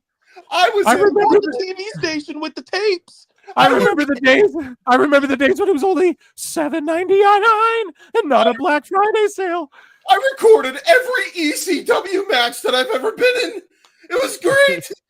Pete in Texas for $2 goes, Arthur Ashe Stadium is a stadium. It's in its name. No other companies ever tried to run a stadium until All in Texas, except for us and every other wrestling company before us. This is great. Oh my God. Pete just drops a nuke. Yeah, dude, you guys have done Arthur Ashe, which is a stadium. You've already done this. Which they've already been pushed out of. Yes. And he goes, I guarantee you this is going to be history in pro wrestling. No American wrestling company other than WWE has attempted to run a stadium show in decades. Tony, you've run a stadium show this decade. And to run a show of this magnitude, Texas is the perfect state. There's great, dude, the Royal Rumbles of bigger magnitude than this shit. Tony Storm return chat with her old Tony Storm gimmick. And the crowd all pretty good. And Thunder Rosa's just in a crowd holding up signs. Yeah. That's the way you bring her back on TV. I want this so bad though. Old Tony Storm's back. I want it. Yes, fuck the timeless shit. This is the Tony Storm I fell in love with. Yeah. I'm glad she's back too. I like it. I'm all the way down. I love Tony. So shout them out for that. And she did get a great pop. That crowd was actually really hot throughout the show. So good for them. Good crowd. Yeah, they had like 4,000 people. Now people will shit on that, but for AEW, like yes, they're in an empty building. I'm not sure, but the building they filled like a third of the fucking building. Like it was empty overall. However, 4K for AEW is a pretty good house for them. You know what I mean? At this point, it's not saying much. They're going backwards. It's not a good thing, but they're going backwards, but that is a good sign that they can't go. Hopefully, they can't go any further down. And when they do downsize eventually, and they go to those smaller arenas, then they'll actually be able to fill them up. So that's good. Yeah, at least it won't be dull and boring. Yeah. So Tony Khan just talking about no one's done a show of this magnitude, bro. The Rumble's a bigger deal than this. Like I don't know what you're. So Globe Life Field. SummerSlam is about to be 2 days. Yep. Yeah. Let's talk about that. Exactly. So the magnitude, like which night of fucking SummerSlam are you talking about is the magnitude of this, you know? So I don't know why Fightful getting his event so big that they need to be 2 fucking days because it's so overcrowded. Yeah. So Jake Hager says that Tony Khan didn't even want him in AEW, but Chris Jericho did. Yeah, well, we got the purple hat thing. Yeah, we knew that the whole time, buddy. I don't know if you knew that. Yeah, that Jake. wasn't news. Trust me, bud. We were well aware. Late. Yeah, everyone knew that the day he got fucking hired. I'm like, oh, serious, dude. I'm gonna be honest with you, Jake. We didn't even want you. Yeah, seriously, dude. Like that guy got nothing. We talked about Darby Allin. We talked about Darby Allin being a dumbass. Let's look at this spot here. I actually like this though. Like he can do it. Let him do it, but why on a random collision? That should be that's like your. It is. That's like your WrestleMania moment. Your all-in moment should have been that, where dude's sitting on the chair, gets out of the way, you break. Look, we gimmick the chair. We gimmick this chair. Look, it's actually shaved down right here in the corners, and we gimmicked it so it didn't hurt. And that's why they couldn't sit on it. Or they good for you. Yeah, that's what I said to my son's mom before she got pregnant. It was gimmick. Trojan condom, baby. It was a gimmick, okay? Yeah, it was oh gimmick. My god, dude, that is fucking hilarious, bruv. Okay, so Andrew Baydala, this goober makes the show again. He's arguing with the Gardener of Doom, friend of the show, Evil Dose. So Evil Dose says it's not the first day. The pre-sale for the premium tickets is a bit now. It could be as little as 3K tickets. So he crunched the numbers, right? 3,000 tickets sold at whatever. But Baydala says considering over 87,000 tickets on the secondary, your evaluation is pretty low. Now, even if 30% of them are spec seats, which would be high, you have over 6,000 seats sold, blah, blah, blah. Here's the thing.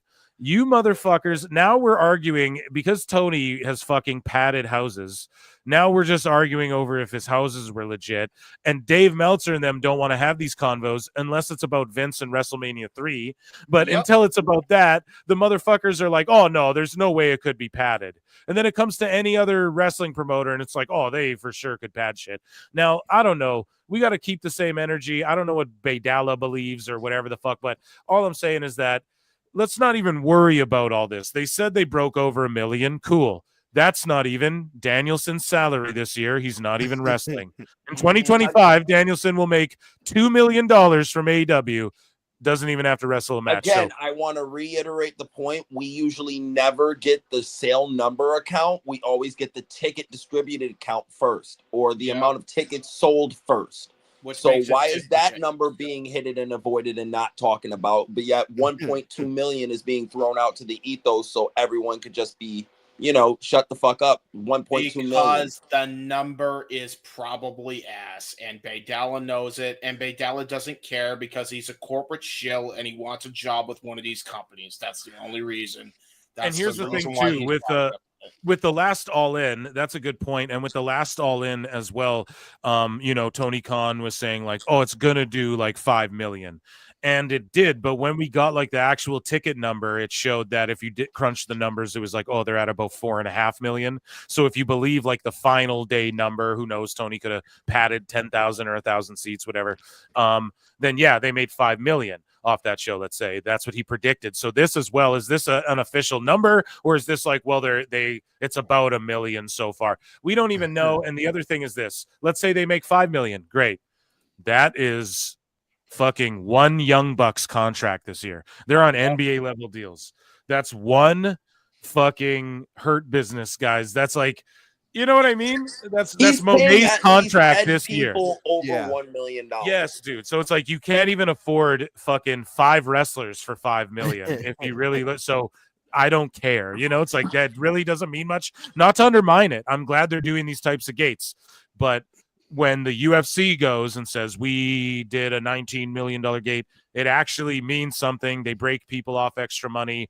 WWE, when they do these huge houses, these huge gates, they're breaking people off extra money. They're hunting down watches that were lost or whatever, dad's watches and stuff. And they're like, you get more money. Mason Mansour explained it on Maven Huffman's channel, the bucket thing. You can make more than your bucket. You can overflow on your guarantee and all that and make more money when the houses are up and shit. That's what's happening in WWE.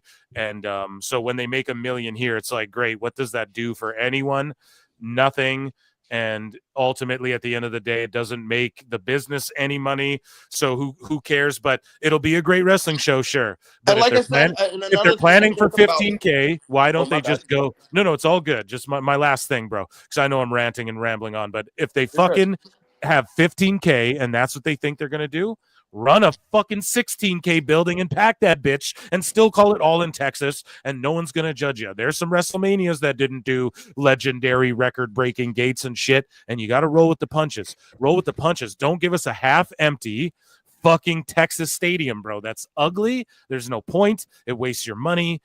No one's impressed by it. I could fucking run a show there too and lose a bunch of money. It makes people not want to go because you see all these empty houses as well, and it's a perception issue with the fans that were thinking of going, and now it's perturbed them to go as well. Like, I don't know what nobody wants tarps in the backs of their pictures. Well, Deej, what were you saying, bruv? I know you were saying something there. No, because you guys got to think about it. When they did the first All In with Ring of Honor in Chicago, they sold 10,000 tickets in 10 minutes for that event. So, again, we knew that immediately. As soon as it sold out, you sold out 10,000 tickets in 10 minutes. It was immediately, it was literally, everything was gone immediately. And but now for this one, you got double the amount of tickets, and Why don't we know that number yet? Why aren't you guys singing that number to the moon? At least if you got 10,000, they would be singing at least. We sold half tickets already. No, you're absolutely right about that. Especially if it was like 10K tickets, they'd be touting the shit out of that. So you're actually right about that. But speaking about this show, here's Denise Salcedo. She's back here and she's interviewing Bryan Danielson, and he talks about Will Ospreay, bruv. Fall down, get back up. Fall down, get back up. Fall down. Of course, I have to ask you about that match against Will Ospreay. It was one of the most incredible matches I'd ever seen. What did it feel like for you to be in the ring with somebody of that caliber like Will Ospreay and to put on the match that you guys put on together? I mean, it was really surreal, right? I liken Will Ospreay.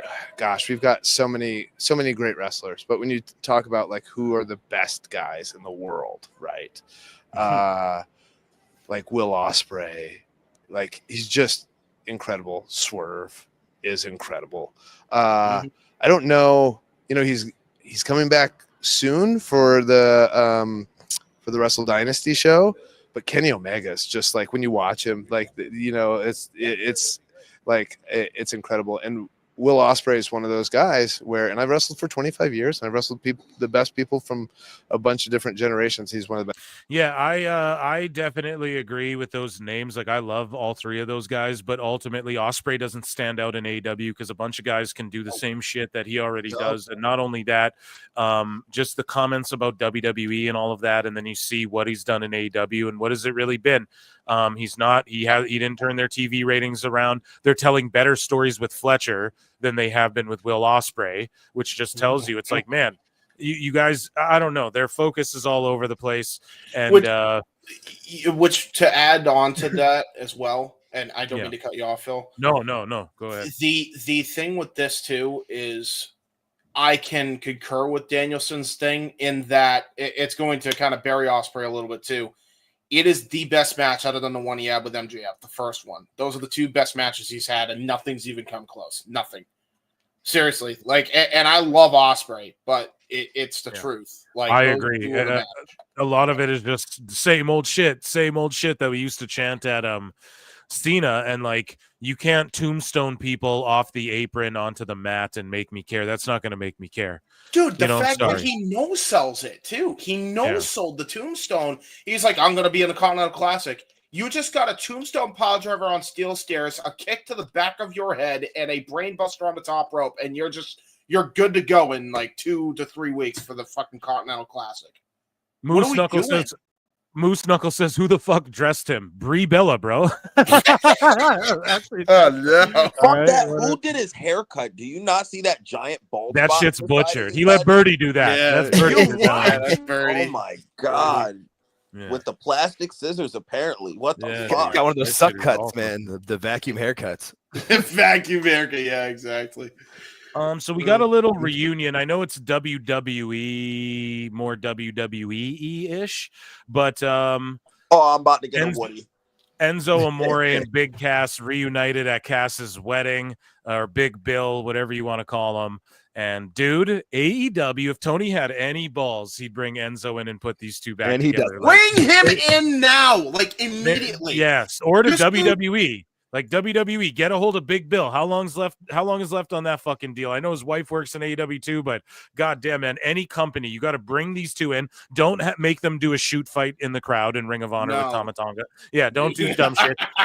Have them come in and talk and draw money, bro. Like, come on. And they're so good for the tag division. Think about this tag team. Everyone wants to see these motherfuckers back, and Enzo does shit for like OVW now and stuff, and he's great. He's and really good now. He's really good wrestler now. Like, that's the sad thing. Yeah, and people want to see them back together. Yes. And it's like they never even won the tag straps on the main roster. That's how popular these guys still are. I feel like people want to see this. Here we go. It's like, how you doing? How you doing? You can't teach that, cuz. I love it. How you doing? I want them so badly to reunite. I want they them just to have the look together, man. They just I don't know. We need it back somewhere. Some TV shows got to do this. Split Big Bill off from Jericho and have him go up against Jericho and Keith, and then have Enzo, team up with Big Bill and have that be the end of the learning tree shit. That would be the best Yes. way to get them the biggest babyface heat ever, and then just Well, ride that momentum to the tag titles at this point. 'Cause Unfortunately, you got nothing else. Yeah. Unfortunately, the end of the learning tree shit is Samoa Joe is ultimately what the end of that is. In my opinion, let's just say That's that. not a But, bad, but that's not a bad idea, though. I know you're. because Jericho drove him through the wall. You got like a year ago. No, just kidding. It was like a few months ago or whatever. You mean that fake ass wall that everybody could tell was a fake And ass shout wall? out Joe. He's doing his thing, but yeah, he's got to come back and he's Shout out gonna Chris- fucking. I think he's gonna be the one to break up the learning tree. If I had to take a guess, You made me Raj eat a Giri. wall sandwich. I must come back for my revenge. Yeah. So AEW Collision garnered its lowest 18 to 49 rating in show history for an episode in its usual time slot, not opposing WWE main roster PLE. Collision averaged 278K viewers with an 0.07, whatever the fuck. I don't like to get in all the nitty gritty, but ultimately the show sucked ass. It's dying. It's the new Rampage. RIP. It was good while it lasted. Conrad Thompson announces at the AEW All In Texas tickets on sale event that StarCast will be returning for All In weekend. And I quote tweeted this and I was like, I assume Bischoff wasn't invited. So, yeah, StarCast once again will be back in AEW land. Come and check out Ric Flair's third last match. Oh, come on now, Eric. So, Wait, Collision rating. Wasn't he supposed to be in AEW? I swear he was like a spokesman and like a ambassador for the company or some shit. Like, what happened there? Well, you know, He did Jay, do something that's not early on, very didn't fair. he? That's not very fair to assume that I was going to work for AEW. Although I do think that a healthy AEW is good for the wrestling business. And speaking of healthy, might I interest you in a healthy boner? You can get one over at BlueChew.com. Chocolate Blue Chew. And if you order with code 83weeks, you get a triple pack for $5.99. So here we go. Here's Conrad announce. Here's his announcement. Sir. And StarCast was really created to support the original All In, Tony. Right. You know, we wanted to find a way to take that super show, but this dream and the idea and the ambitious goal of selling 10,000 tickets, Tony, at the time felt unfathomable. Who would have thought just a few years later it'd be the most ticketed event ever? Right. And now All In is back in America. Shivani's literally checking. I almost call him Shifoni because it's but Shivani. Yeah, Shivani's fucking checking his watch literally as Conrad's talking.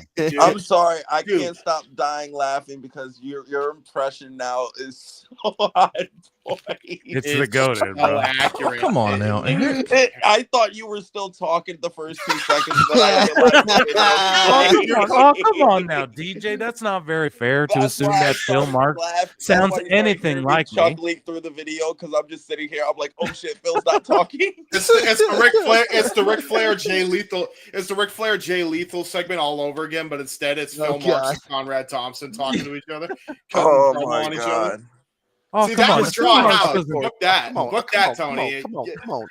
If you have balls, Oh, Tony, God. book that shit on your show. Oh yeah.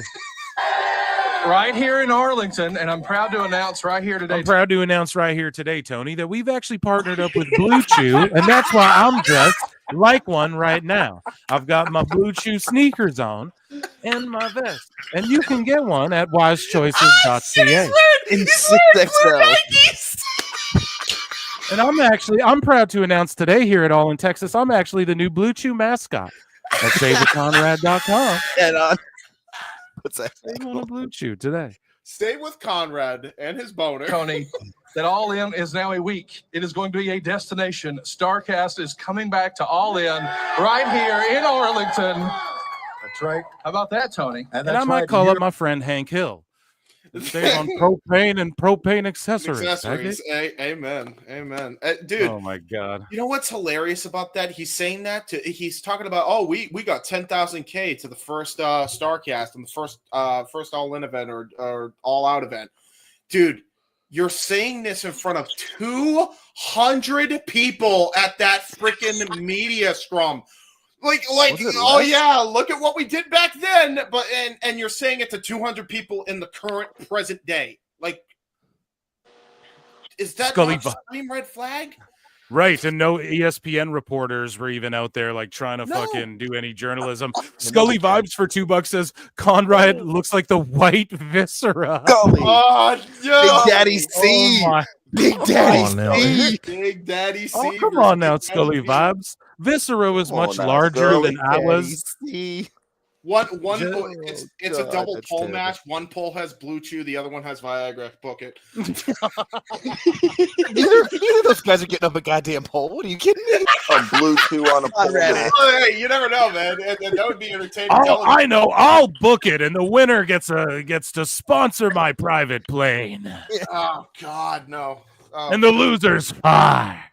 Dude, Scully, thank you. Boner so- fire match.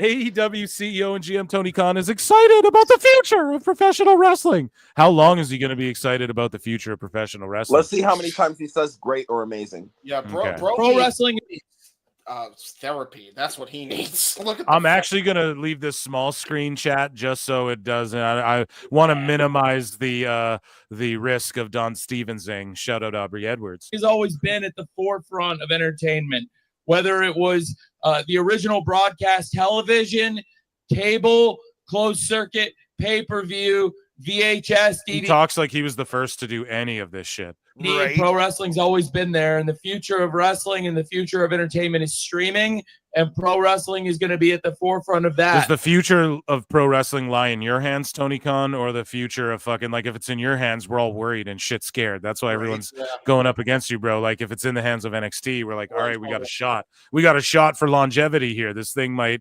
progress nicely, you know?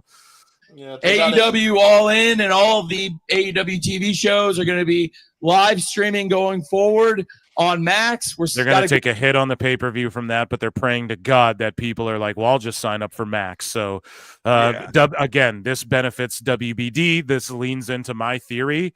They're just peeling off the top. They're just taking off the top. And as long as they can do that from AEW and Tony keeps putting up his own money, they'll throw up some money. WBD doesn't give a fuck. They'll throw up $9 billion and shelve fucking Batgirl movies and John Cena movies and then lie about it to their fucking public investors until it has to be made public. They've done, and that's why their company is crumbling slowly but surely because they're not making. Like, it's not just AEW, guys. It's WBD as well. Like, they're fucked right now, you know? They're banking on this James Gunn shit. Like, I'm telling you, they are banking on that shit.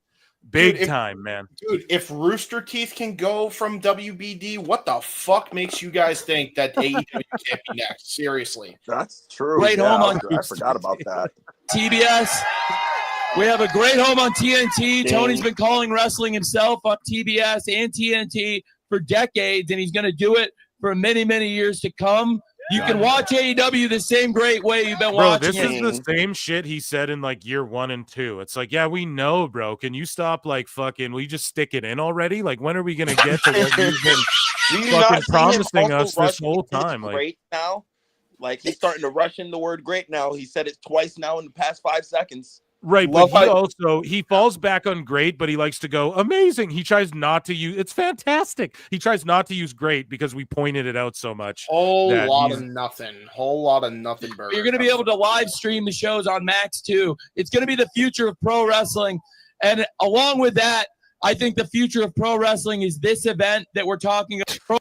The streaming is going to be the future of pro wrestling. Yeah. Dude, we know for the last 10 years when WWE started doing it. You're on HBO Max. WWE's on Netflix. Who's behind the 8 ball? You tell me. They actually got 4 different TV deals, Tony. Fuck me. Mercedes Mone wants a Beyonce for her AEW All In Wrestling Texas entrance. So I quote tweeted this and I was like, bro, Beyonce. So when you approach these A+, like these triple A level celebrities, like a Beyonce with even WWE, they instantly shut that down. Let alone if you go, hey, AEW. You're going to be like, what the fuck are you talking about, bro? Who are you going to get to pitch this? Meltzer? She's Like, been what's gonna smoking with happen? Snoop too much. That's what's been going on. Yeah, Yeah, exactly. dude. And like Snoop is cool, but he loves wrestling. So he's like a major name, but Beyonce's like a name above even a Snoop. Snoop's like iconic, legendary, everything. They're like neck and neck, but like really Beyonce is, you know, she's like in that stratosphere of like people who don't just show up and do TV shows. Snoop's so legendary and famous because he'll do every fucking TV show, you know, he'll show up and do whatever. So, and he loves wrestling, right? And so Beyonce isn't like a wrestling fan. So, and then I also said, remember when Taylor Swift was going to show up at All In last time? You know, like that shit is big dreaming, wishful thinking. But yeah, that was if I back when you had CM Punk and you actually had a chance. Yes, and like right? yeah, and if I was Mercedes, I would just like aim lower and try and just get Uncle Snoop to come and appear. Even though WWE might be like, "Come on, Doug, you're not doing that." But yeah, I would just aim a little lower than Beyonce. Do you guys think that Mercedes lands Beyonce or what? Hell no. No, hell no. Yeah, especially with what just came out with Jay-Z. Beyonce ain't coming out in public. For Oh my god, yeah, I was about to say, you're probably right. Oh my god, talk about a real fucking sicko segment. I was about to say, hey, at least you didn't say, hey, I want LeBron to come next to me. And Kobe had a lot to say about him. God damn. So Danielson says that he doesn't know what his involvement will be at All in Texas next year or if he'll ever wrestle again, but he will definitely at least be there. Oh yeah, we'll just put him up in a skybox. It'll be great. He'll ref a match to the fans. Yeah, he's just like, well, I'll be there in case you guys want to just like be in the same vicinity I'm in. You know, I'll be there hanging out. I don't really know if I'll, you know, the funniest shit ever. Like, okay, why is that a news story? Because they he'll have a sign in the crowd just like Thunder Rosa had tonight on Dynamite War, but instead of saying WTF, he'll say, "Help me, please help me." So here is Powerful King JJ Rey Fenix Rey Fenix. Jesus Christ, I am a restart right now from doing. Hey, you have an autistic person. Yeah, you have an autistic person. You can say it. I give you the permission. Okay, all right, yeah. So Rey Fenix deleted all of his tweets, and my whole thing is like, a lawyer might have told him to do that. He did leave one of them up, but yeah, when it starts getting messy, just delete the shit. Perhaps an NDA silent release settlement thing is coming, and Tony's like, just don't talk bad about me, please. But yeah, shout out Rey Fenix. I covered all of that on the PWT run-in. I don't want to spend much time talking about it. Looking back, so this fadeaway media is like looking back on this hilarious moment of 2024 when CM Punk shared the story about cooking Jack Perry. Then AEW aired the footage on TV. Lest we forget, I'm not going to big size it again. On TV. But we'll play this back. We got to remember because this relates to everything, and we can't and forget. Punk's narrating this one. I've seen this clip already. Yes, and this is the end of the year. Fucking, I wanted to bring this to like the end of the year, the Christmas holiday special show that I'm doing, which you all are invited to as well. But yeah, I wanted to play this on that, and we will again. But let's just all remember what he's saying here. Because we can't forget this, and this just plays into basically the culture backstage in AEW and what Rey Fenix is going through, and other people, Miro possibly, allegedly, might have similar stories, and yeah, so we'll see as future comes, but let's just remind ourselves of this as we enter the new year. One of the most glorious moments of 2024, the fucking dagger in the heart of AEW in 2024. Jack came back from his match. I was the next match. I'm sitting there. It's exactly step by step to how Punk described it. That's what's so funny about this whole thing. And then you would think he's literally right there as he's like about to choke this fucker out, telling you the story of what's happening. Dude, literally like narrating it like a Christmas story, you know? And the F word that came out of my mouth wasn't fudge, you know? But Samoa Joe also just saves fucking Jack Perry's life in this video, which is so funny. I got people with me. I'm not going to say who they are, you know, because the people who's with him: Malachi Black, Brody King, Malachi Buddy Matthews, all Malachi of them who Black. were buried and pushed down the card until people kept screaming for them to be utilized, and then they finally got a lot of friends who work there, and I wish them Samoa all Joe well. also, who's like, dude, I want to have a match.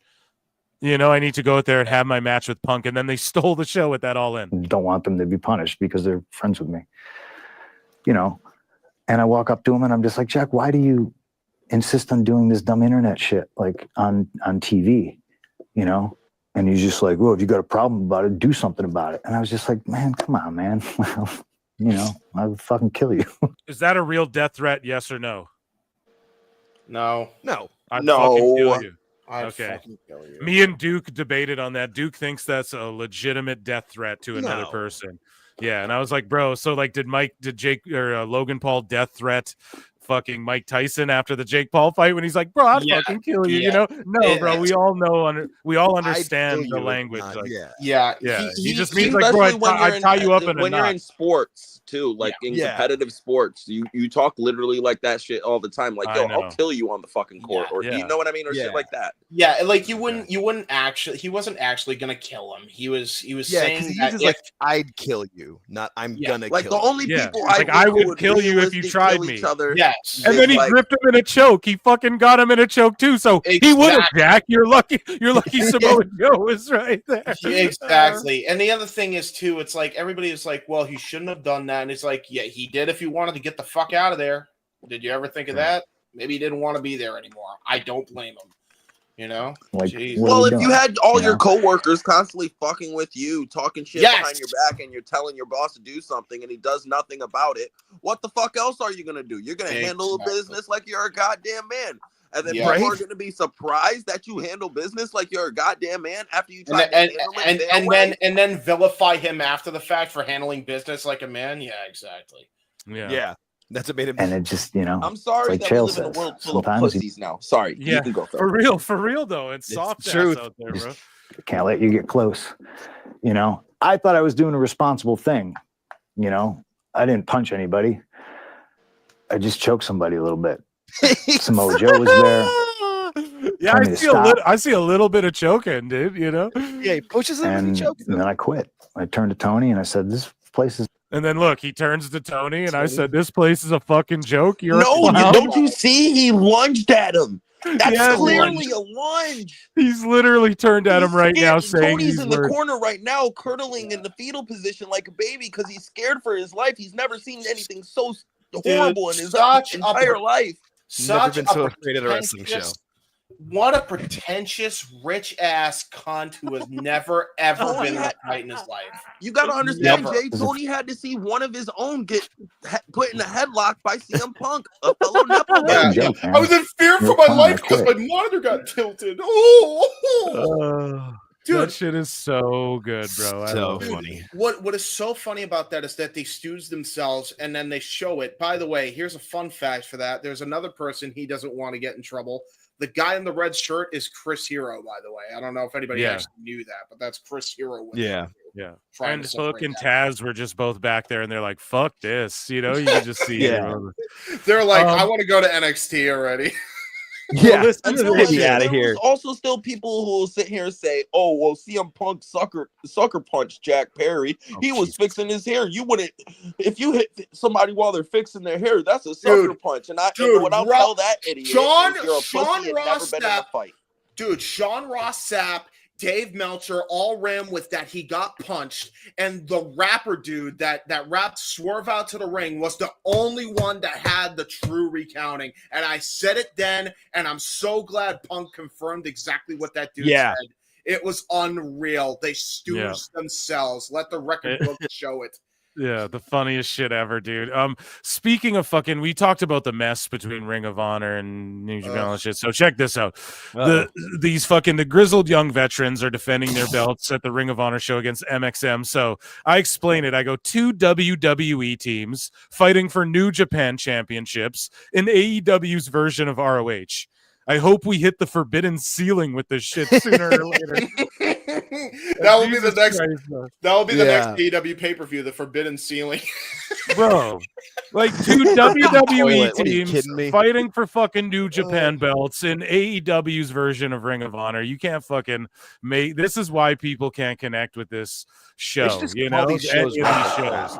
Dude, and you want to know the crazy thing is that it's also they're using WWE gimmicks and don't get me wrong, they're all great workers, including the male model guys. Yes. They're they can do shit in the ring and they're good. It's just the gimmicks beyond fucking dumb. What's stupid too is that Deadlock Pro Wrestling used all 4 of these guys better in their little rinky-dink fan-funded indie federation and booked better stories with them in their tag division than Tony is doing with them right now. No, listen, the one counterpoint I close. will make to that, I think the perfect thing Tony did was pairing Rico with them, and I don't know why the fuck he didn't continue to pay Rico. he should have. Keep That going was with good. them. Because I thought liked Rico that. was the perfect manager to go with them. Rico's obviously still in shape and can take bumps. Did you see that, Dude, man?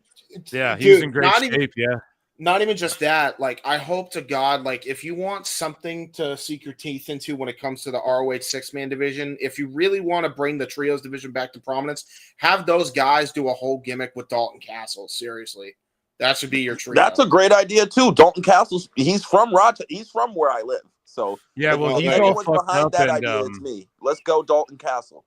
Yeah, for sure. I like Dalton. The boys, I don't even know. I don't know how much the boys were like, they're not happy with Dalton. Like, Dalton, I guess, is a part of like their whole drama and stuff. All that, I don't know. They're That not shit's happy all in. because he took the side of Tony and AEW and didn't fight for them. No, it's not like because he knew he was the bigger there's a ass. clip. There's a clip. Well, maybe it is that as well, but there's a clip. If I, I don't know, but if I had to guess, but there is a clip out there of him on Wrestle Talk, like burying the boys, like publicly, man. Dalton, for whatever reason, like he just took a shit on them, like publicly, and they like took offense to that. Like I said, and if you learned anything from this Nick Nimitz situation that just came out, for all we know, Tony or someone could have put him up to that. That's what I'm saying, bro. to That's keep what it I'm starting to fucking think now. See, we're piecing this puzzle together. Like, I'm starting to think sort of that too. But listen, that's all like legal. I don't know what they're doing. They're trying to get there was Stephen P. New or whatever, and Kevin Kelly doing their thing. So I don't want to speak on it. But the boys one day eventually will be on PWT for sure, and they'll speak their piece, hopefully. But I don't want to speculate on anything while they're going through all that shit. But either way, at Sean Ross. Yeah, really. Sean Ross Sapp says, I spoke to Bobby Lashley about Kate's question from the media scrum.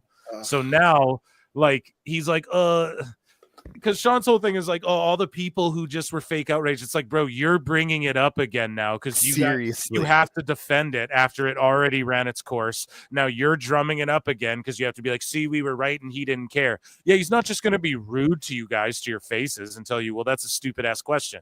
But it's like, he's a professional. But it's like, dude, like, why are you bringing it up again? Now everyone's talking about it again. So I spoke to Lashley about Kate's question from the scrum. He was very confused to learn there was any backlash about the question. Yeah. So he went, oh, really? Shit, man. That's crazy. He just was like trying to be nice, bro. Like, come on. And said there was nothing wrong with asking it, and he took no issue with it. He didn't. He said he'd be happy to do an interview with Kate and didn't want any hate her way. So there you go. A consummate professional. But like, what I took away from this? Yeah. Blue Sky ain't working out for Kate. Yeah.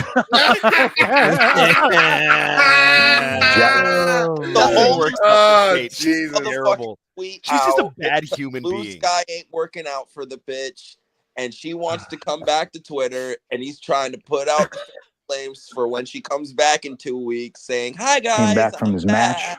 I was the next match. I'm sitting sorry, there. we're playing Punk's like I got a pipe in here. No, Yeah, well, but Aaron, I was Nobody about to likes say, Kate, if you man. wouldn't mind, good sir, I have a pipe bomb that I definitely want to bring up since we mentioned Sappy Boy.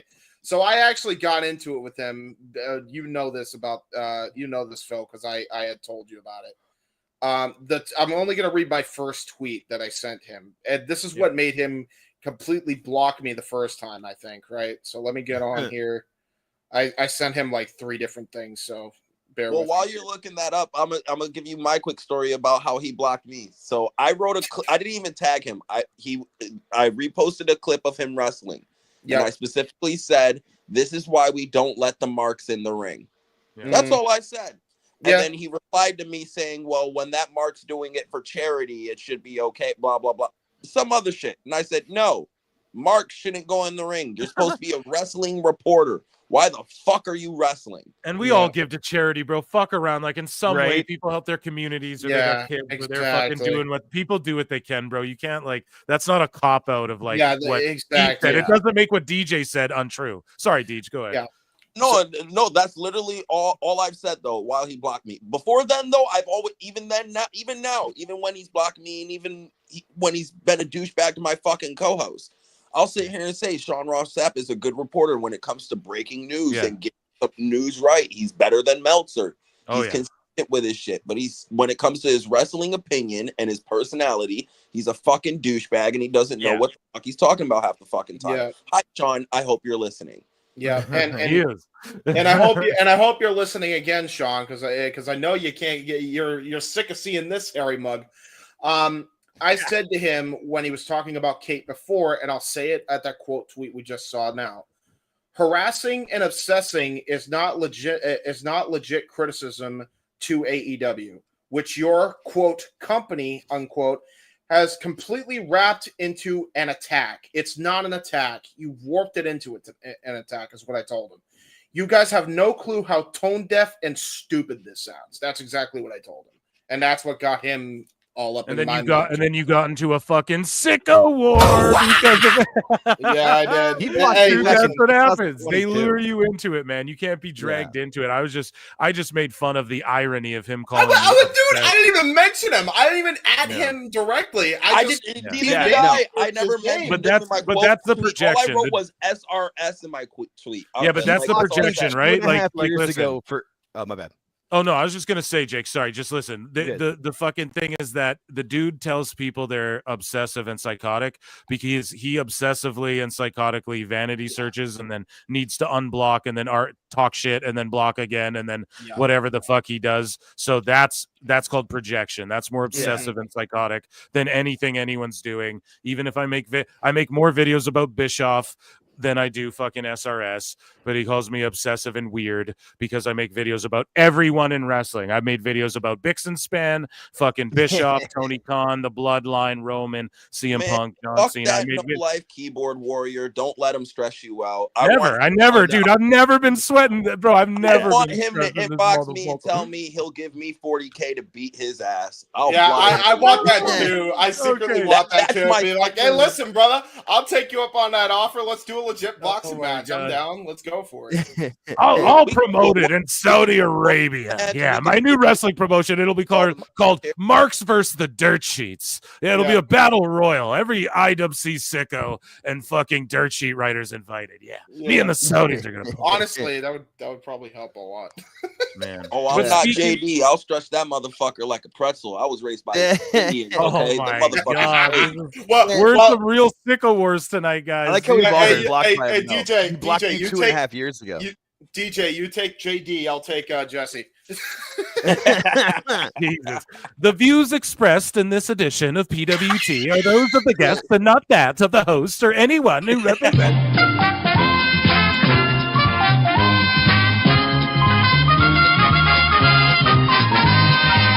This is great. That was hilarious. So Eric Bischoff, we were talking about Rey Fenix, though. He addresses the Rey Fenix situation, and Bischoff says, for the most part, I would agree with Tony. I would too if he didn't talk all that shit and the fan base didn't talk all that shit. And there's already all this good or bad will, if you will, with AEW. But Bischoff goes on to say, if you invest a lot of money in talent and the talent isn't able to perform because of an injury, to me, it makes sense that you would add that time. It does to me too, brother. However, he criticized AEW's talent management, saying it's one thing to collect talent like you're collecting action figures, and a lot of talent will initially be optimistic. They're making a lot of money, and that's cool for a while, but when you get talent that's really driven to perform, once that at least I'm getting a big check for every 2 weeks starts wearing off, now you got a lot of unhappy sons of bitches. And yeah, I said the same thing, bro. Nathan Frazier, when I was breaking down Dave with Nathan Frazier, right? Nathan Frazier wants to wrestle. So Dave's like, oh, he'd do better financially in AEW. Yeah, but he wouldn't be used. So the reason, Dave, you love Frazier so much is because he fucking wrestles. If he goes to AEW, he's not going to wrestle. Rey Fenix isn't wrestling, so why hold on to him when you guys were talking all that free Ali shit before? Baydala, in our last fucking one here, okay? Baydala responds to Mulhausen and says, the two popular... oh, no, sorry. We already covered this one. He said, I did not receive a media invite and I was not asked to. and either. So I don't know. These guys are Shillingtons. What more can we say really about that? What are your guys' thoughts, I guess, on this whole last thoughts, I guess, on just All in Texas as we head into when the fuck is it? Like, I don't even know when it is July. or anything. That's July, August, between there. It's like the end of July, I think. Okay, so yeah, I mean, I don't know, guys. I guess that was our fucking AEW hot news. Round of applause for AEW hot news, ladies and gentlemen. What a brilliant segment. And yeah, guys, we will do some WWE news next show. Maybe I'll pop in with a run-in or something like that. I've been going like 4.5, 5 hours or something like that. So yeah, I really appreciate you all tapping in, PWT Universe. I love you all so much. You know that. Make sure you're around for the like holiday festivities. I'm going to do some sort of like holiday fun show, and I want a bunch of guests hopefully to come in and have fun where it's going to be like holiday focused. I don't know. Maybe we'll do some sort of giveaway. I don't fucking know. But yeah, also I still got you for Friday, right, Phil? Yeah, dude, Friday. Oh, wait. Hold on a second, bro. Let me DM you about that, and we'll figure out the time. But yes, you have me at some point because you're on the East Coast, right? Yeah. Okay, yeah. So I think it'll work. And you wanted 6 East Coast, right? Yeah. Okay, bro. Yeah, that should work perfect, actually. Okay, so we're good. We're good with that. Okay, so there you go. I'll be on Rock and Ropes as well on X Spaces, right? Twitter Spaces. And yeah, while you're at it, why don't you plug your stuff, DJ? Like, what do you got going on? What do you want to tell the PWT universe about? So if you want to join up on the X Spaces, we do Rock and Ropes every Friday and Saturdays. Friday and Sunday. Sorry. I host them. Follow me at cornyfan8876 on X. We just made a YouTube page too at Rock and Ropes. Hell yeah. There you go. So yeah, Subscribe so follow to that those, shit, check those out. Nice. I put up the first clip of what pissed off SRS recently. And yeah, check us out. I'm going to subscribe to that right now, brother. Amazing. Jay Hebert. I was saying Hebert for so long, I don't want to adjust it to Hebert, but we're going to adjust it. What do you got to plug to the good folks? What do you want to tell them before we get out of here? So I've pretty much have my hands dabbled in so many different pots on youtube.com. You can follow me there at youtube.com/JHebertSide95. I do watch-alongs with my crew at the Simply Reliable Studios, the only SRS and pro wrestling that matters. Yes, that was done on purpose. And, you know, we do watch-alongs. We do open Saturday shenanigans where we just kind of fuck around, talk about wrestling and what have you. Pretty good stuff there. And pretty soon, if you check out my channel banner, all those shows will be upcoming. And also check out GaryHebert.com, which is my uncle. I'm actually currently producing a hockey documentary. Part 1 is out right now on his website and his YouTube channel. Yeah. That's my guy. He's coached some of the best players in the NHL, in Olympics hockey, and all sorts. We're talking about like really big names, including, you know, Bruins legend Ken Hodge Sr., current Bruins Ken player. Hodge Sr. I know Yeah. all about that. I'm a Canuck, eh? There you go. Ken Hodge Sr. A hockumentary, dude. A hockumentary. A hockumentary. Damn right. Yeah, Nice. hockumentary part 1 is up there right now. He has Brian Boyle, Charlie Coyle, and many other people there. So if you want to check out that documentary, GaryHebert.com. Excellent. Nice.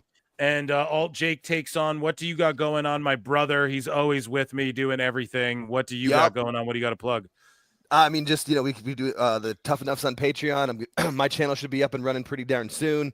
Hell yeah. Follow me on X. My handle's right there in the purple there. Alt Jake takes on. Excellent. Yes. And then me, I guess you guys already know Pro Wrestle Times. We're at like 1,500 subs. We're at 5,100 almost on the Pro Wrestle Clips channel. So round of applause for the PWT universe. Ashen Chevalier, you won a fucking t-shirt, and Pooter, you won a PS5 or a Xbox Series X or whatever the fuck the newest one's called. So claim those by Saturday or else we draw again. Okay. Oh, come on now, Eric. And that Yeah, that might seem unfair, Or Conrad, don't but get that's it how we so do. I can draw Yeah, and get me a exactly, PS5. or else Right? someone else is going to get it. So make sure you do it. Subscribe everywhere. Hit the like. Love each other. Drink lots of water. Check me out. PWT live show Saturday. It's Saturday night main event, bitch, and we're going to be watching that along. It's going to be amazing. And then patreon.com/ProWrestleTimes. We are watching Tough Enough. Me and Alt Jake are season 1. We're on episode 5. Fucking brilliant. One of the best times ever. And then we're watching all the Botchamanias. I'm watching Total Divas with my girl in the new year, season 1 of that. So hours and hours and hours of bonus content over on Patreon. Thank you, PWT Universe. Thank you, my guests, my eclectic panel. You've all been the best. I've been Phil Marks, and we'll see you all in the Upside Down. Peace. It is a fast-acting viral strain that infects the host immediately, and upon getting sick, the infected will become racked with coughs, sweat profusely, and start to get the shivers and chills. There he is, the legend. The man, the myth, the legend. Yeah. You can't literally run a promotion just for the AEW, what do they call them, sickos? Thank you very much, TikTok and AEW. See you tonight. Tony Khan started telling people there's no such thing as long-term booking anymore. It's week to week. The best guys, Tony Khan. We just secured the bag. It's not like I tried to be a character. It was just sort of happened naturally. But it was never something I intended. It was just something that happened because the wrestlers asked me to do things in matches, and I do them.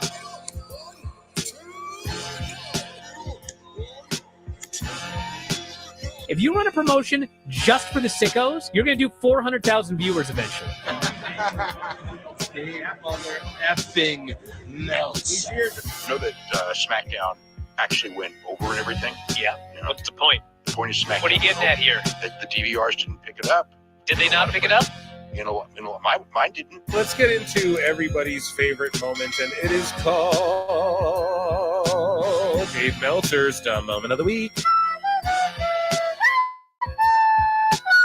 What would you like to listen to in your ears? I'd like to hear the flute. Well, if you'd like to flaunt your flute, then we can find you a flautist. We have just secured the bag. It doesn't help me. Okay, so complain, but I will complain.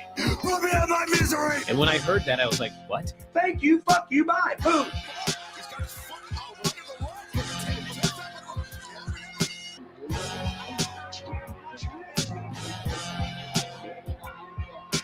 You got to run a promotion for everybody. The sickos can be the ones that buy tickets first and spend the most money on the merchandise.